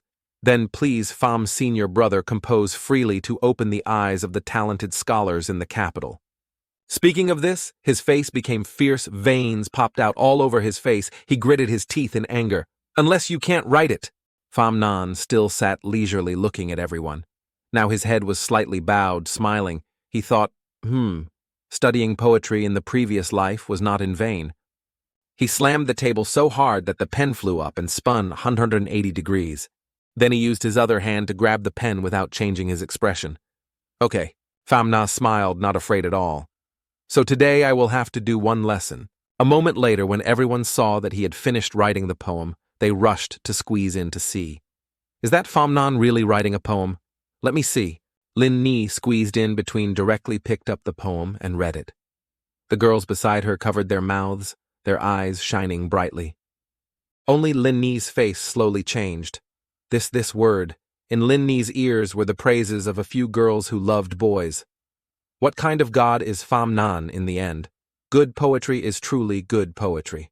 The other beauties turned to question. Nuok, you're so bad. You have such talent but didn't tell us sooner. That's right. On the surface, he elegantly and calmly drank tea, not showing any expression, but inside he was jumping for joy. It's because of Nuok's negligence. Famnan boredly stood up, stretched out his hand and yawned. Famnan picked his ear uncomfortably. Oh, what a waste of time. I wonder if Nuok will find her fiancé. Following that, the men holding Famnan's cards read them, blushing and admiring. Genius, truly a genius. The more they read, the more their eyes showed admiration. The strong wind in the sky makes the sorrow grow inside the white sand. The flock of seagulls rustles, the leaves fall. Who can count the trees? The long river rolls. Where does the water go? Everyone looked at Famnan and broke out in a cold sweat 1,000 miles away from home, a sad autumn scene. A weak body walking up the stairs with so much difficulty and frustration, the wine is not good, quickly turns gray. This poem is truly talented. Huang Than was surprised when he read Famnan's poem, Sorrow Clarity, Boundless, Endless, 10,000 miles, Autumn 100 years, Sickness, Poison, 1,000 years of sorrow, all in a cup of cloudy wine. This poem is the best poem in the 7-word style from ancient times to the present.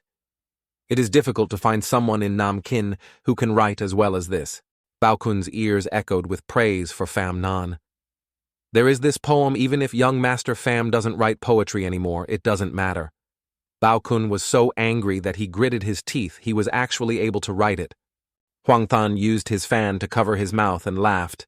Brother Pham is still young. How could he write such a sad letter? It's just a pity that young Master Pham is in a hurry to go out. Otherwise, I would definitely ask him for advice.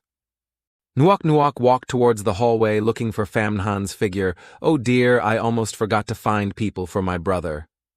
Suddenly behind her, Lin Ni stood there with her arms crossed and called out, Sister Nuok, please stop.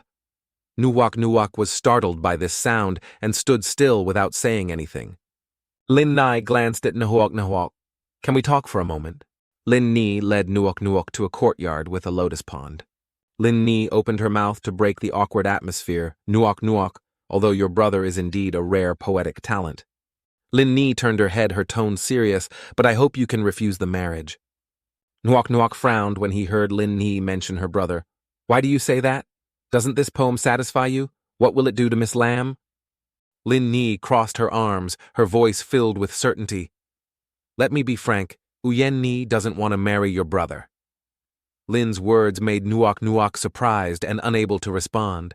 Seeing that Nuok did not respond, Lin Ni immediately said, A few days ago, Uyen Ni met someone at the temple. Although it was only for a moment, Uyen Ni was already attracted to that person. Nuok was confused. What? Nuok calmly replied with a bit of advice. Diep Lin Nai, you should make it clear people like us cannot decide on our own marriage. Lin Nai shook her head. You also know that Uyen Ni's health is not good. If that's the case, then why force her to marry someone she doesn't want to marry? Nuok sighed. She knew that, right? I can understand what girl doesn't dream, but there's no way around this, Miss Deep. Nuok offered to help treat Uyen Ni's illness. However, I know a famous doctor. He can introduce him to the Lam mansion to examine Miss Lam. Lin Ni shook her head. No need. The imperial physician doesn't have any good solutions. The famous doctor you mentioned probably also… Nuok didn't bother listening to what Lin Ni said anymore, directly interrupting. That famous doctor is Mr. Fai's student. Hearing this famous doctor, Lin Ni's eyes lit up, her attitude changed 180 degrees. Among the three great poison masters, Fi Gioi's disciple, Nuok nodded and winked. Correct. Lin Ni happily rushed to hug Nuok. Then I'll bother you, big sister. Nuok was speechless at Lin Ni's flip-flopping attitude. You flip-flop faster than rice paper. There was a carriage in front of the mansion. Inside the carriage was Tu King. He covered his entire body, only revealing his face under his hat. According to my investigation, that Quach Bao Khan usually lives in the minister's residence and enters the palace every 3 days. Tu Kin looked towards Pham Nan, who was holding a piece of paper in his hand. In your hand is a map of the places he often goes and returns to the palace. Hearing that, Pham Nan's eyes coldly ordered, Tonight you lead the way. I must teach this Quach Bao Khan a lesson, otherwise he will really think I am a good person to bully. Tu Kin's eyes flashed with interest. He used his finger to signal and swiped across his neck directly. Kill him. Pham Nan was surprised and sweated, stammering, Kill him. He coughed a few times. I just need you to show me the way. I'll arrange the rest. No matter what, I have to vent this anger. Pham Nan asked, Have you invited Prince Jing? Tu Kin nodded. Yes, explained Zui Xianju. Pham Nan felt interested. The name of this restaurant is very elegant. Hearing his interest, Tu Kin explained, Zui Xianju is a brothel. Pham Nan was surprised. A brothel? Then he shook his head. It's okay. As long as we can make an appointment with Prince Jing, the location doesn't matter. Remember to prepare a sack. We'll go do the main thing. Don't give him a chance to bite back. In the middle of the conversation, Nuok elegantly lifted the curtain and entered, causing Pham Nan to sweat and almost choke on his saliva. She quickly hid the map. She spoke up and reported, Brother, I've helped you arrange everything. Behind Tu Kin, quickly climbed the wall and left. Nuok was curious. You're always sneaking around. What are you plotting? I've been looking for you for a while but can't find you. Pham Nan scratched her head and smiled. It's just a small, unrelated matter. Nuok informed Pham Nan, making him not understand what she was saying. Has my brother's matter been settled? Seeing his expression of confusion, Nuok explained brother pretended to be Mr. Fai's student and went to Miss Lam's mansion under the pretext of treatment so he could meet Miss Lam. Hearing that, Pham Nan raised his thumb and praised, Good sister, you are truly my beloved sister. Nuok smiled because she had done something for him.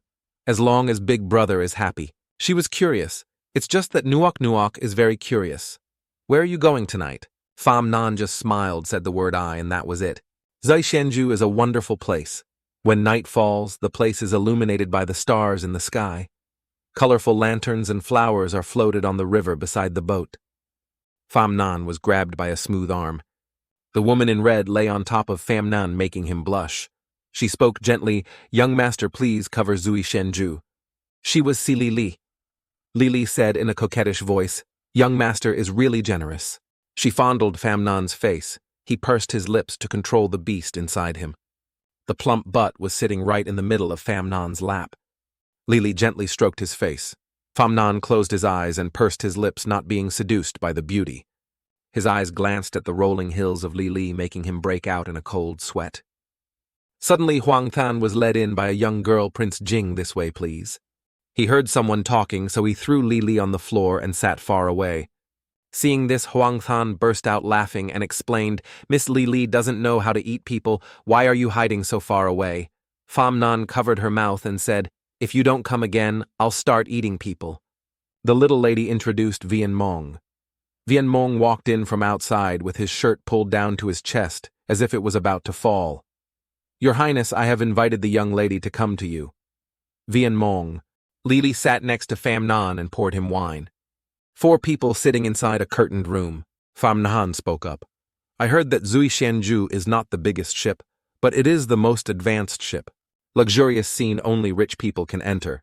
Today saw indeed not wrong. Huang Than sighed inwardly, of course. Huang Than looked at Li Li, who was thoughtfully pouring wine for Pham Han. This Zui Xianju has a very attractive lady, Si Li Li.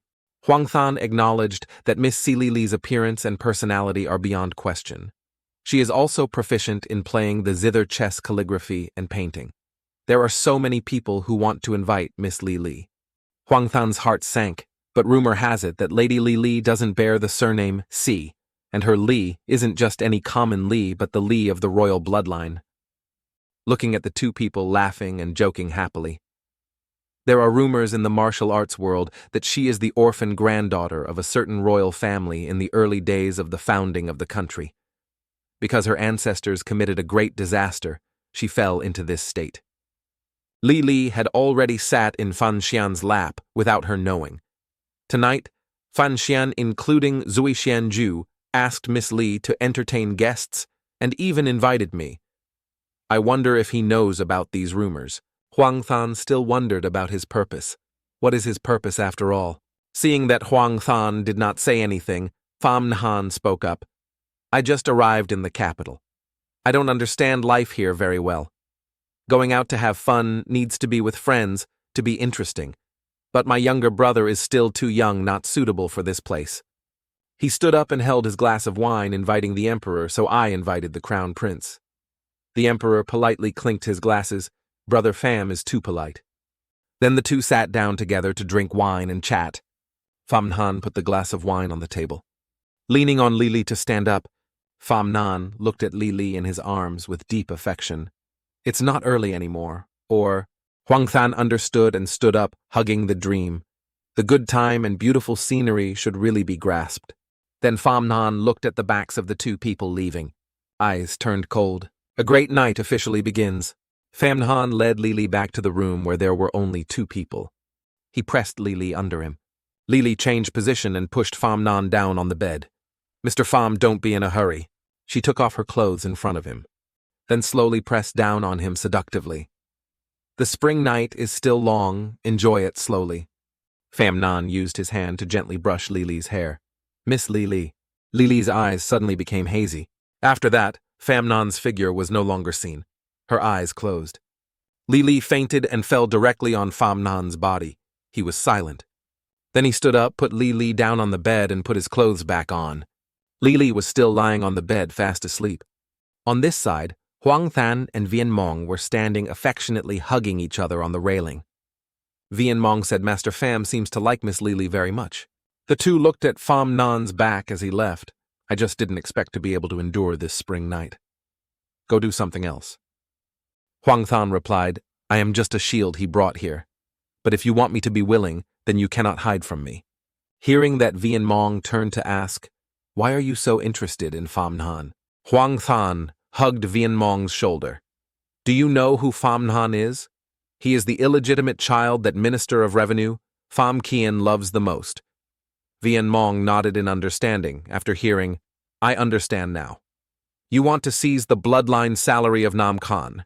Huang Than smiled and said, I don't have such ambitions. I simply feel that Pham Han is a friend worth making. Of course, after becoming friends, helping each other is a natural thing. The two hugged each other and looked at the scene below. The streetlights were lit up in every corner. On the street, a single horse carriage with two attendants behind ran fast on the road. Suddenly, from afar, a sword was thrown. It grazed the horse's cheek. It neighed in pain. Bao Khan's horse was shaken. Inside, his whole body was thrown backwards. Ouch! Bao Khan angrily scolded. What are you doing, you bastard? Do you know how to drive a car? The people who came were Pham Han and Tukin. Bao Khan's two subordinates charged forward with swords in hand. Who is this? Do you know whose palanquin this is? How bold! Bao Khan gritted his teeth in the carriage. Who is who? The subordinate was knocked into the carriage by the two men and arrived in front of Bao Khan. Made him scream, Ah, ah! Bao Khan looked at the person in front of him in fear. You, who are you? He broke out in a cold sweat and stammered, What's your intention? Pham Nan slowly removed his mask. Brother Quach, I am Pham Nan. Pham Nan's face was smiling brightly. He didn't mean to cause trouble, but his words contained an implication. I didn't come to find you tonight for anything else, I simply wanted to beat you up. Then, without waiting for Baokon to react, he used the sack to throw it at him. Pham Nan, what are you doing? Baokon screamed in despair. If you keep doing this, I'll call someone. Pham Nan was fearless and full of challenge. You call, I deliberately chose this place. You can scream until your throat is hoarse, but no one will come to help. He was tightly wrapped in a sack and thrown to the ground so hard that he screamed, ouch! Then the two people kept kicking each other. The wise man not only was not afraid, but also shouted loudly, You bastard Pham, if you can beat me to death. If not, you won't be at peace tomorrow. Pham Nan kicked him straight in the face. Very good, I have never heard of such a good request. Then only Baokon's screams could be heard. Baokon escaped from the sack with a swollen face. Pham Nan grabbed Baokong's collar. Brother Quach, do you know why I wrote that poem this afternoon? Baokon opened his mouth and asked with difficulty. Why? Pham Nan angrily slapped Baokon a few more times. Because you insulted me twice. I have to beat you up, otherwise how can I be happy? Baokon now knew how to be afraid and begged. Don't hit me anymore, brother, I was wrong, okay? Pham Nan raised 3 fingers with a murderous face. What is 1,000 minus 7? Baokon was confused, huh? Pham Nan asked. What is 1,000 minus 7? Baokon stammered in response. 993. Pham Nan continued to ask. What is 993? 7. Baokon replied, 986. Early in the morning, the sunlight shone on Lili's face. Lili gradually opened his eyes. Pham Nan was lying next to Lili, hugging her, making her startled. Pham Nan propped his chin on his hand and asked, Are you awake? Yesterday you fell asleep as soon as you entered the room. Pham Nan stood up and put on his clothes. Next time you have to serve me well. Lili covered her body with the blanket and bowed her head. Yes. Lili clutched the blanket tightly, her face filled with pain and indifference. I didn't expect to still have to embark on this path. Pham Nan left his whole body tired and yawning. What a pity it's so hard to have a spring night with such a beauty. Pham Nan frowned, but in this era, there are no protective measures. If you go to a brothel without protection, if you really get infected with some skin disease, is there no way to cure it? In the court, Chap Le slammed his fist on the table. Chap Lu spoke solemnly, Who is in the court? What injustice is there? This person is my Chap Le, the governor of the capital. Baokon was bandaged like a mummy and sat on a large chair. I am Quach Baokon. Today I want to file an indictment against the son of the Ministry of Revenue's Minister Pham Keen Pham Nan. The more he spoke, the angrier he became until tears came to his eyes. The indictment says that last night Pham Nan blocked the road, assaulted, and beat a court official on the street. The officiant ordered, Where is the person? Take the document to Tunam Bapu and arrest him. But Chap Le immediately stopped him and said softly, Wait, we must be polite. We cannot offend either side. The subordinate nodded. Yes. The ceremonial officer gave orders to the soldiers. He sat down respectfully and said, Young Master Quach, don't worry, I will definitely take care of you. Noon Goch poured tea and looked at the steaming cup of tea on the table. If you want to hit, then hit. But do you have to reveal your identity before hitting? Ngox looked at Pham Nan and said, Why did you do such a thing? Pham Nan sat on the chair, arms crossed and smiling. I just want to be a little angry.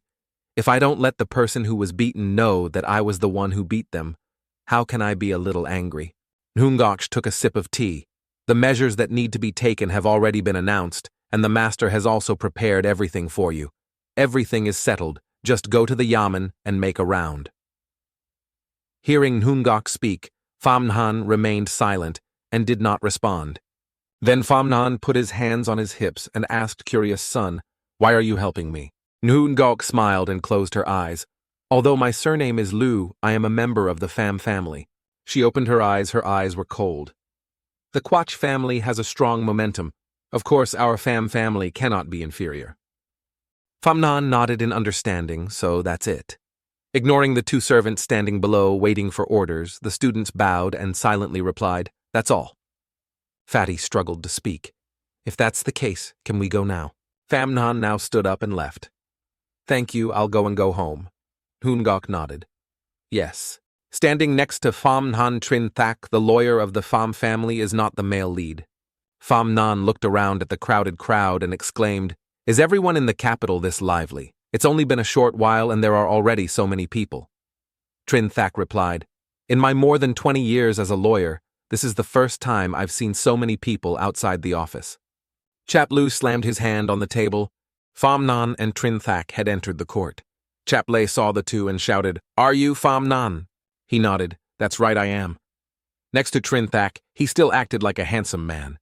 The Nan pointed at him. "Young master, why are you still standing like that when you enter the court without kneeling down to salute?" The man with the big mole right on his mouth is Tong. The Nan, a famous lawyer in the capital. The people on Bao Kun's side shouted loudly, "With such a character, no wonder he did such a cruel thing last night." Bao Kun sat on the chair and nodded repeatedly, even though he was completely tied up. That's right, that's right. He pointed to the Nan and leaned close to Trinthak and asked, "Who is this person?" Trinthak replied, "He is Tong the Nan, a famous lawyer in the capital. This person is not a good person, he only works for officials, so he has the nickname of Rich Mouth." The Nan stood with his belly puffed out, pretending to be knowledgeable and stroking his beard. "I have a position I don't need to be afraid when meeting an official in court. This is the law of the court." Chaplu looked at him and smiled. That makes sense, that makes sense. If young Master Pham already has a position, then there is no need to perform the ceremony. Seeing Chaplu's expression change 180 degrees, the two people gritted their teeth. Chaplu announced, "Then the interrogation of this case officially begins. What does the plaintiff want to sue?" The Nan immediately stepped forward to report. "Last night, Famnan blocked the road, provoked trouble, and beat a court official right on the street. That is the person involved on our side, Quach Bao Khan's son of the Minister of Rights. I hope your excellency will judge for him." Then he pointed at Bao Khan. He pretended to look pitiful and nodded. Chaplo did not ask them, turned to Famnan and asked, "Young Master Pham, is there such a thing?" Famnan pointed at himself. "Master Trin." Awa Trinthak quickly interrupted, "Don't worry, young master, look at me." Trinthak walked forward and coughed a few times. Then he opened his mouth wide and shouted loudly, startling him, "It's all lies, talking nonsense." Trinthak cursed like he was splashing water, saliva flying everywhere. "Our young master was in the mansion all night last night. There are many servants who can testify for him. Does our young master know the art of cloning?" The Nan refused to be defeated, stepped forward and argued, spitting everywhere. "You are really arguing nonsense. The servant is a witness. Where is the fairness?" The two people argued with each other, one after the other, and they were unreasonable. He relied on his power to bully others and was in a difficult position in the middle. This matter, the crowd standing outside the court began to stir. Young Master Pham looks so handsome, how could he look like the type of person who would do such cruel things? That's right, on the contrary, young Master Quach, his whole body is wrapped in bandages like a mummy one look, and you can tell he's not a good person. The man pointed at him. "Sir, the case report is very clear. Furthermore, the culprit is standing right in the courtroom right now. Why don't you quickly arrest him?" Chaplu rubbed his chin. "Where are the people? Bring them to young Master Pham." Trinthak interrupted, "Wait." Trinthak's eyes darkened according to the lawsuit records. "Last night, young Master Quach was ambushed, was hit in the head with a sack, and then met with this tragic incident." Trinthak stated his reasoning. "If the killer's head was covered before the beating, how could we see the killer's face? Then how could we be sure that it was Mr. Pham who did it?" Chapla fell with the wind. Yes, that makes sense." The world argued. Of course he heard young Master Pham's voice.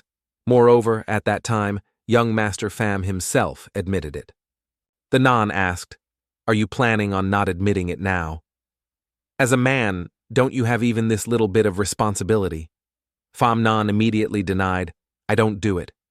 He thought to himself, "Good old man trying to provoke me." Trinthak smiled and said, "I am well versed in the laws of Namkhan. I have never heard of a case where a conviction was based on voice." The Nan took out a scroll from his hand. I already guessed you would say that."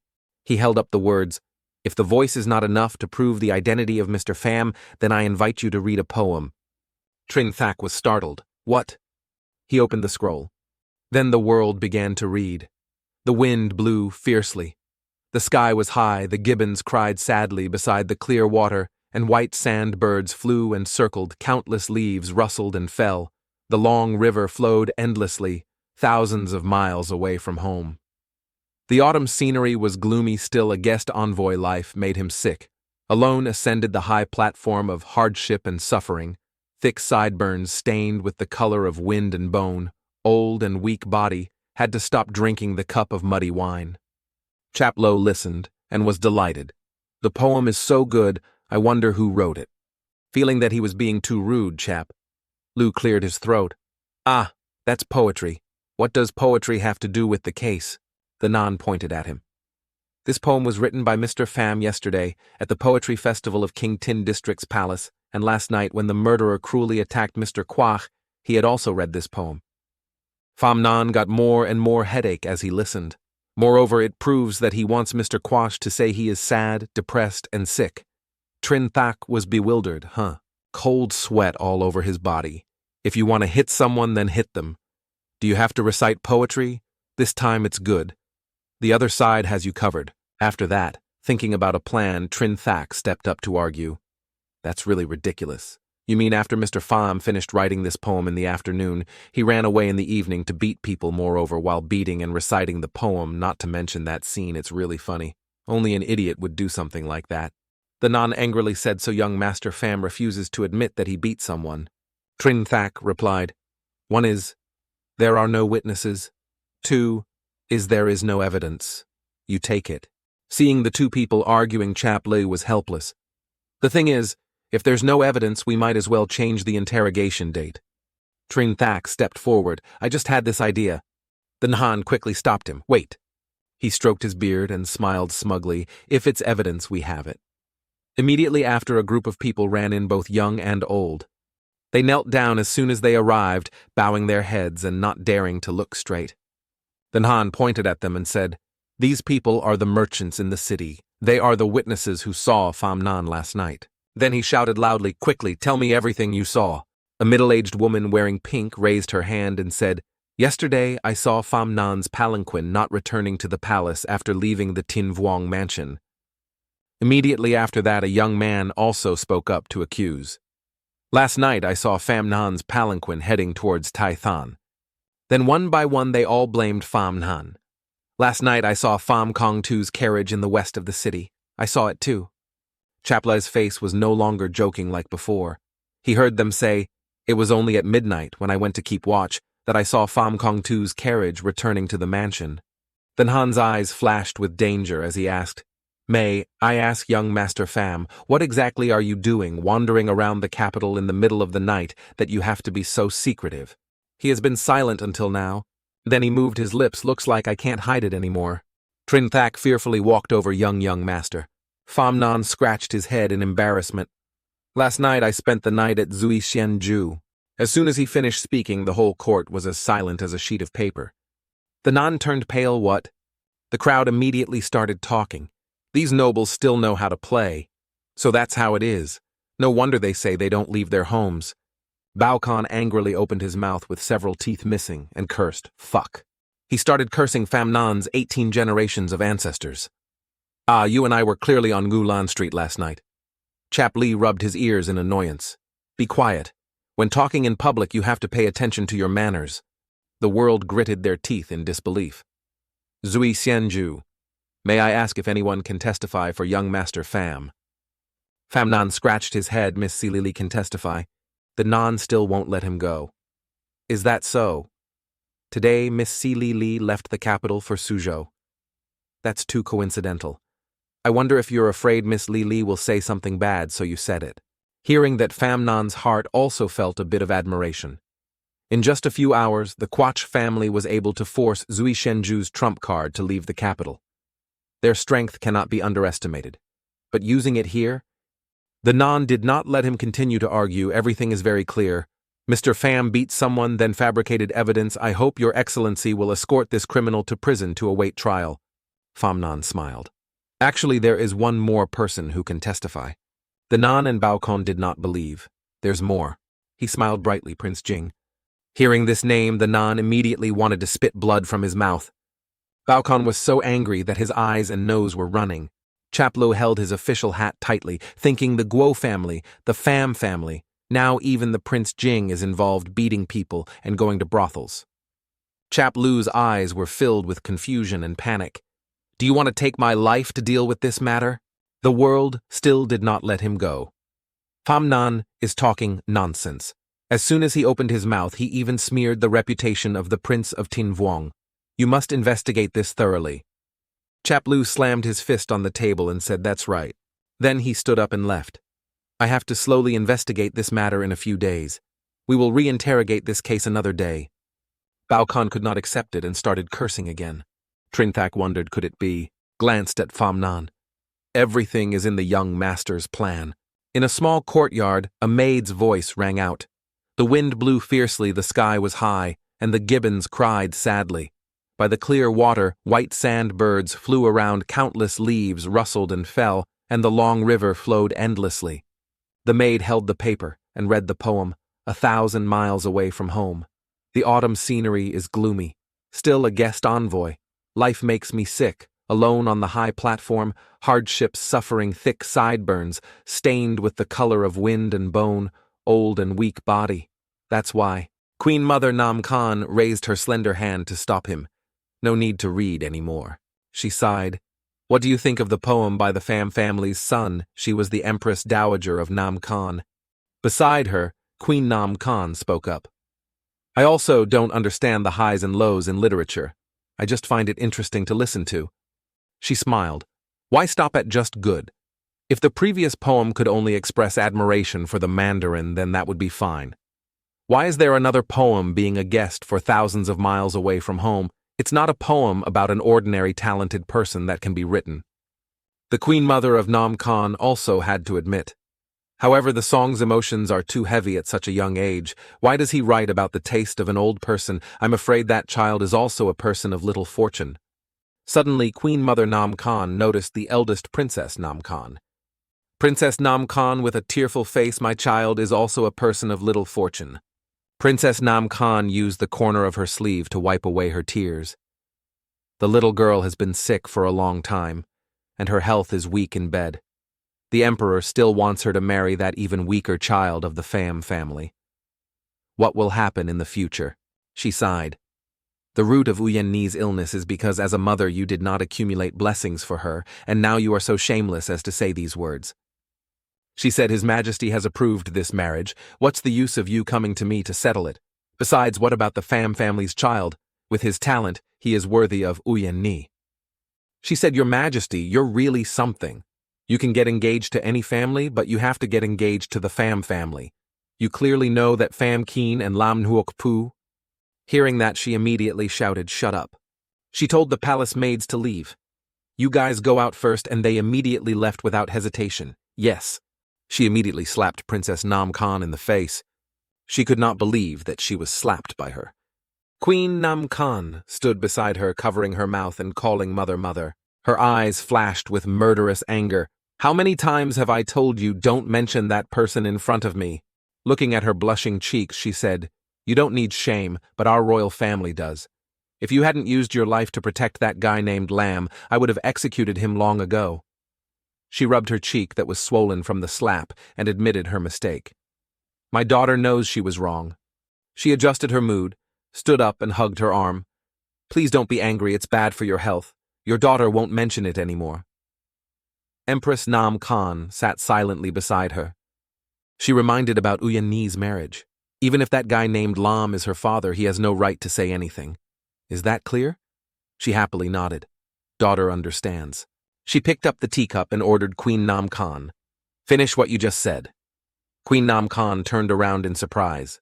Understanding what Queen Nam Khan said, it was Hong Gong Gong who sent someone to say that today the capital's government office is investigating a case. She raised her eyebrows. What kind of case is it that even he is interested in? Empress Nam Khan smiled and replied, Indeed, everyone in the capital is very interested in this matter. It is said that the only son of the Minister of Rights Quachdu sued a prisoner of the Pham family. It is said that the prisoner blocked his way in the middle of the night and beat him up. Hearing that, she was startled and stopped drinking tea. Then turned to look, You mean thousands of miles away from home, looking so lonely, still being a guest and being beaten by people? Pham Keen slammed his hand on the table. He frowned and shouted, "What you did was very unwise." Pham Nan covered his ears and walked back and forth, shaking his head as if he didn't hear anything. "Dad is right, why is it just not smart? I'm really stupid." Seeing Pham Nan like that, he had a headache and sat down to rub his temples. Pham Kien closed his eyes and sighed. "Tell me, why did you do such a thing?" Pham Nan pointed his finger to the sky and replied, "Hit him." Pham Kien blushed in anger. "Don't say useless things like hitting someone without revealing their name won't satisfy your anger." Pham Nan pretended to cry and wiped away her tears of resentment. "Nothing can get past your eyes, father." Pham Nan scratched his head with a nonchalant look. "But there really isn't any big reason. Mainly I used this beating incident to make me and the Prince of Tin Vuong stand on the same side to have more support, no matter what it is. It's more convenient." Pham Kien. Peng's eyes widened. "You still say this isn't a big reason?" He had a headache because his son had offended Bao Kon, because he had to know that Quach Bao Kon was on the Crown Prince's side, and the Crown Prince Tin Vuong was on the second prince's side. Pham Kien's eyes narrowed. "You beat Quach Bao Kon and dragged in the Crown Prince Tin Vuong.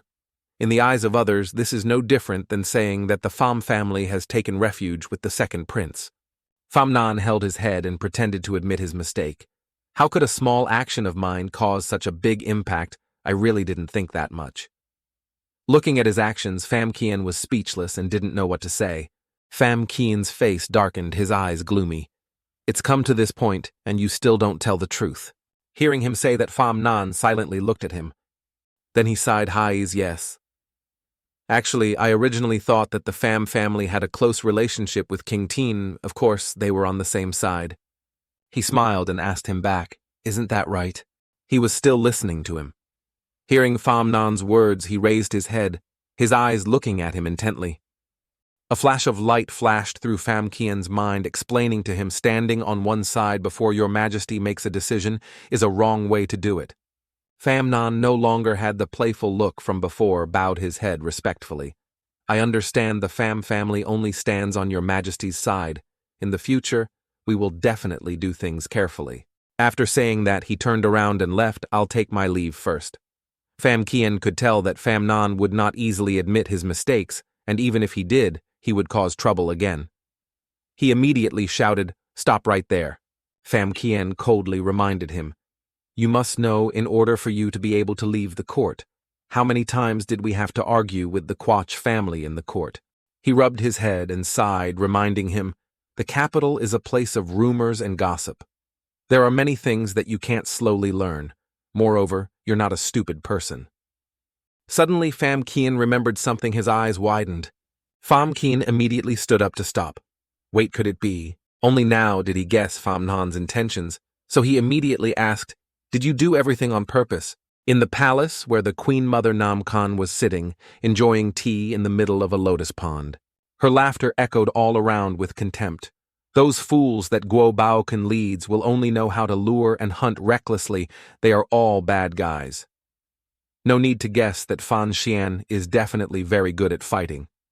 Queen Nam Khan also chimed in. That's right. Furthermore, it is said that Pham Han demanded to bring the Prince of Tin Vuong as a witness. The capital's government office was also at a loss. We can only wait until later to continue the interrogation." She stopped laughing and looked at her with wide eyes. Huang Than testified for him. "Since when did your relationship become so good?" Queen Nam Khan said with a serious face. "I heard that on the night Guo was beaten, Pham Nan and Huang Than were playing on the Lu Tin River. So this matter probably has nothing to do with him." She wondered. Lu Tin River. She pretended to be lazy, quickly covered her mouth with her hand, and turned her head away. "Oh, have I said too much?" Empress Dowager Nam Khan did not ask further. Feeling a little tired, she stood up and left. "I'm a bit tired. Let's stop here for today." She left, following behind Queen Nam Khan, and Princess Nam Khan respectfully saluted. She knew that the Empress of Nam Khan had spoken deliberately, not by accident. Glancing at her, she thought deliberately revealing that Pham Nan was at the courtesan's place. This tactic of feinting east to strike west is indeed clever. Her words carried a sarcastic implication. "I should really learn from you." She didn't bother to reply to her words, her face still solemn. After thinking for a while, she used a cold gaze and curled her lips as she said, "Why don't I understand what the crown princess said?" She didn't care if she understood or not. But there's one thing. If Mother finds out about Pham Nan being in the brothel, she might be dissatisfied and interfere with his marriage with Uyen Ni. Sister-in-law, do you think that's right? After saying that, she glanced at her and said her intention. It's normal. I know you don't want the control of the family to fall into the hands of the Pham family. That would be disadvantageous for your precious son, she replied without any fear in her heart. If it weren't for the princess's failed assassination attempt in Damchow, why would so many things have happened? She laughed. Oh, you have to have proof when you talk. She shrugged. It's the same. Back to the scene where father and son were teaching each other. Pham Kien stood up and sighed. This child really has a lot on his mind. He said you caused such a thing to know the influence of the Pham family in the court. He didn't turn his head and smiled. Let's see. After saying that, he left, ignoring Pham Kien, who was screaming behind him. Do you want to use this as an excuse to tarnish your reputation so that it will be convenient for you to back out of the marriage? Pham Nan smiled. That's a little bit of it. After hearing that, he angrily clenched his fists and shouted, You damn brat, do you know how many eyes are on you in the capital, Pham? Nan put his hands on his hips and laughed heartily. Of course I know, otherwise I could easily ruin my reputation like that. Pham Kien sat down on the chair, leaned back, sighed, and held his head. Can't say it. He looked into the distance and muttered, I spent so much effort. It was only when Tran Bin returned to his hometown that I was able to convince His Majesty to decide on this marriage. Suddenly he heard a familiar name. Tran Bin, what a familiar name. Pham Nan turned around and asked, You mean you took advantage of that person's absence to convince His Majesty? That means that person opposes this marriage. He replied, Tran Bin thinks you should take another path. Pham Kien propped his chin up and looked at him. His original plan was also for the good of his child. There are things he can't explain clearly yet. He'll just wait until the child naturally understands. He crossed his arms, thinking, how can you say that, as if that person is my father? Pham Nan's eyes narrowed. There is one more thing I want to ask you. He looked at Pham Nan and told him to just say it. He always had a question in his heart, and now he had the chance to ask, Why is there my mother's name in front of the surveillance house? Hearing Pham Nan's question, he fell silent. After thinking for a moment, he sighed and replied, Originally, Nam Khan did not have a supervisory institute. Thinking of his mother, Pham Nan had some doubts. But my mother said there was still a supervisory court, so Nanking was under supervision. God said there was still light, so there was light. Pham Kien nodded. That's right, in the past, mother and son were a godlike existence to Nam Khan. Pham Nan was surprised and startled. I didn't expect that mother would have such terrible power at first. He rubbed his chin thoughtfully. Then here comes the problem. Then he pointed straight at Pham Kien's face and questioned, Why did my mother take a fancy to you back then? Hearing his questioning, he gritted his teeth in anger. He was so angry that he choked on his saliva and shouted, Cough, you little brat, you really don't speak politely. Pham Kien felt he had lost his image, so he immediately returned to his previous elegant demeanor. But there is one thing you still have to understand clearly. He smiled his gentle eyes, remembering Pham Nan's mother. In the past, your mother did not look at us. Think again about her name, Diep Kin Mi. Remembering the charming appearance of Kin Mi looking down on men all over the world, hearing this name of his mother. Pham Nan smiled. The name sounds so big in this world, there is no man who can make mother and child look at them. But he still did not let him go, pointing at him, and continued to question. Then why was she able to marry you and even give birth to a child?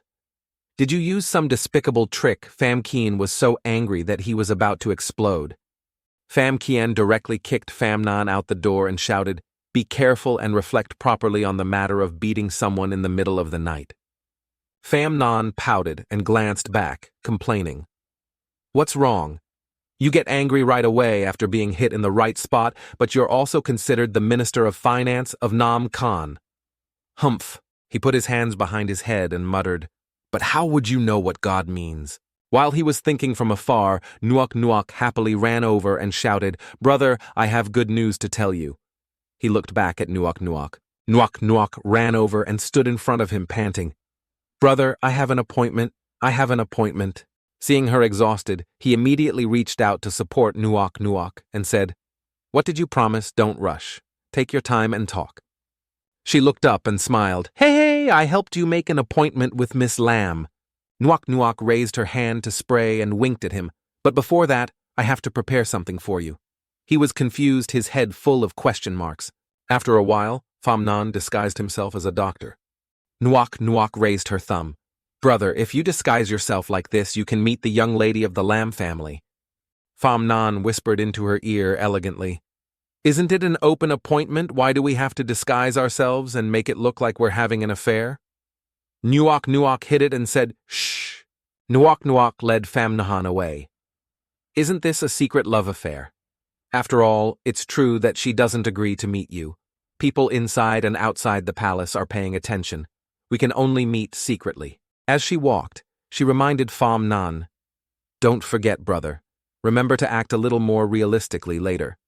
Hunch your back a little and don't speak too loudly." Famnan nodded in agreement. Okay. As soon as they stepped out of the palace gate, they saw a carriage waiting for them. Lin Ni jumped out of the horse and looked at the two people. Lin Ni asked doubtfully, "Oh, you are Mr. Fai's student." Famnan pretended to be old. "It is indeed me." Lin Ni got off the carriage and helped Famnan onto the carriage. "Uyen Ni has been waiting for a long time. Please come with me." After the three people got into the carriage, the coachman drove the carriage speeding down the street. Lin Ni sat in the car and asked, Nuok, "I heard that yesterday your brother was sued." Lin Ni was still very curious. "Is this a joke? Or for real?" Nuok forced a smile. "Yes, there really is such a thing," Lin Ni said in surprise, "so he really did stay at the brothel." Nuok replied, "My brother is going to find the Prince of Tin." Lin Ni heard the news and was shocked. Also staying at the brothel with the Prince of Tin Pham. Nan was speechless with this gossip, sitting and listening to the two people's back and forth. If you know how to talk, then talk a little more. Lin Ni bared her teeth in surprise, sleeping in a brothel and even beating people on the street. "Little sister, my Uyen Ni is truly pitiful. How can I be willing to let you marry someone like that?" Lin Ni suddenly turned to ask him, "Are you right, Sir?" Famnan nodded with difficulty. That makes sense. Lin Ni stepped forward and patted Famnan's shoulder, as expected of Fai Lao's student. "You are truly a reasonable person." Lin Ni leaned closer and asked, "Excuse me, how long have you been studying with Old Master Fai? How old are you this year? I heard that Old Master Fai is the #1 poison user of his time. Are you also very good at using poison?" Before he could answer, Lin Ni asked so many questions that Famnan broke out in a cold sweat. "Can you reveal the 2 hands that poisoned or anesthetized me? Oh my God, if only Famnan was as excellent as you, sir." Famnan stuttered. "That's the thing."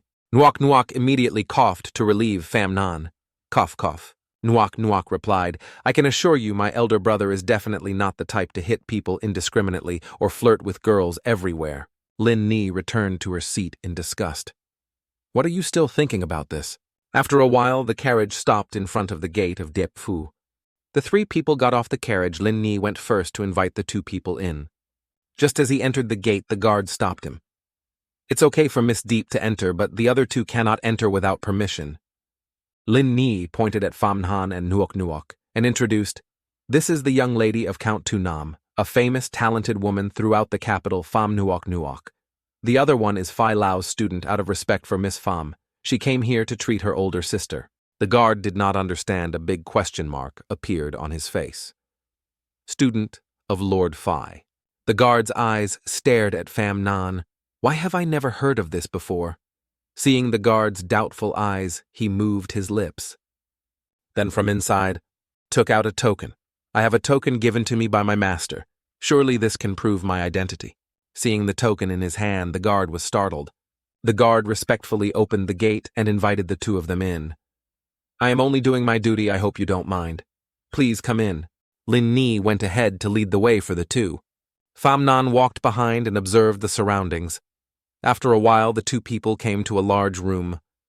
In front, there was an old woman standing in the way of the 3 people. "Miss Deep, why are you here again?" Lin Ni pointed to the 2 people behind. "I have invited a good doctor to examine you, sister." But the old lady was not as easy to fool as the guard and raised her hand to stop him. Wait. The old woman's eyes narrowed, showing caution. No need, miss, is different from others. Other than the imperial physician in the palace, I'm afraid no one else is qualified to treat miss. Lin Ni frowned and asked, not qualified. Lin Ni pointed at Pham Nan and introduced, this is the student of that Master Phi. Is he still not qualified?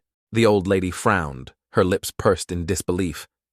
Master Phi is fine, but as for his student, he has to make some achievements first. He hasn't even heard of his name yet.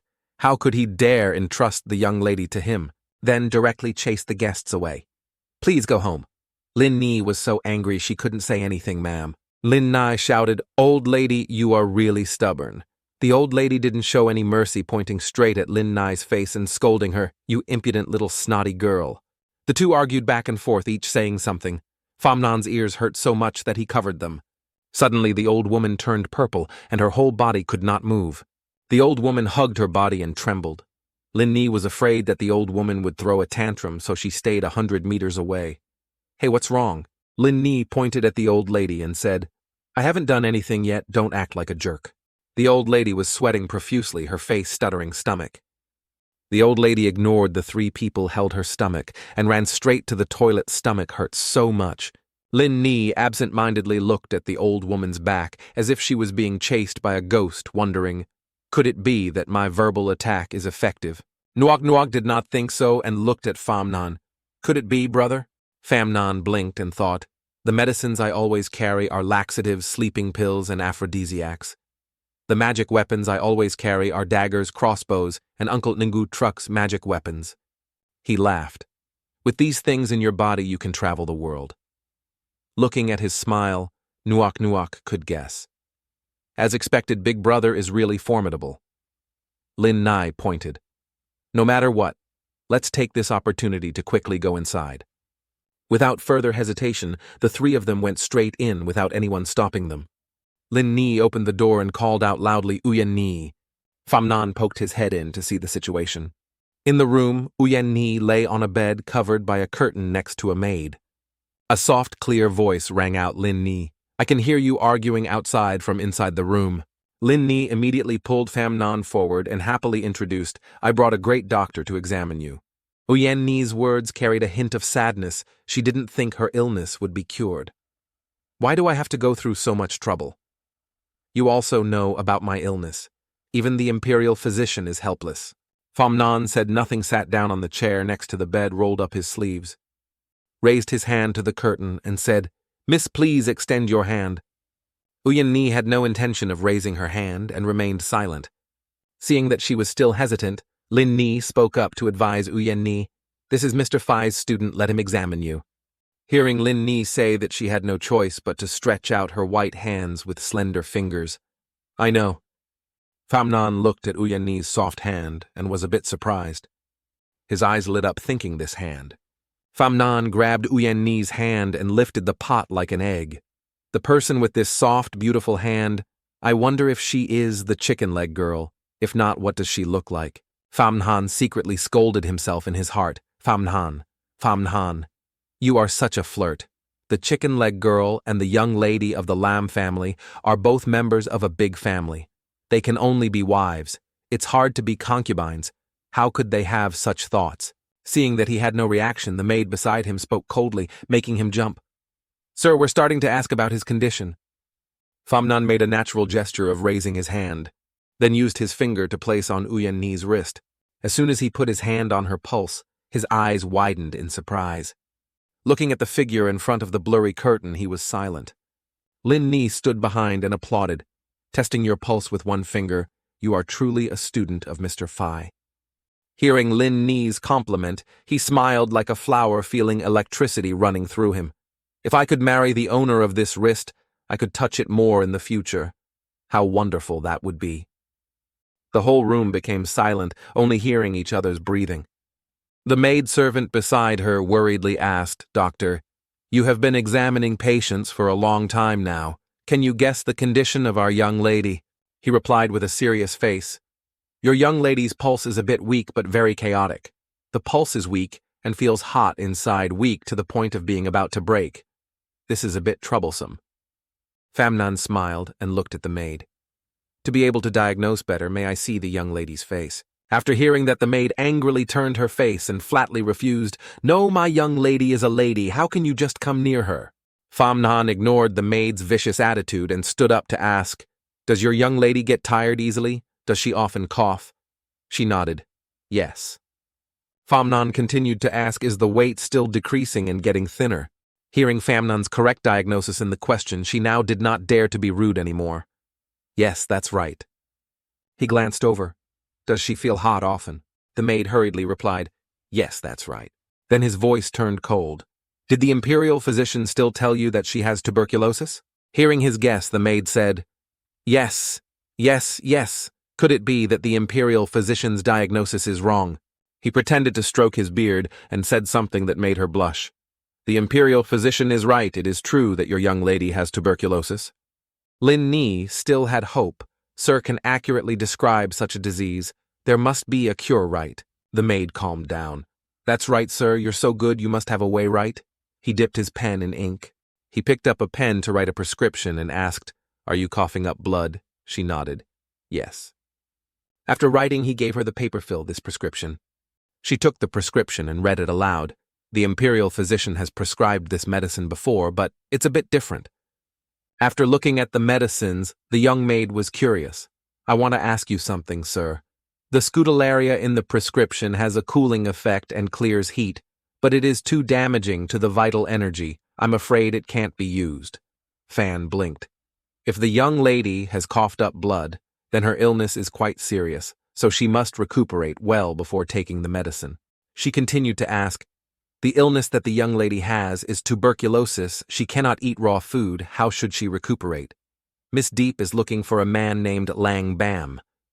Hearing this, Lin Ni got a little angry and shouted, Hey, do you know how to treat diseases? Famnan looked up at the bed with the weak silhouette. The medical consciousness of this era is very harmful to people. He sternly taught, She's so sick, and you don't give her something to eat? No wonder her health isn't getting better. Anger eyes emitted small flames so harsh to say, It is abuse is not too much. Famnan walked back and forth explaining to everyone. It's true that people with tuberculosis shouldn't eat raw foods, but for chronic illnesses, good nutrition is more important, so you must continue to supplement protein.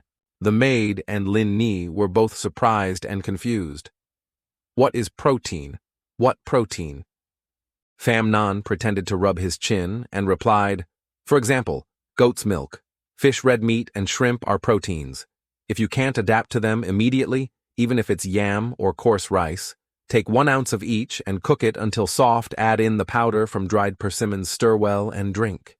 Drink it for half a month, and after your body gets better, take the medicine I prescribed. He finished speaking and hid it. Okay. Understand. The two of them nodded their heads regardless of whether they understood or not. Understood. Thinking again, the maid shouted, Then how can I understand? She looked towards Uyen Ni's bed worriedly. What if you eat the wrong thing and make the young lady's illness worse? Famnan put his hand in his shirt. If you are not sure, try taking this pill first. Then take out a bottle of medicine. Inside there are 2 pills. The maid held 2 pills and frowned. I dare not take this even more. Famnan angrily questioned, Hey, I thought that if your young lady took this pill and saw that it was effective, then you would believe me. In his heart, she cursed her. This maid is too stubborn. She won't accept anything soft or hard. Your young lady's illness was curable, but you guys are prolonging it until it can't be cured. The old lady from earlier appeared from somewhere. That's it for today. As soon as she entered, the old woman dismissed the guests. Please go leisurely. Famnan sighed and hid. All right, this time there is absolutely no chance. Then we left, with Nuok. We also have the good intention of wanting to see Sister Lamb. If you don't accept, then we'll leave. As they was about to step out the door, Uyen Ni's voice from the bed rang out. Wait, Uyen Ni stammered and asked, Sir, you said I can eat anything, right? Lin Ni stammered. Uyen Ni, can you believe such words? She ignored Lin Ni's words and continued to ask, What about the chicken thighs? She asked this question, which made him freeze. Can I eat chicken thighs too? Uyen Ni said, This doctor seems to have made a lot of sense in what he said earlier. If we look at his face, perhaps the doctor will be more confident. The old lady stopped him, even so it's a bit against the rules. As soon as she finished speaking, the old lady clutched her stomach and writhed. Ouch, my stomach. Then she hugged her butt and ran into the toilet. Little girl, you watch over there, don't let the young lady meet outsiders. Famnhan ignored it and walked forward, grabbing the curtain. Where did all these rules come from? Famnan lifted the curtain. Curing the disease is the most urgent thing.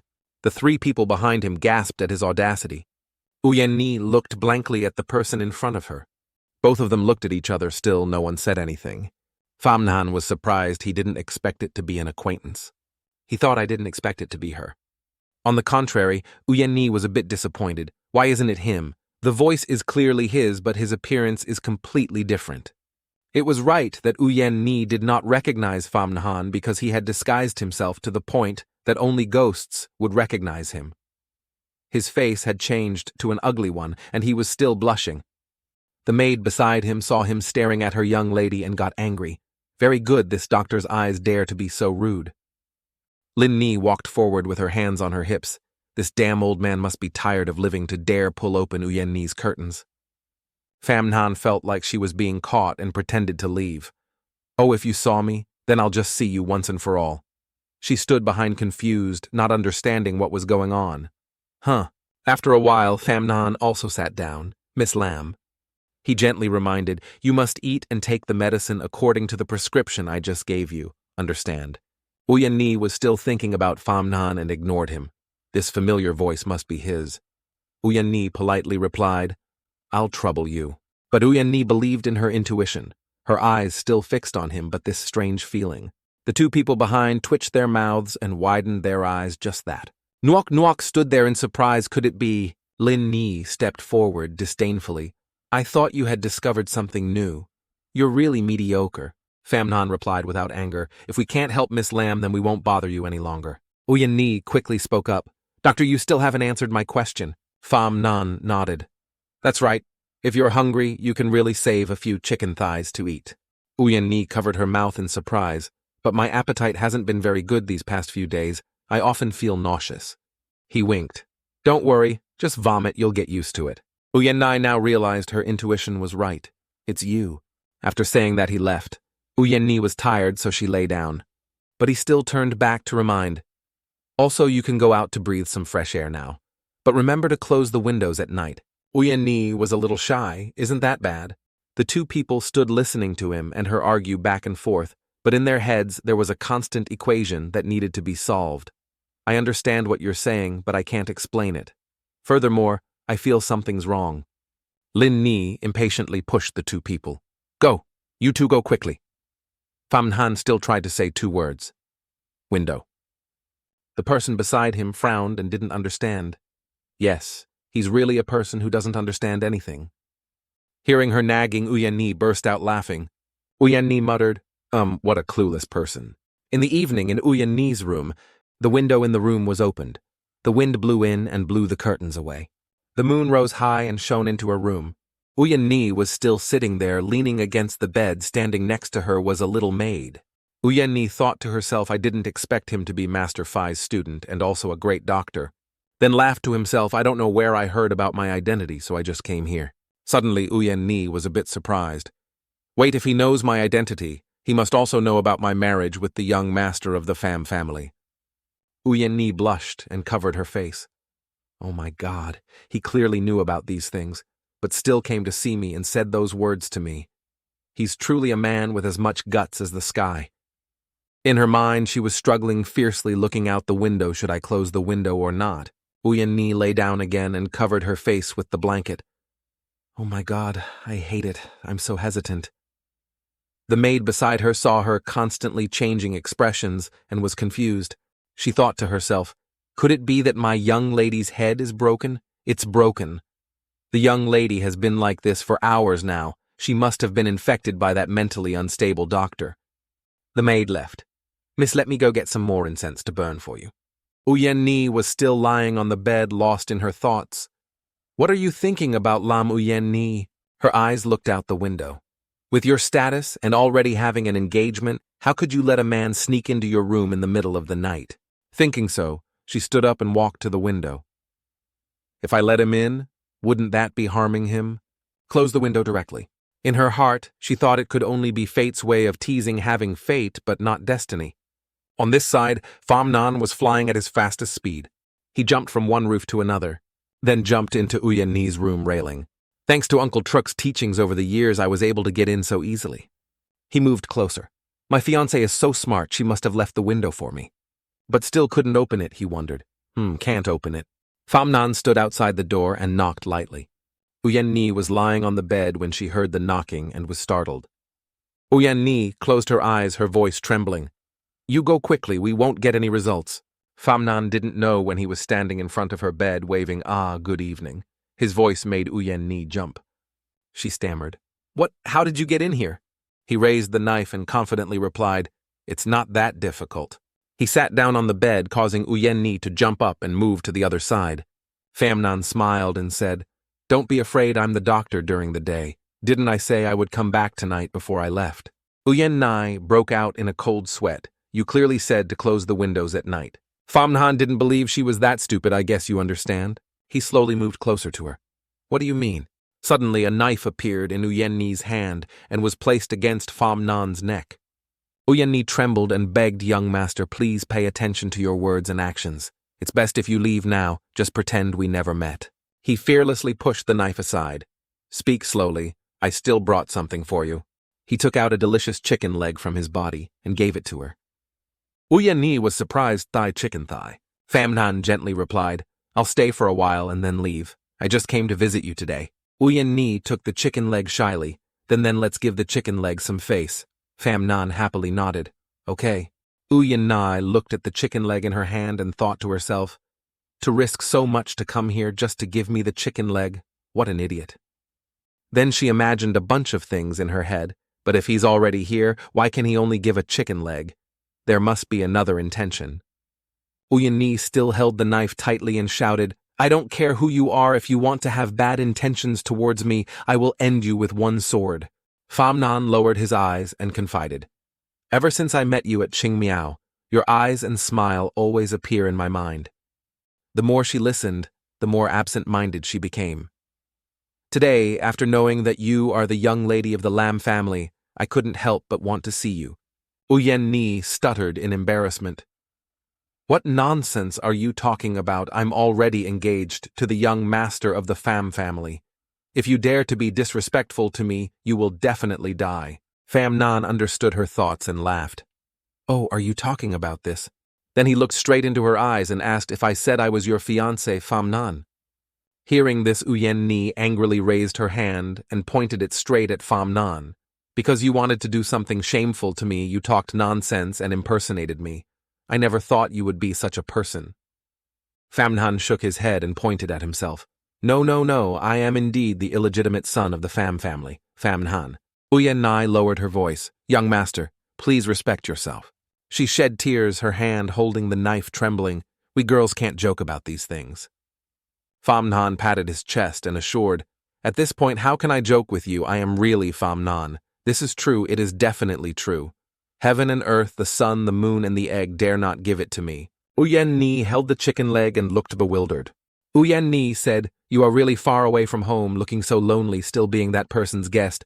Famnan snorted and laughed, knowing that in a hurry it was nothing. Uyenni frowned. The one who beat people from the Pham family. Famnan scratched his head in embarrassment. It's true that I did beat them twice. Uyenni remembered something and questioned, going to a brothel in the middle of the night. Famnan waved his hands and explained, It's fake. This isn't true. This isn't real. Uyenni looked at his smile, then smiled with tears still in his eyes. You are... Famnan looked at her with deep affection. Her tears just kept flowing out of joy. It's really Famnan. He approached and wiped away her tears. The maid who had just left turned back. Miss, I seem to hear you talking. The two men looked out the door in surprise. Is there anything you want to say? Lam Uyenni panicked and cried out in a small voice. Even though you are my future husband, if people see you, I won't have the face to see anyone in the future. Hurry up and get out. Famnan had a sly look on his face. If you're already here, why would I only give you a chicken leg? He immediately jumped into her blanket. Lam Uyenni was extremely shocked. Are you really that much of a hooligan? The servant entered the room. She looked on the bed and saw Lam Uyen Ni sleeping. It seems she is pretending not to let anyone know about this. Seeing that the servant was a bit confused. Did I hear wrong? Lam Uyen Ni tried to cover her mouth tightly so as not to make any noise. After a while, she dared to breathe a sigh of relief. She urged Pham Nan, "You're leaving, come out quickly, this bed can't sleep two people." But he refused and kept giving the excuse, "I'm a bit sleepy and want to lie down a little longer." Lam Uyen Ni was terrified and shouted loudly, "How can this be?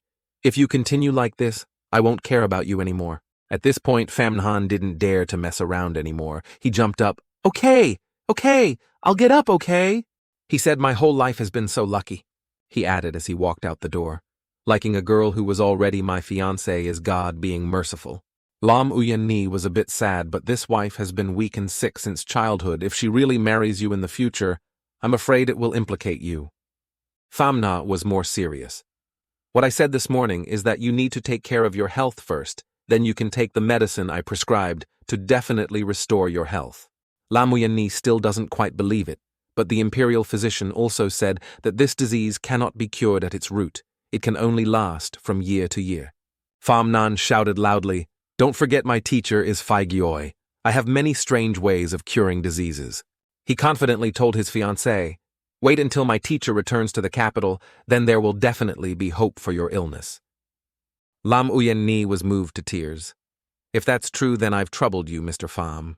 Suddenly he leaned closer to her face, "Still calling me Mr. Pham. Shouldn't we change the way we address each other?" She shyly turned away and replied, "We have to wait until after we get married to change our form of address." He took her hand. Pham Nan called out with a charming expression, "Miss Lam." Lam Uyen Ni responded with affectionate eyes, "Young Master Pham." Suddenly, she changed the subject. "Did you really say the phrase, 'I'm still a guest even though I'm thousands of miles away from home'?" Pham Nan was so shocked that she spat out blood. "Why are you asking that at such an important moment?" He shyly rubbed his head. "Yes." "Isn't there any problem? Lam Uyen Ni told the story recently in the palace. There are rumors that these 4 lines of poetry of yours were copied from a poet of the previous dynasty." He replied with a normal expression, "What nonsense. Which poet from the previous dynasty? If such a good poem was the work of a poet from the previous dynasty, I'm afraid it would have been famous throughout the world long ago." He stood up and stretched. Forget it. Pham Nan walked away, turned back, and said to her, "Rest early, I still want to visit you often." She continued, "It's really good to meet you." Suddenly, she was a bit worried, "But I'm also worried that if the guards find out, what should we do?" She thought his life was in danger, but he was worried about the lives of the guards. Right. If we were discovered, wouldn't those guards be in danger? Thinking of this, he quickly rushed towards the window. This is really a matter that we have to discuss with him tomorrow. After saying that, he went back the same way he came. The next morning, bright sunlight shone into Lam Uyen Ni's room. Her eyes flickered because of the glare. She woke up after a happy night. The servant immediately entered. "Miss, you're awake." She was a little startled, and then turned around to look around. She wondered, "Where is he? Is he gone?" Seeing the young lady like that, the servant smiled slightly. "Oh, the young master at Qing Miao, young lady. Perhaps you have to go back to your dream to be able to meet him." Lam Uyen Ni asked again. "So last night you didn't hear anything, right?" The servant replied. "When I returned with the incense, I saw that you were already asleep, and after that, I didn't hear anything anymore." Hearing that, Lam Uyen Ni went to the window. Looking outside, I thought to myself, was last night really a dream? Suddenly, the servant shouted, "Ah, the young lady is secretly eating again." She held the chicken leg in her hand and shouted loudly, "Be careful, the wet nurse will see you and report it to master." She went back to the window and grumbled, "Also, don't open the window so big the wind will make you cough again." Lam Uyen Ni looked at the chicken leg in the servant's hand. She looked for a long time, then smiled to herself because what happened last night was true. On the other side, Pham Nan was equally happy. He held the chicken leg in both hands and happily said, "My people, today is so much fun." Pham Nuoc Nach, sitting next to me, also got happy. She spoke up and decided to accept this marriage. Pham Nan patted her chest proudly. "How dare I disobey my parents' orders?" Pham Nuoc added, "But the things that come with this marriage are a bit troublesome." He wasn't too worried and replied while eating the chicken, "Well, I offended so many people for no reason. Furthermore, I didn't get to see anything I was really sure of." Thinking back and forth, it seems a bit unreasonable. Seeing something strange, Pham Nuok asked him, "Brother, are you talking about the royal trading house?" He leaned back in his chair and continued, Surely the eldest princess, the prime minister, and the crown prince's faction have benefited from the treasury. If you want to take it over, you have to investigate the books, and investigating the books is a bit troublesome. He thought this is tough. Pham Nuok spoke up. What if? Suddenly she exclaimed, "What if the books are not wrong?" Pham Nan looked up at the ceiling and thought, if we don't check the books, we have to freeze and keep all the old debts in case the dirty water from before gets splashed on us. But there's still a problem. He pointed out, after cutting off this path to wealth, there will definitely be some people who will be angry.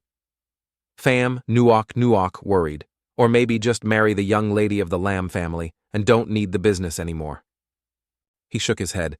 I'm afraid father won't agree, and I don't want to give up either. Hearing that Pham Nuok continued, if there is a real fight over the treasury, I'm afraid those people will use bad tricks on you. He looked at his sister smugly. You don't need to worry about this. He calculated, perhaps the saint will not care about my life or death, but since he has given his will, he will not let others arbitrarily destroy it. If the eldest princess attacks me, it will be tantamount to disobeying the king's orders. Pham Nan continued to predict she wouldn't do that unless she was crazy. Pham Nuok felt more reassured the analysis really makes sense. She immediately admired and loved him immensely. As expected of a big brother, he always calculates everything behind the scenes. Pham Nan shyly shook her hands repeatedly. It's not that bad. That man in blue clothes is Lam Kung, the son of Lam Nuok Pu, Lam Uyen He's biological brother. He bowed and spoke.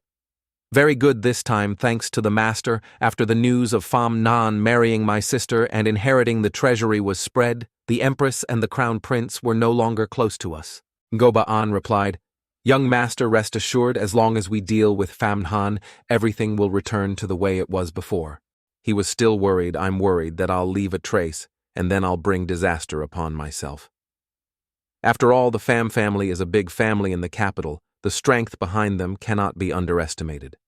He was still very calm, not worried about anything. Young master, rest assured, our person this time is not from Nam Khan. Even if we investigate later, there probably won't be any traces left. No one will know that it was the young master who did it. Hearing that, he was delighted. Good, that's very good. Immediately after, Lam Kung came forward to support Ngo Ba-an's hand. Sir, you are indeed a reincarnated young master. This plan really has no flaws. This time, I'm counting on you. In the future, I'll have to ask for your help more. He bowed and replied, I dare not. Ngo Ba-an's eyes turned sinister. Everything has been arranged properly. Lai Van Du sat behind the curtain, pleased. I didn't expect you to be able to convince Lam Nuok Fu, using his connections to let someone in. She praised Ngo Ba-an. It seems like you have some bravery. He replied, Actually, it's not that he told his subordinates to go away. Ngo Ba-an added, Prime Minister Lam's innocent son is very easy to deal with. Lai Van Du exclaimed, Ah, that incompetent guy. She calculated it was indeed a good choice to frame him after the matter was over. On the other side, Pham Nan angrily slammed the table and shouted, Father, he cried, I have thought it over seriously. I cannot let my mother's property fall into the hands of those robbers. Pham Nan was excited. This marriage must be completed as soon as possible to avoid long nights and many dreams. Hearing that, Pham Kien shouted, Do you want to take back your mother's property, or do you covet the body of the young lady of the Lam family? Being hit in the heart, Pham Nan was embarrassed. Ah, father knows everything. Pham Kien continued. No matter what, the young lady of the Lam family is also a beautiful lady from a large family. What kind of relationship could there be if we secretly meet in the middle of the night? Pham Nan tried to explain, Father. At this time, Liu Nunangok walked in. Master, it's late at night. You have to pay attention to your health and rest early. He replied, You rest first, I still have something to say to Nan Ni. Immediately she took the tray and walked out. Pham Kien looked at him and said, I know you are a bit dissatisfied with your aunt. Pham Nan was stubborn. I'm about to take charge of the treasury, so I have to be more careful. But he understood his son well. I know you've always resented her for sending someone to poison you. Liu Shi dared to do it partly because Tu Triet was old, but did not have a normal growth pattern, and I have always refused to let her become the main wife. It was inevitable that she felt hopeless and momentarily confused, so she made this decision. Famnan was silent and said nothing. After a while, he angrily asked his father back, "Very good, so you always knew it was the second aunt who did it, but you didn't do anything. Today you have to give me an answer. Do you need me or the woman? Your intentions can only be chosen by one." Pham Keen picked up the teacup and replied, "On the surface, it's like that, but deep inside, it's not that simple." At that time, she entered the palace once and had someone's guarantee. A mysterious person contacted Leonhu Ngaksh. Once you die, not only will Pham Tu Triet's future be able to inherit everything from the Pham family, but his path to becoming an official will also be clear and unobstructed. Becoming a prime minister is not an impossible thing. Pham Han wondered inside person. Pham Keen added, "I'm not evading on behalf of Liu Shi. It's just that the person she went to at that time apparently listened to her orders, but in reality, he listened to the orders of the people in the palace. In this matter, Liu Shi is just a scapegoat." He looked at him. "In short, what I want to say is that the person who wants to kill you is in the palace. The person you need to pay attention to is also in the palace." It seems that Pham Nan has realized something. He angrily shouted, "Who is it? Does father know?" "Tell me the answer." Pham Kien calmly said, "I know you are in a hurry, but don't be impatient." He calculated, the people behind the directive are the current queen and the eldest princess. Even if you know the answer, what does it matter? Pham Han thought to himself, "Tell Uncle Ngu Truk to treat those two well." He was frustrated. I didn't expect that the two women were really crazy. If father found out about this, then surely the supervisory office will also find out. And of course, the emperor will also know. Pham Nan was helpless and could only surrender. The calm sea can only prove that even if they really killed me, His Majesty wouldn't care much. I feel like I'm about to be in danger. Pham Kien quickly spoke up. "Don't talk nonsense. I don't understand, Your Majesty. That is a very powerful and dangerous existence." He sat on the chair and instructed, "In short, if you have decided to take back the treasury, it means that every action you take will be related to the interests of many people. Every pair of eyes in this capital is staring at you. Next, you must be very careful with every step you take." He added, "First is the gathering tomorrow." Pham Han wondered. Gathering. His father explained, "If I'm not mistaken, Prince Jing is about to invite you." A large carriage stopped in front of the gate. Hot cup of tea is poured out. Pham Nan happily picked up the teacup and invited about Quach Bao Kon, "Thank you for your help." Li Huangthang accepted the cup of tea and replied, "It's just a small matter. No need to thank me." He added, "But I came here today because someone asked me to. I have a few words to say, so I'll make them clear." Pham Nan replied, "Your Highness, just say it." Hearing this, Li Huangthan spoke up. "Originally, the second prince wanted me to trick you into meeting him. He also said that we had to make the meeting natural to avoid making you feel uncomfortable." He continued, "But you are a smart person. No matter how I pretend, I probably won't be able to hide it from you, so I'll just say it." His eyes were calm. "Tomorrow, the second prince wants to hold a banquet on Lutin River. I especially invite you to come." Pham Han thought to himself, "Good father, you guessed right." Then he wondered, "I am just an unknown lowly servant. Why does the second prince want to see me?" Li Huangthan replied sarcastically, "Of course it's to attract you otherwise. What else could we do but form a group to find some girls?" Pham Han smiled awkwardly. "Your Highness is laughing." He picked up his teacup again and explained, "The reason why I attracted you is, of course, because, with the support of money from the treasury, it will be much more convenient for the second prince to do many things." He emphasized more importantly when handing over between old and new, if the books are investigated, there may be unexpected joys. Pham Nan smiled lightly and replied, "It's still too early. The marriage will have to wait until October to really get in touch with those things, at least next year or the year after." Then he thought to himself, "I haven't even prepared my battle team yet." Li Huangthan propped his chin and explained, "That's right. So tomorrow is just for dinner. Consider it a gift in return for helping me testify about you beating Quach Bao Kon. How about that?" Pham Nan sat silently for a moment. Then he spoke, "Since the crown prince has said so, I cannot refuse." He added, "But now His Majesty is at his prime. The fight for the throne is at least a dozen years away. Why is the crown prince in such a hurry to choose a faction? Li Huangthan softly replied, the so-called far-sightedness must have immediate worries. That's why the eyes of the people in the court are always on the princes. Huangthan spoke up. The first prince was born a martial artist, but he leads troops outside. He commented, although the crown prince is the queen's biological son, his character is not upright. Then to another person he commented, the third prince is still young and has no destiny to compete for the throne. Finally, his expression showed a bit of respect. So among the princes, the one I respect the most is the second prince. After speaking, Pham Nhan's face turned pale, thinking worriedly. Okay. All the blunt words I said before had to be complicated for fear of letting others know, but why did I say them so bluntly today? Lai Huangthan was still happily chatting. If you see the second prince tomorrow, you will probably have the same thoughts as me. He smiled in response. It is indeed worth looking forward to. But deep down, he thought differently. I don't want to go. It was dark. The water was extremely calm. Pham Nhan sat there next to Dang Tu Keen. He asked him, do you really want to go see the second prince? He added, if you go, you will face other forces. Pham Nhan still did not change his expression and threw the rock into the water. Even if I did not meet the second prince, they still want me dead. He spoke up. I must have a faction and one that opposes the queen and the crown prince. The second prince is only one of my options. Hearing that Dang Tu Kin continued, brother, if that's the case tomorrow, I will go with you to protect you. Consider it as a way to repay you for helping me find my family. Pham Nhan replied, causing him to also spray glue. Forget it, your skills are not as good as mine. I can handle small troubles myself. If big troubles come, you'll just be one more person. He advised him, why don't you take your wife and children away from this bustling place like the capital as soon as possible and live a peaceful life? Hearing this, Dang Tu Kin shouted, that won't do. He exclaimed, a man must keep his word.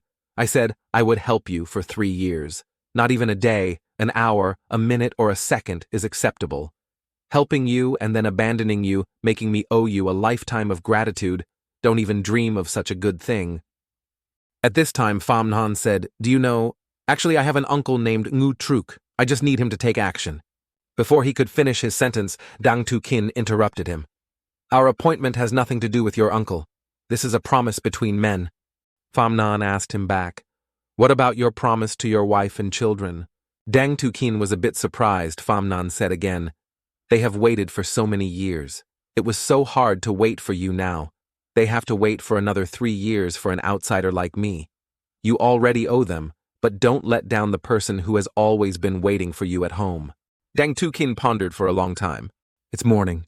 Big carriage going down the main road. Inside was Pham Nhan. He thought to himself, is that Dang Tu Kin guy really not coming? He looked around, and then went back inside thinking, that's good. Last night, talking so much, I already set a goal. I always had a feeling that if he came, something big would happen. Pham Nhan lifted the curtain and pondered in his heart. What should I say when I meet the second prince later? If I'm too cold, I'm afraid he won't be happy. If I'm too enthusiastic, I'm afraid he'll misunderstand. Then he sighed again. Let's go there and see the situation. He knows my father's strength very well and won't make any unreasonable demands. Suddenly, there was a scent passing by. He realized how could this poisonous smell come from here? Could it be? He rushed out and shouted, get out of the way, there's an ambush. Everyone outside was immediately alert. They look around. Suddenly, a large rock fell on the carriage, throwing everyone away. Pham Nhan quickly helped everyone. Immediately, a series of arrows were shot towards him. Pham Nhan reminded, be careful of the poisoned arrows. The servant shouted, young master, step back. They immediately blocked the arrow. Pham Nhan quickly hid behind the pillar. He thought to himself, I didn't expect them to actually dare to do it. Moreover, it's broad daylight. I thought they would use assassination tactics. He looked up at the sign. This is New Lan Street, the famous ghost street. How is that different from assassination? From that house, a series of arrows were fired again. Pham Nhan worried, oh no, the second rain of arrows is coming. The subordinates tried to block the arrows. Each one fell down from being hit by an arrow. Pham Nhan still stood behind the column observing the situation. The assassins were standing on the roof in ambush.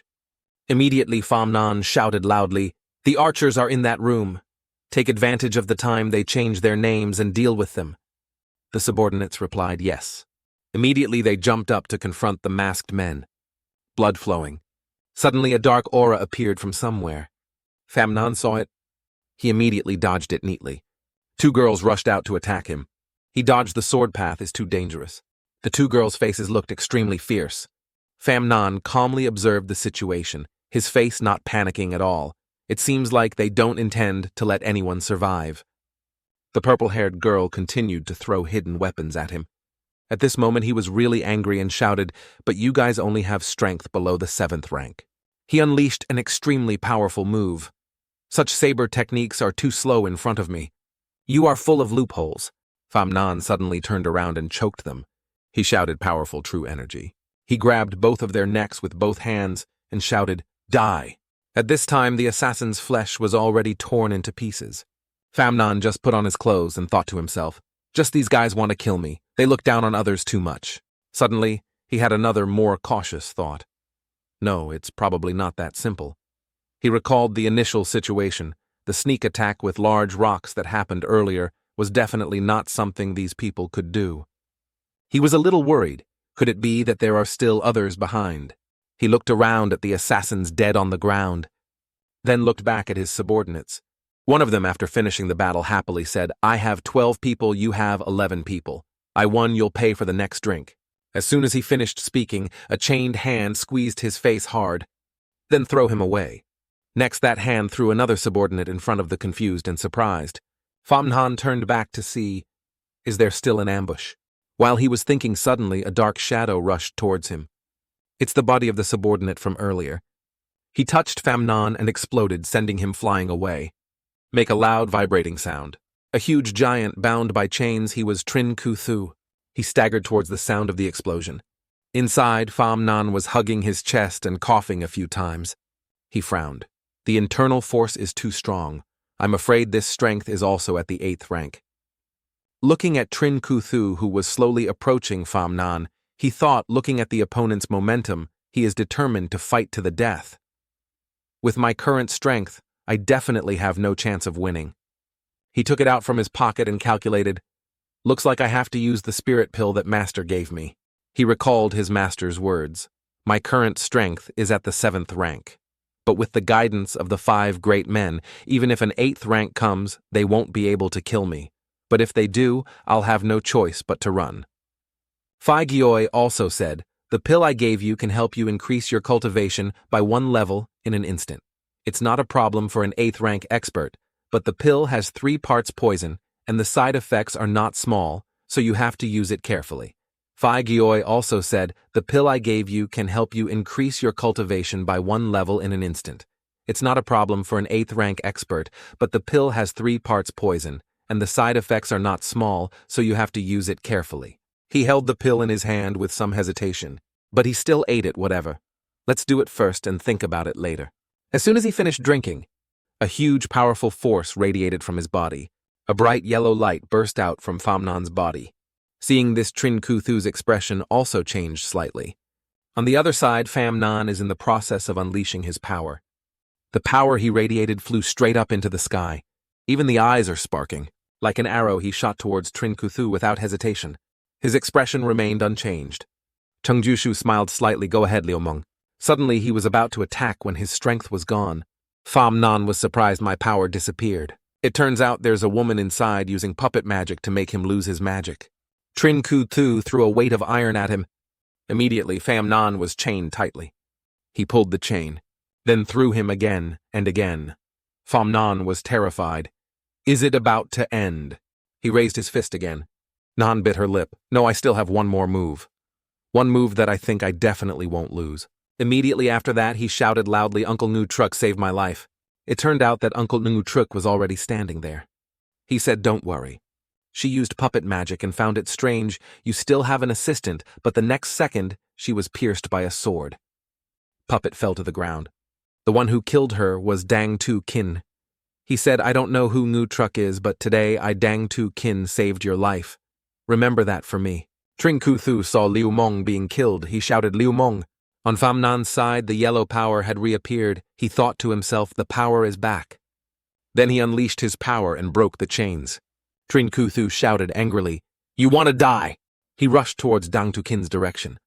Dang Tukin raised his sword to block, but was thrown away by Trin Kuthu's hand. Sword fell to the ground. He rushed over like a madman and pushed him down to the ground. Dang Tukin painfully spurted blood. Trin Kuthu shouted, "Go back to your motherland, you worm." Pham Nhan immediately took his sword and rushed towards Trin Kuthu. He turned back. He was now ready to fight. His whole body radiated fire, eyes full of determination. He slashed him across the stomach. Trin Kuthu is motionless. He did not move. Pham Nhan's figure is unusually quiet, but extremely scary. Dang Tukin also lay motionless on the ground. Pham Nhan sat down and looked at him. "You are an idiot. Why are you here?" Having said that, he took out a blue pill from his pocket. He looked at it and thought, this soul-returning pill took 20 years to refine. Getting one pill is the most precious gift my master left me. Taking it at a crucial moment can save a life. Pham Nhan hesitated for a moment. Do I really have to use it here? Even though I have Uncle Nu Truk protecting me, I still can't rule out the possibility of encountering a life-threatening situation in the future. And this soul-returning pill might be able to cure Uyen Ni's tuberculosis. He looked at Dang Tukin's figure lying on the ground, not knowing what to do. Mok Thiet entered respectfully. I, Mok Thiet, have come here today under orders from the inspectorate to question the assassination case at New Lan Street. I hope that you will cooperate. Pham Nhan lay on the bed and softly replied, "But I have said everything I should have said." His whole body was bandaged. He spoke tiredly. "I have already presented the memorial. What else do you want to ask?" Mok Thiet wondered. Young master said that Dang Tukin sacrificed himself to save you. Is this true or false? If the autopsy above finds out that it is false, then the few of us will be guilty of failing to fulfill our duties. I hope young master will tell the truth. Only then did Pham Nhan sit up. It hurts. The after effects of this medicine are really serious. He said sadly, he has really left us. Hearing that Mok Thiet cried miserably, the sincere concern that Pham Kong too has for his subordinates is truly touching. He continued, "Anyway, you sacrificed yourself to save me. How can I not be sad?" Mok Thiet added, "It's just a pity that Dang Tukin's body was not found at the scene. I still hope that young master will explain this matter."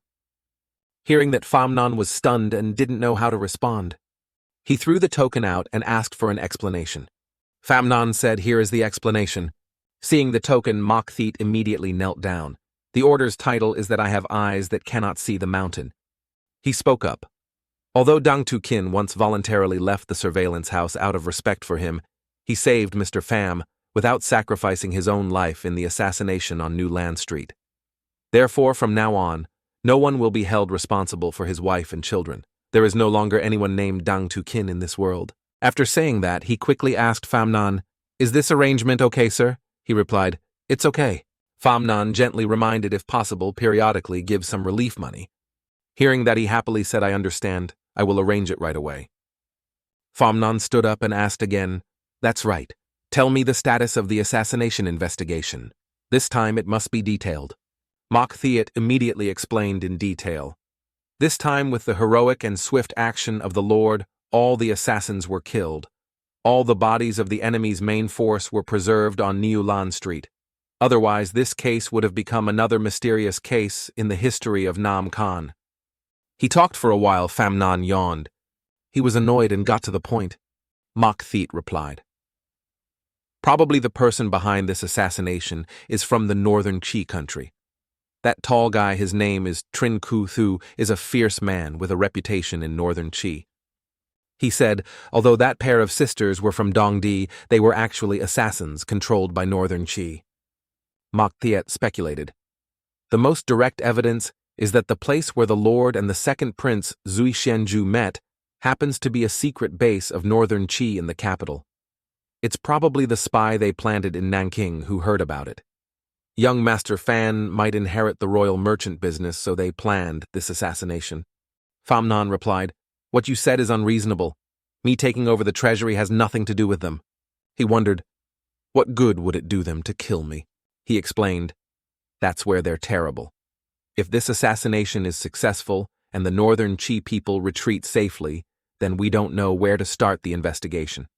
We can't get the conclusion that the assassin came from Northern Chi. That way, we can falsely accuse the Crown Prince's faction of doing it, because he was the one who suffered the greatest loss of benefits in the transfer. The treasury is the Crown Prince's faction, and secondly, it makes the Crown Prince's faction suspect that this matter was deliberately fabricated by the second prince. Mach Thiet shouted excitedly. Like this, the two factions will fight each other. The imperial court will fall into chaos. Of course, the matter of advancing north to attack Qi will be prolonged. This is their real purpose. Famnan found it strange. Could it be that you guys are thinking too complicated? He touched his chin with great confidence. Absolutely not.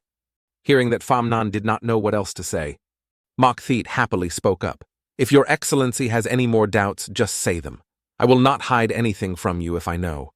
He continued. It's true that I still have a few questions to ask you. First, how did the archers and assassins infiltrate Nam Khan? This is the capital where His Majesty is. He continued. Second, if you already know about the secret base of Northern Qi, why don't you directly interrogate them and instead speculate here? Famnon gradually went deeper into the problem. Dad, could it be possible that the mastermind is someone from Nam Khan? Northern Qi's assassins are just shields that they pushed out. Mach Thiet hesitated. I'm not clear about these issues. Hearing this, he replied, it seems I still have to personally come forward. What about Si Li Mu? Tai replied, she was captured by the people of the 4th Surveillance Agency while fleeing to the north. She is currently on her way to the capital. Famnon was delighted. That's good. As long as we can get her mouth off, we won't have to worry about not being able to find the person behind it. Find someone from the Institute who is good at tracking down traces. Is there anyone suitable? He replied, yes. Fam's leisurely voice rang out. Vuong Kai Nien. He ordered Si Li is being escorted back to the capital. He ordered. Perhaps she will be intercepted or even killed. But no matter what, you don't need to care. You just need to watch those people and see who was the last one to come into contact with them, understand? He respectfully said, understood, young Master Pham. He happily held the money in his hand, extremely excited. No, it should be Lord Pham. Famnon hesitated a bit. I'm just being a bit talkative. Are you still able to walk quickly? Vuong Kai Nien replied, Your Majesty has not seen my skills, so it is normal to be worried. After saying that, he threw money everywhere. Famnon was surprised. What do you want to do? In just a blink of an eye, Vuong Kai Nien's figure could not be seen clearly. A moment later, he stopped. Then he held the pile of money in his hand and said to Pham, Nan Lord, Pham, can you rest assured this time? Seeing that Famnon continued, Oh, your skills are good. Isn't it too much of a disadvantage for you to become a civil official for this talent? Being praised made his nose grow longer happily.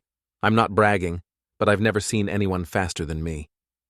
Famnon immediately retorted, I've met that person and that person isn't far from you. Vuong Kai Nien shook his head uncomfortably. No way, absolutely impossible. Then he thought to himself, Oh, I see Lord Pham is testing me right.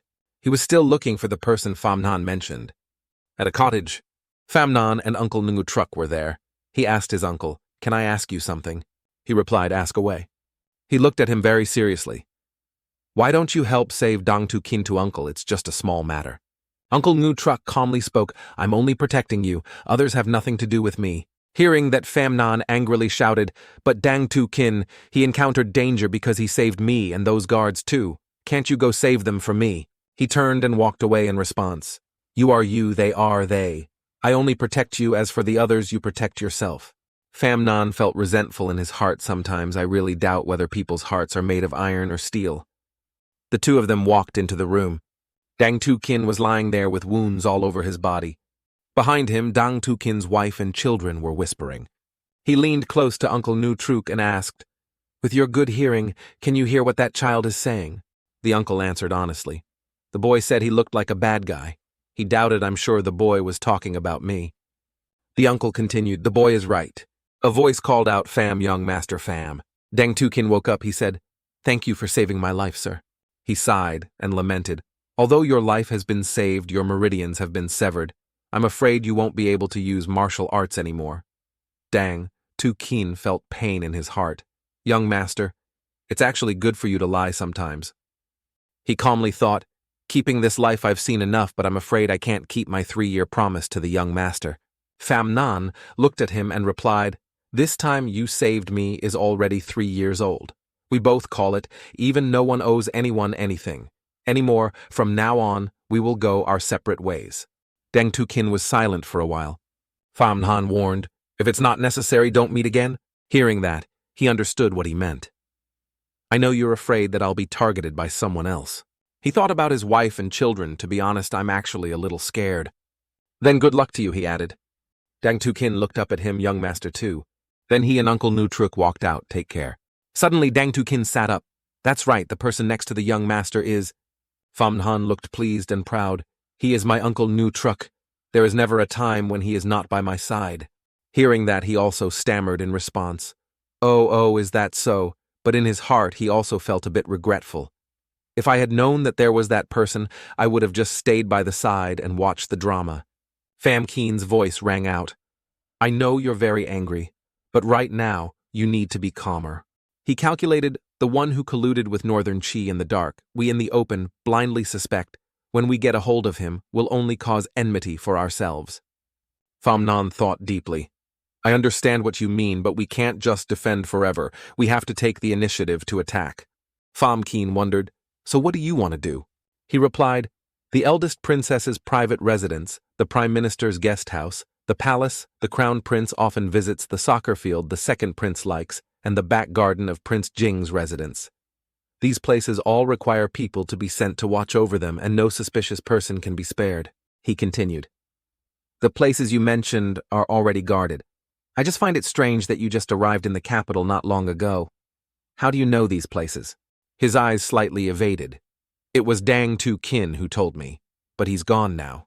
Pham Keen expressed sympathy. "A person's life is always a companion. Don't be too sad about parting." Pham Nan laughed. "Father, since when did you become so sentimental? I'm fine." With that, he turned back to look at his father. "But I need as many people as possible." He agreed. "You can use people from the palace, but you have to be mentally prepared that investigating in the capital will probably yield no results. If you want to get an answer, you still have to look at people outside the capital." Pham Nan leaned against the wall and asked, "The person father is talking about is Li." He nodded. "Well, only when we can pry her mouth open will we know the true identity of the person behind it." He mumbled her name in his mouth. "Li, you must come back here alive." Outside of Kangzhou, Li is being escorted on a horse-drawn carriage. Looking at her torn under the carpet is extremely pitiful. The escort looked at her and said, "This place is still very far from the capital. If you don't eat anything, I'm afraid you won't be able to hold on." Li gritted his teeth in anger. "Stop being hypocritical. Even if you escort me back to the capital, I won't tell you anything." No, you will say it," he continued. The soldier looked at her and explained, "That day of the assassination you should have raised your hands and taken the blame. Taking advantage of the fact that you were just an important official of the imperial court, you caused such chaos in the imperial court. Even though you will lose your life, it is enough to achieve the goal of your northern chi. But you ran away, which shows that you consider your life more important than this mission." Li was even more angry because his heart was hit right. "This is just your baseless speculation. How do you know if I will receive another mission or not?" He replied, "To tell you the truth, we have always known that Zui Shanju is your secret base. All your actions are under our surveillance. I thought you were just stealing some information. Who would have thought you would be so bold, daring to assassinate on the street? After doing it, you still wanted to run away. How could there be such a simple thing in this world?" Hearing this, she became even more agitated and shouted, "You'd better kill me now, otherwise your lord from that afternoon will definitely send someone to save me." Suddenly, he pointed his finger behind him. "Save you?" He spoke up. "That lord must have sent someone to kill you."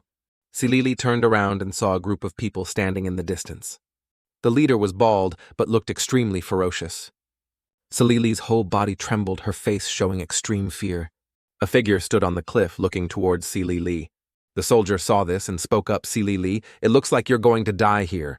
He glanced at her and said, "Why don't you tell me which high-ranking official in the court is colluding with Northern Chi?" Li seemed to be a bit hesitant. The soldier continued speaking. "If any of my subordinates manage to escape, we will report to the court later. It can be considered as a way to protect you and me. She stammered. Okay, actually, that person is. He turned around, gripping the iron frame. Who is it? Suddenly, Silili cried out, Why did you lie to me? The soldier panicked. I didn't lie to you now, I'm scared, very scared. She looked at his hand. Although your voice was a little shaky, your grip on the prison cart was very firm and did not loosen. It was obvious that you were not worried at all. It seemed that you had anticipated this beating. The soldier fell silent. Then he spoke up. It seems you're a sharp spy. I told you my acting skills are terrible, I can't fool you. But they kept forcing me to try. Now I feel so embarrassed. The soldier looked at the group of people and said, Who are they? You will know in a moment. Immediately the people on the cliff rushed down. They galloped at top speed. One side rushed up. The other side is quite calm. The soldier shouted, Prepare to engage. Suddenly Silili discovered something. There was a dog tag in the soldier's pocket and she recognized it. You are from the surveillance office. The soldier shouted, Ready. He gave the order, Shoot. As soon as he finished speaking, a series of arrows flew towards the enemy. On the other side, the leader also hurriedly ordered Split into 2 branches and scatter. The subordinates immediately deployed their troops. The horses spurred forward, knocking the soldiers away. The leader of the soldiers spoke up. He's been trained rigorously, not just doing grass washing. He should be able to find out something. Silili shouted excitedly, You're not joking, are you? They're killing before the battle begins. Hurry up and do something. Indeed, they were getting closer and more numerous. But that soldier smiled softly. If they don't come before the battle, how can they catch them? The sound of horses charging forward. Suddenly the enemies stopped. They looked at each other in confusion. One of them was sweating profusely. It turned out that from afar, a group of soldiers were approaching with great momentum. Seeing this, they quickly shouted, It's the Black Knight. Retreat. Silili was also a bit surprised. The Black Knight is here, is the Black Knight that person? The newly emerged soldiers were overwhelmingly powerful. Beat the enemy up. The horse and man split into 2 and were beaten to a pulp. Figioi stood on the cliff and shouted, Keep the living, keep the living. He ordered agitatedly, Don't kill them all. The person sitting in the carriage was Tran Bin, he spoke up. Figioi, you really care too much. His eyes were sinister. I'm afraid those little bastards don't even know who their master is, just keep the leader.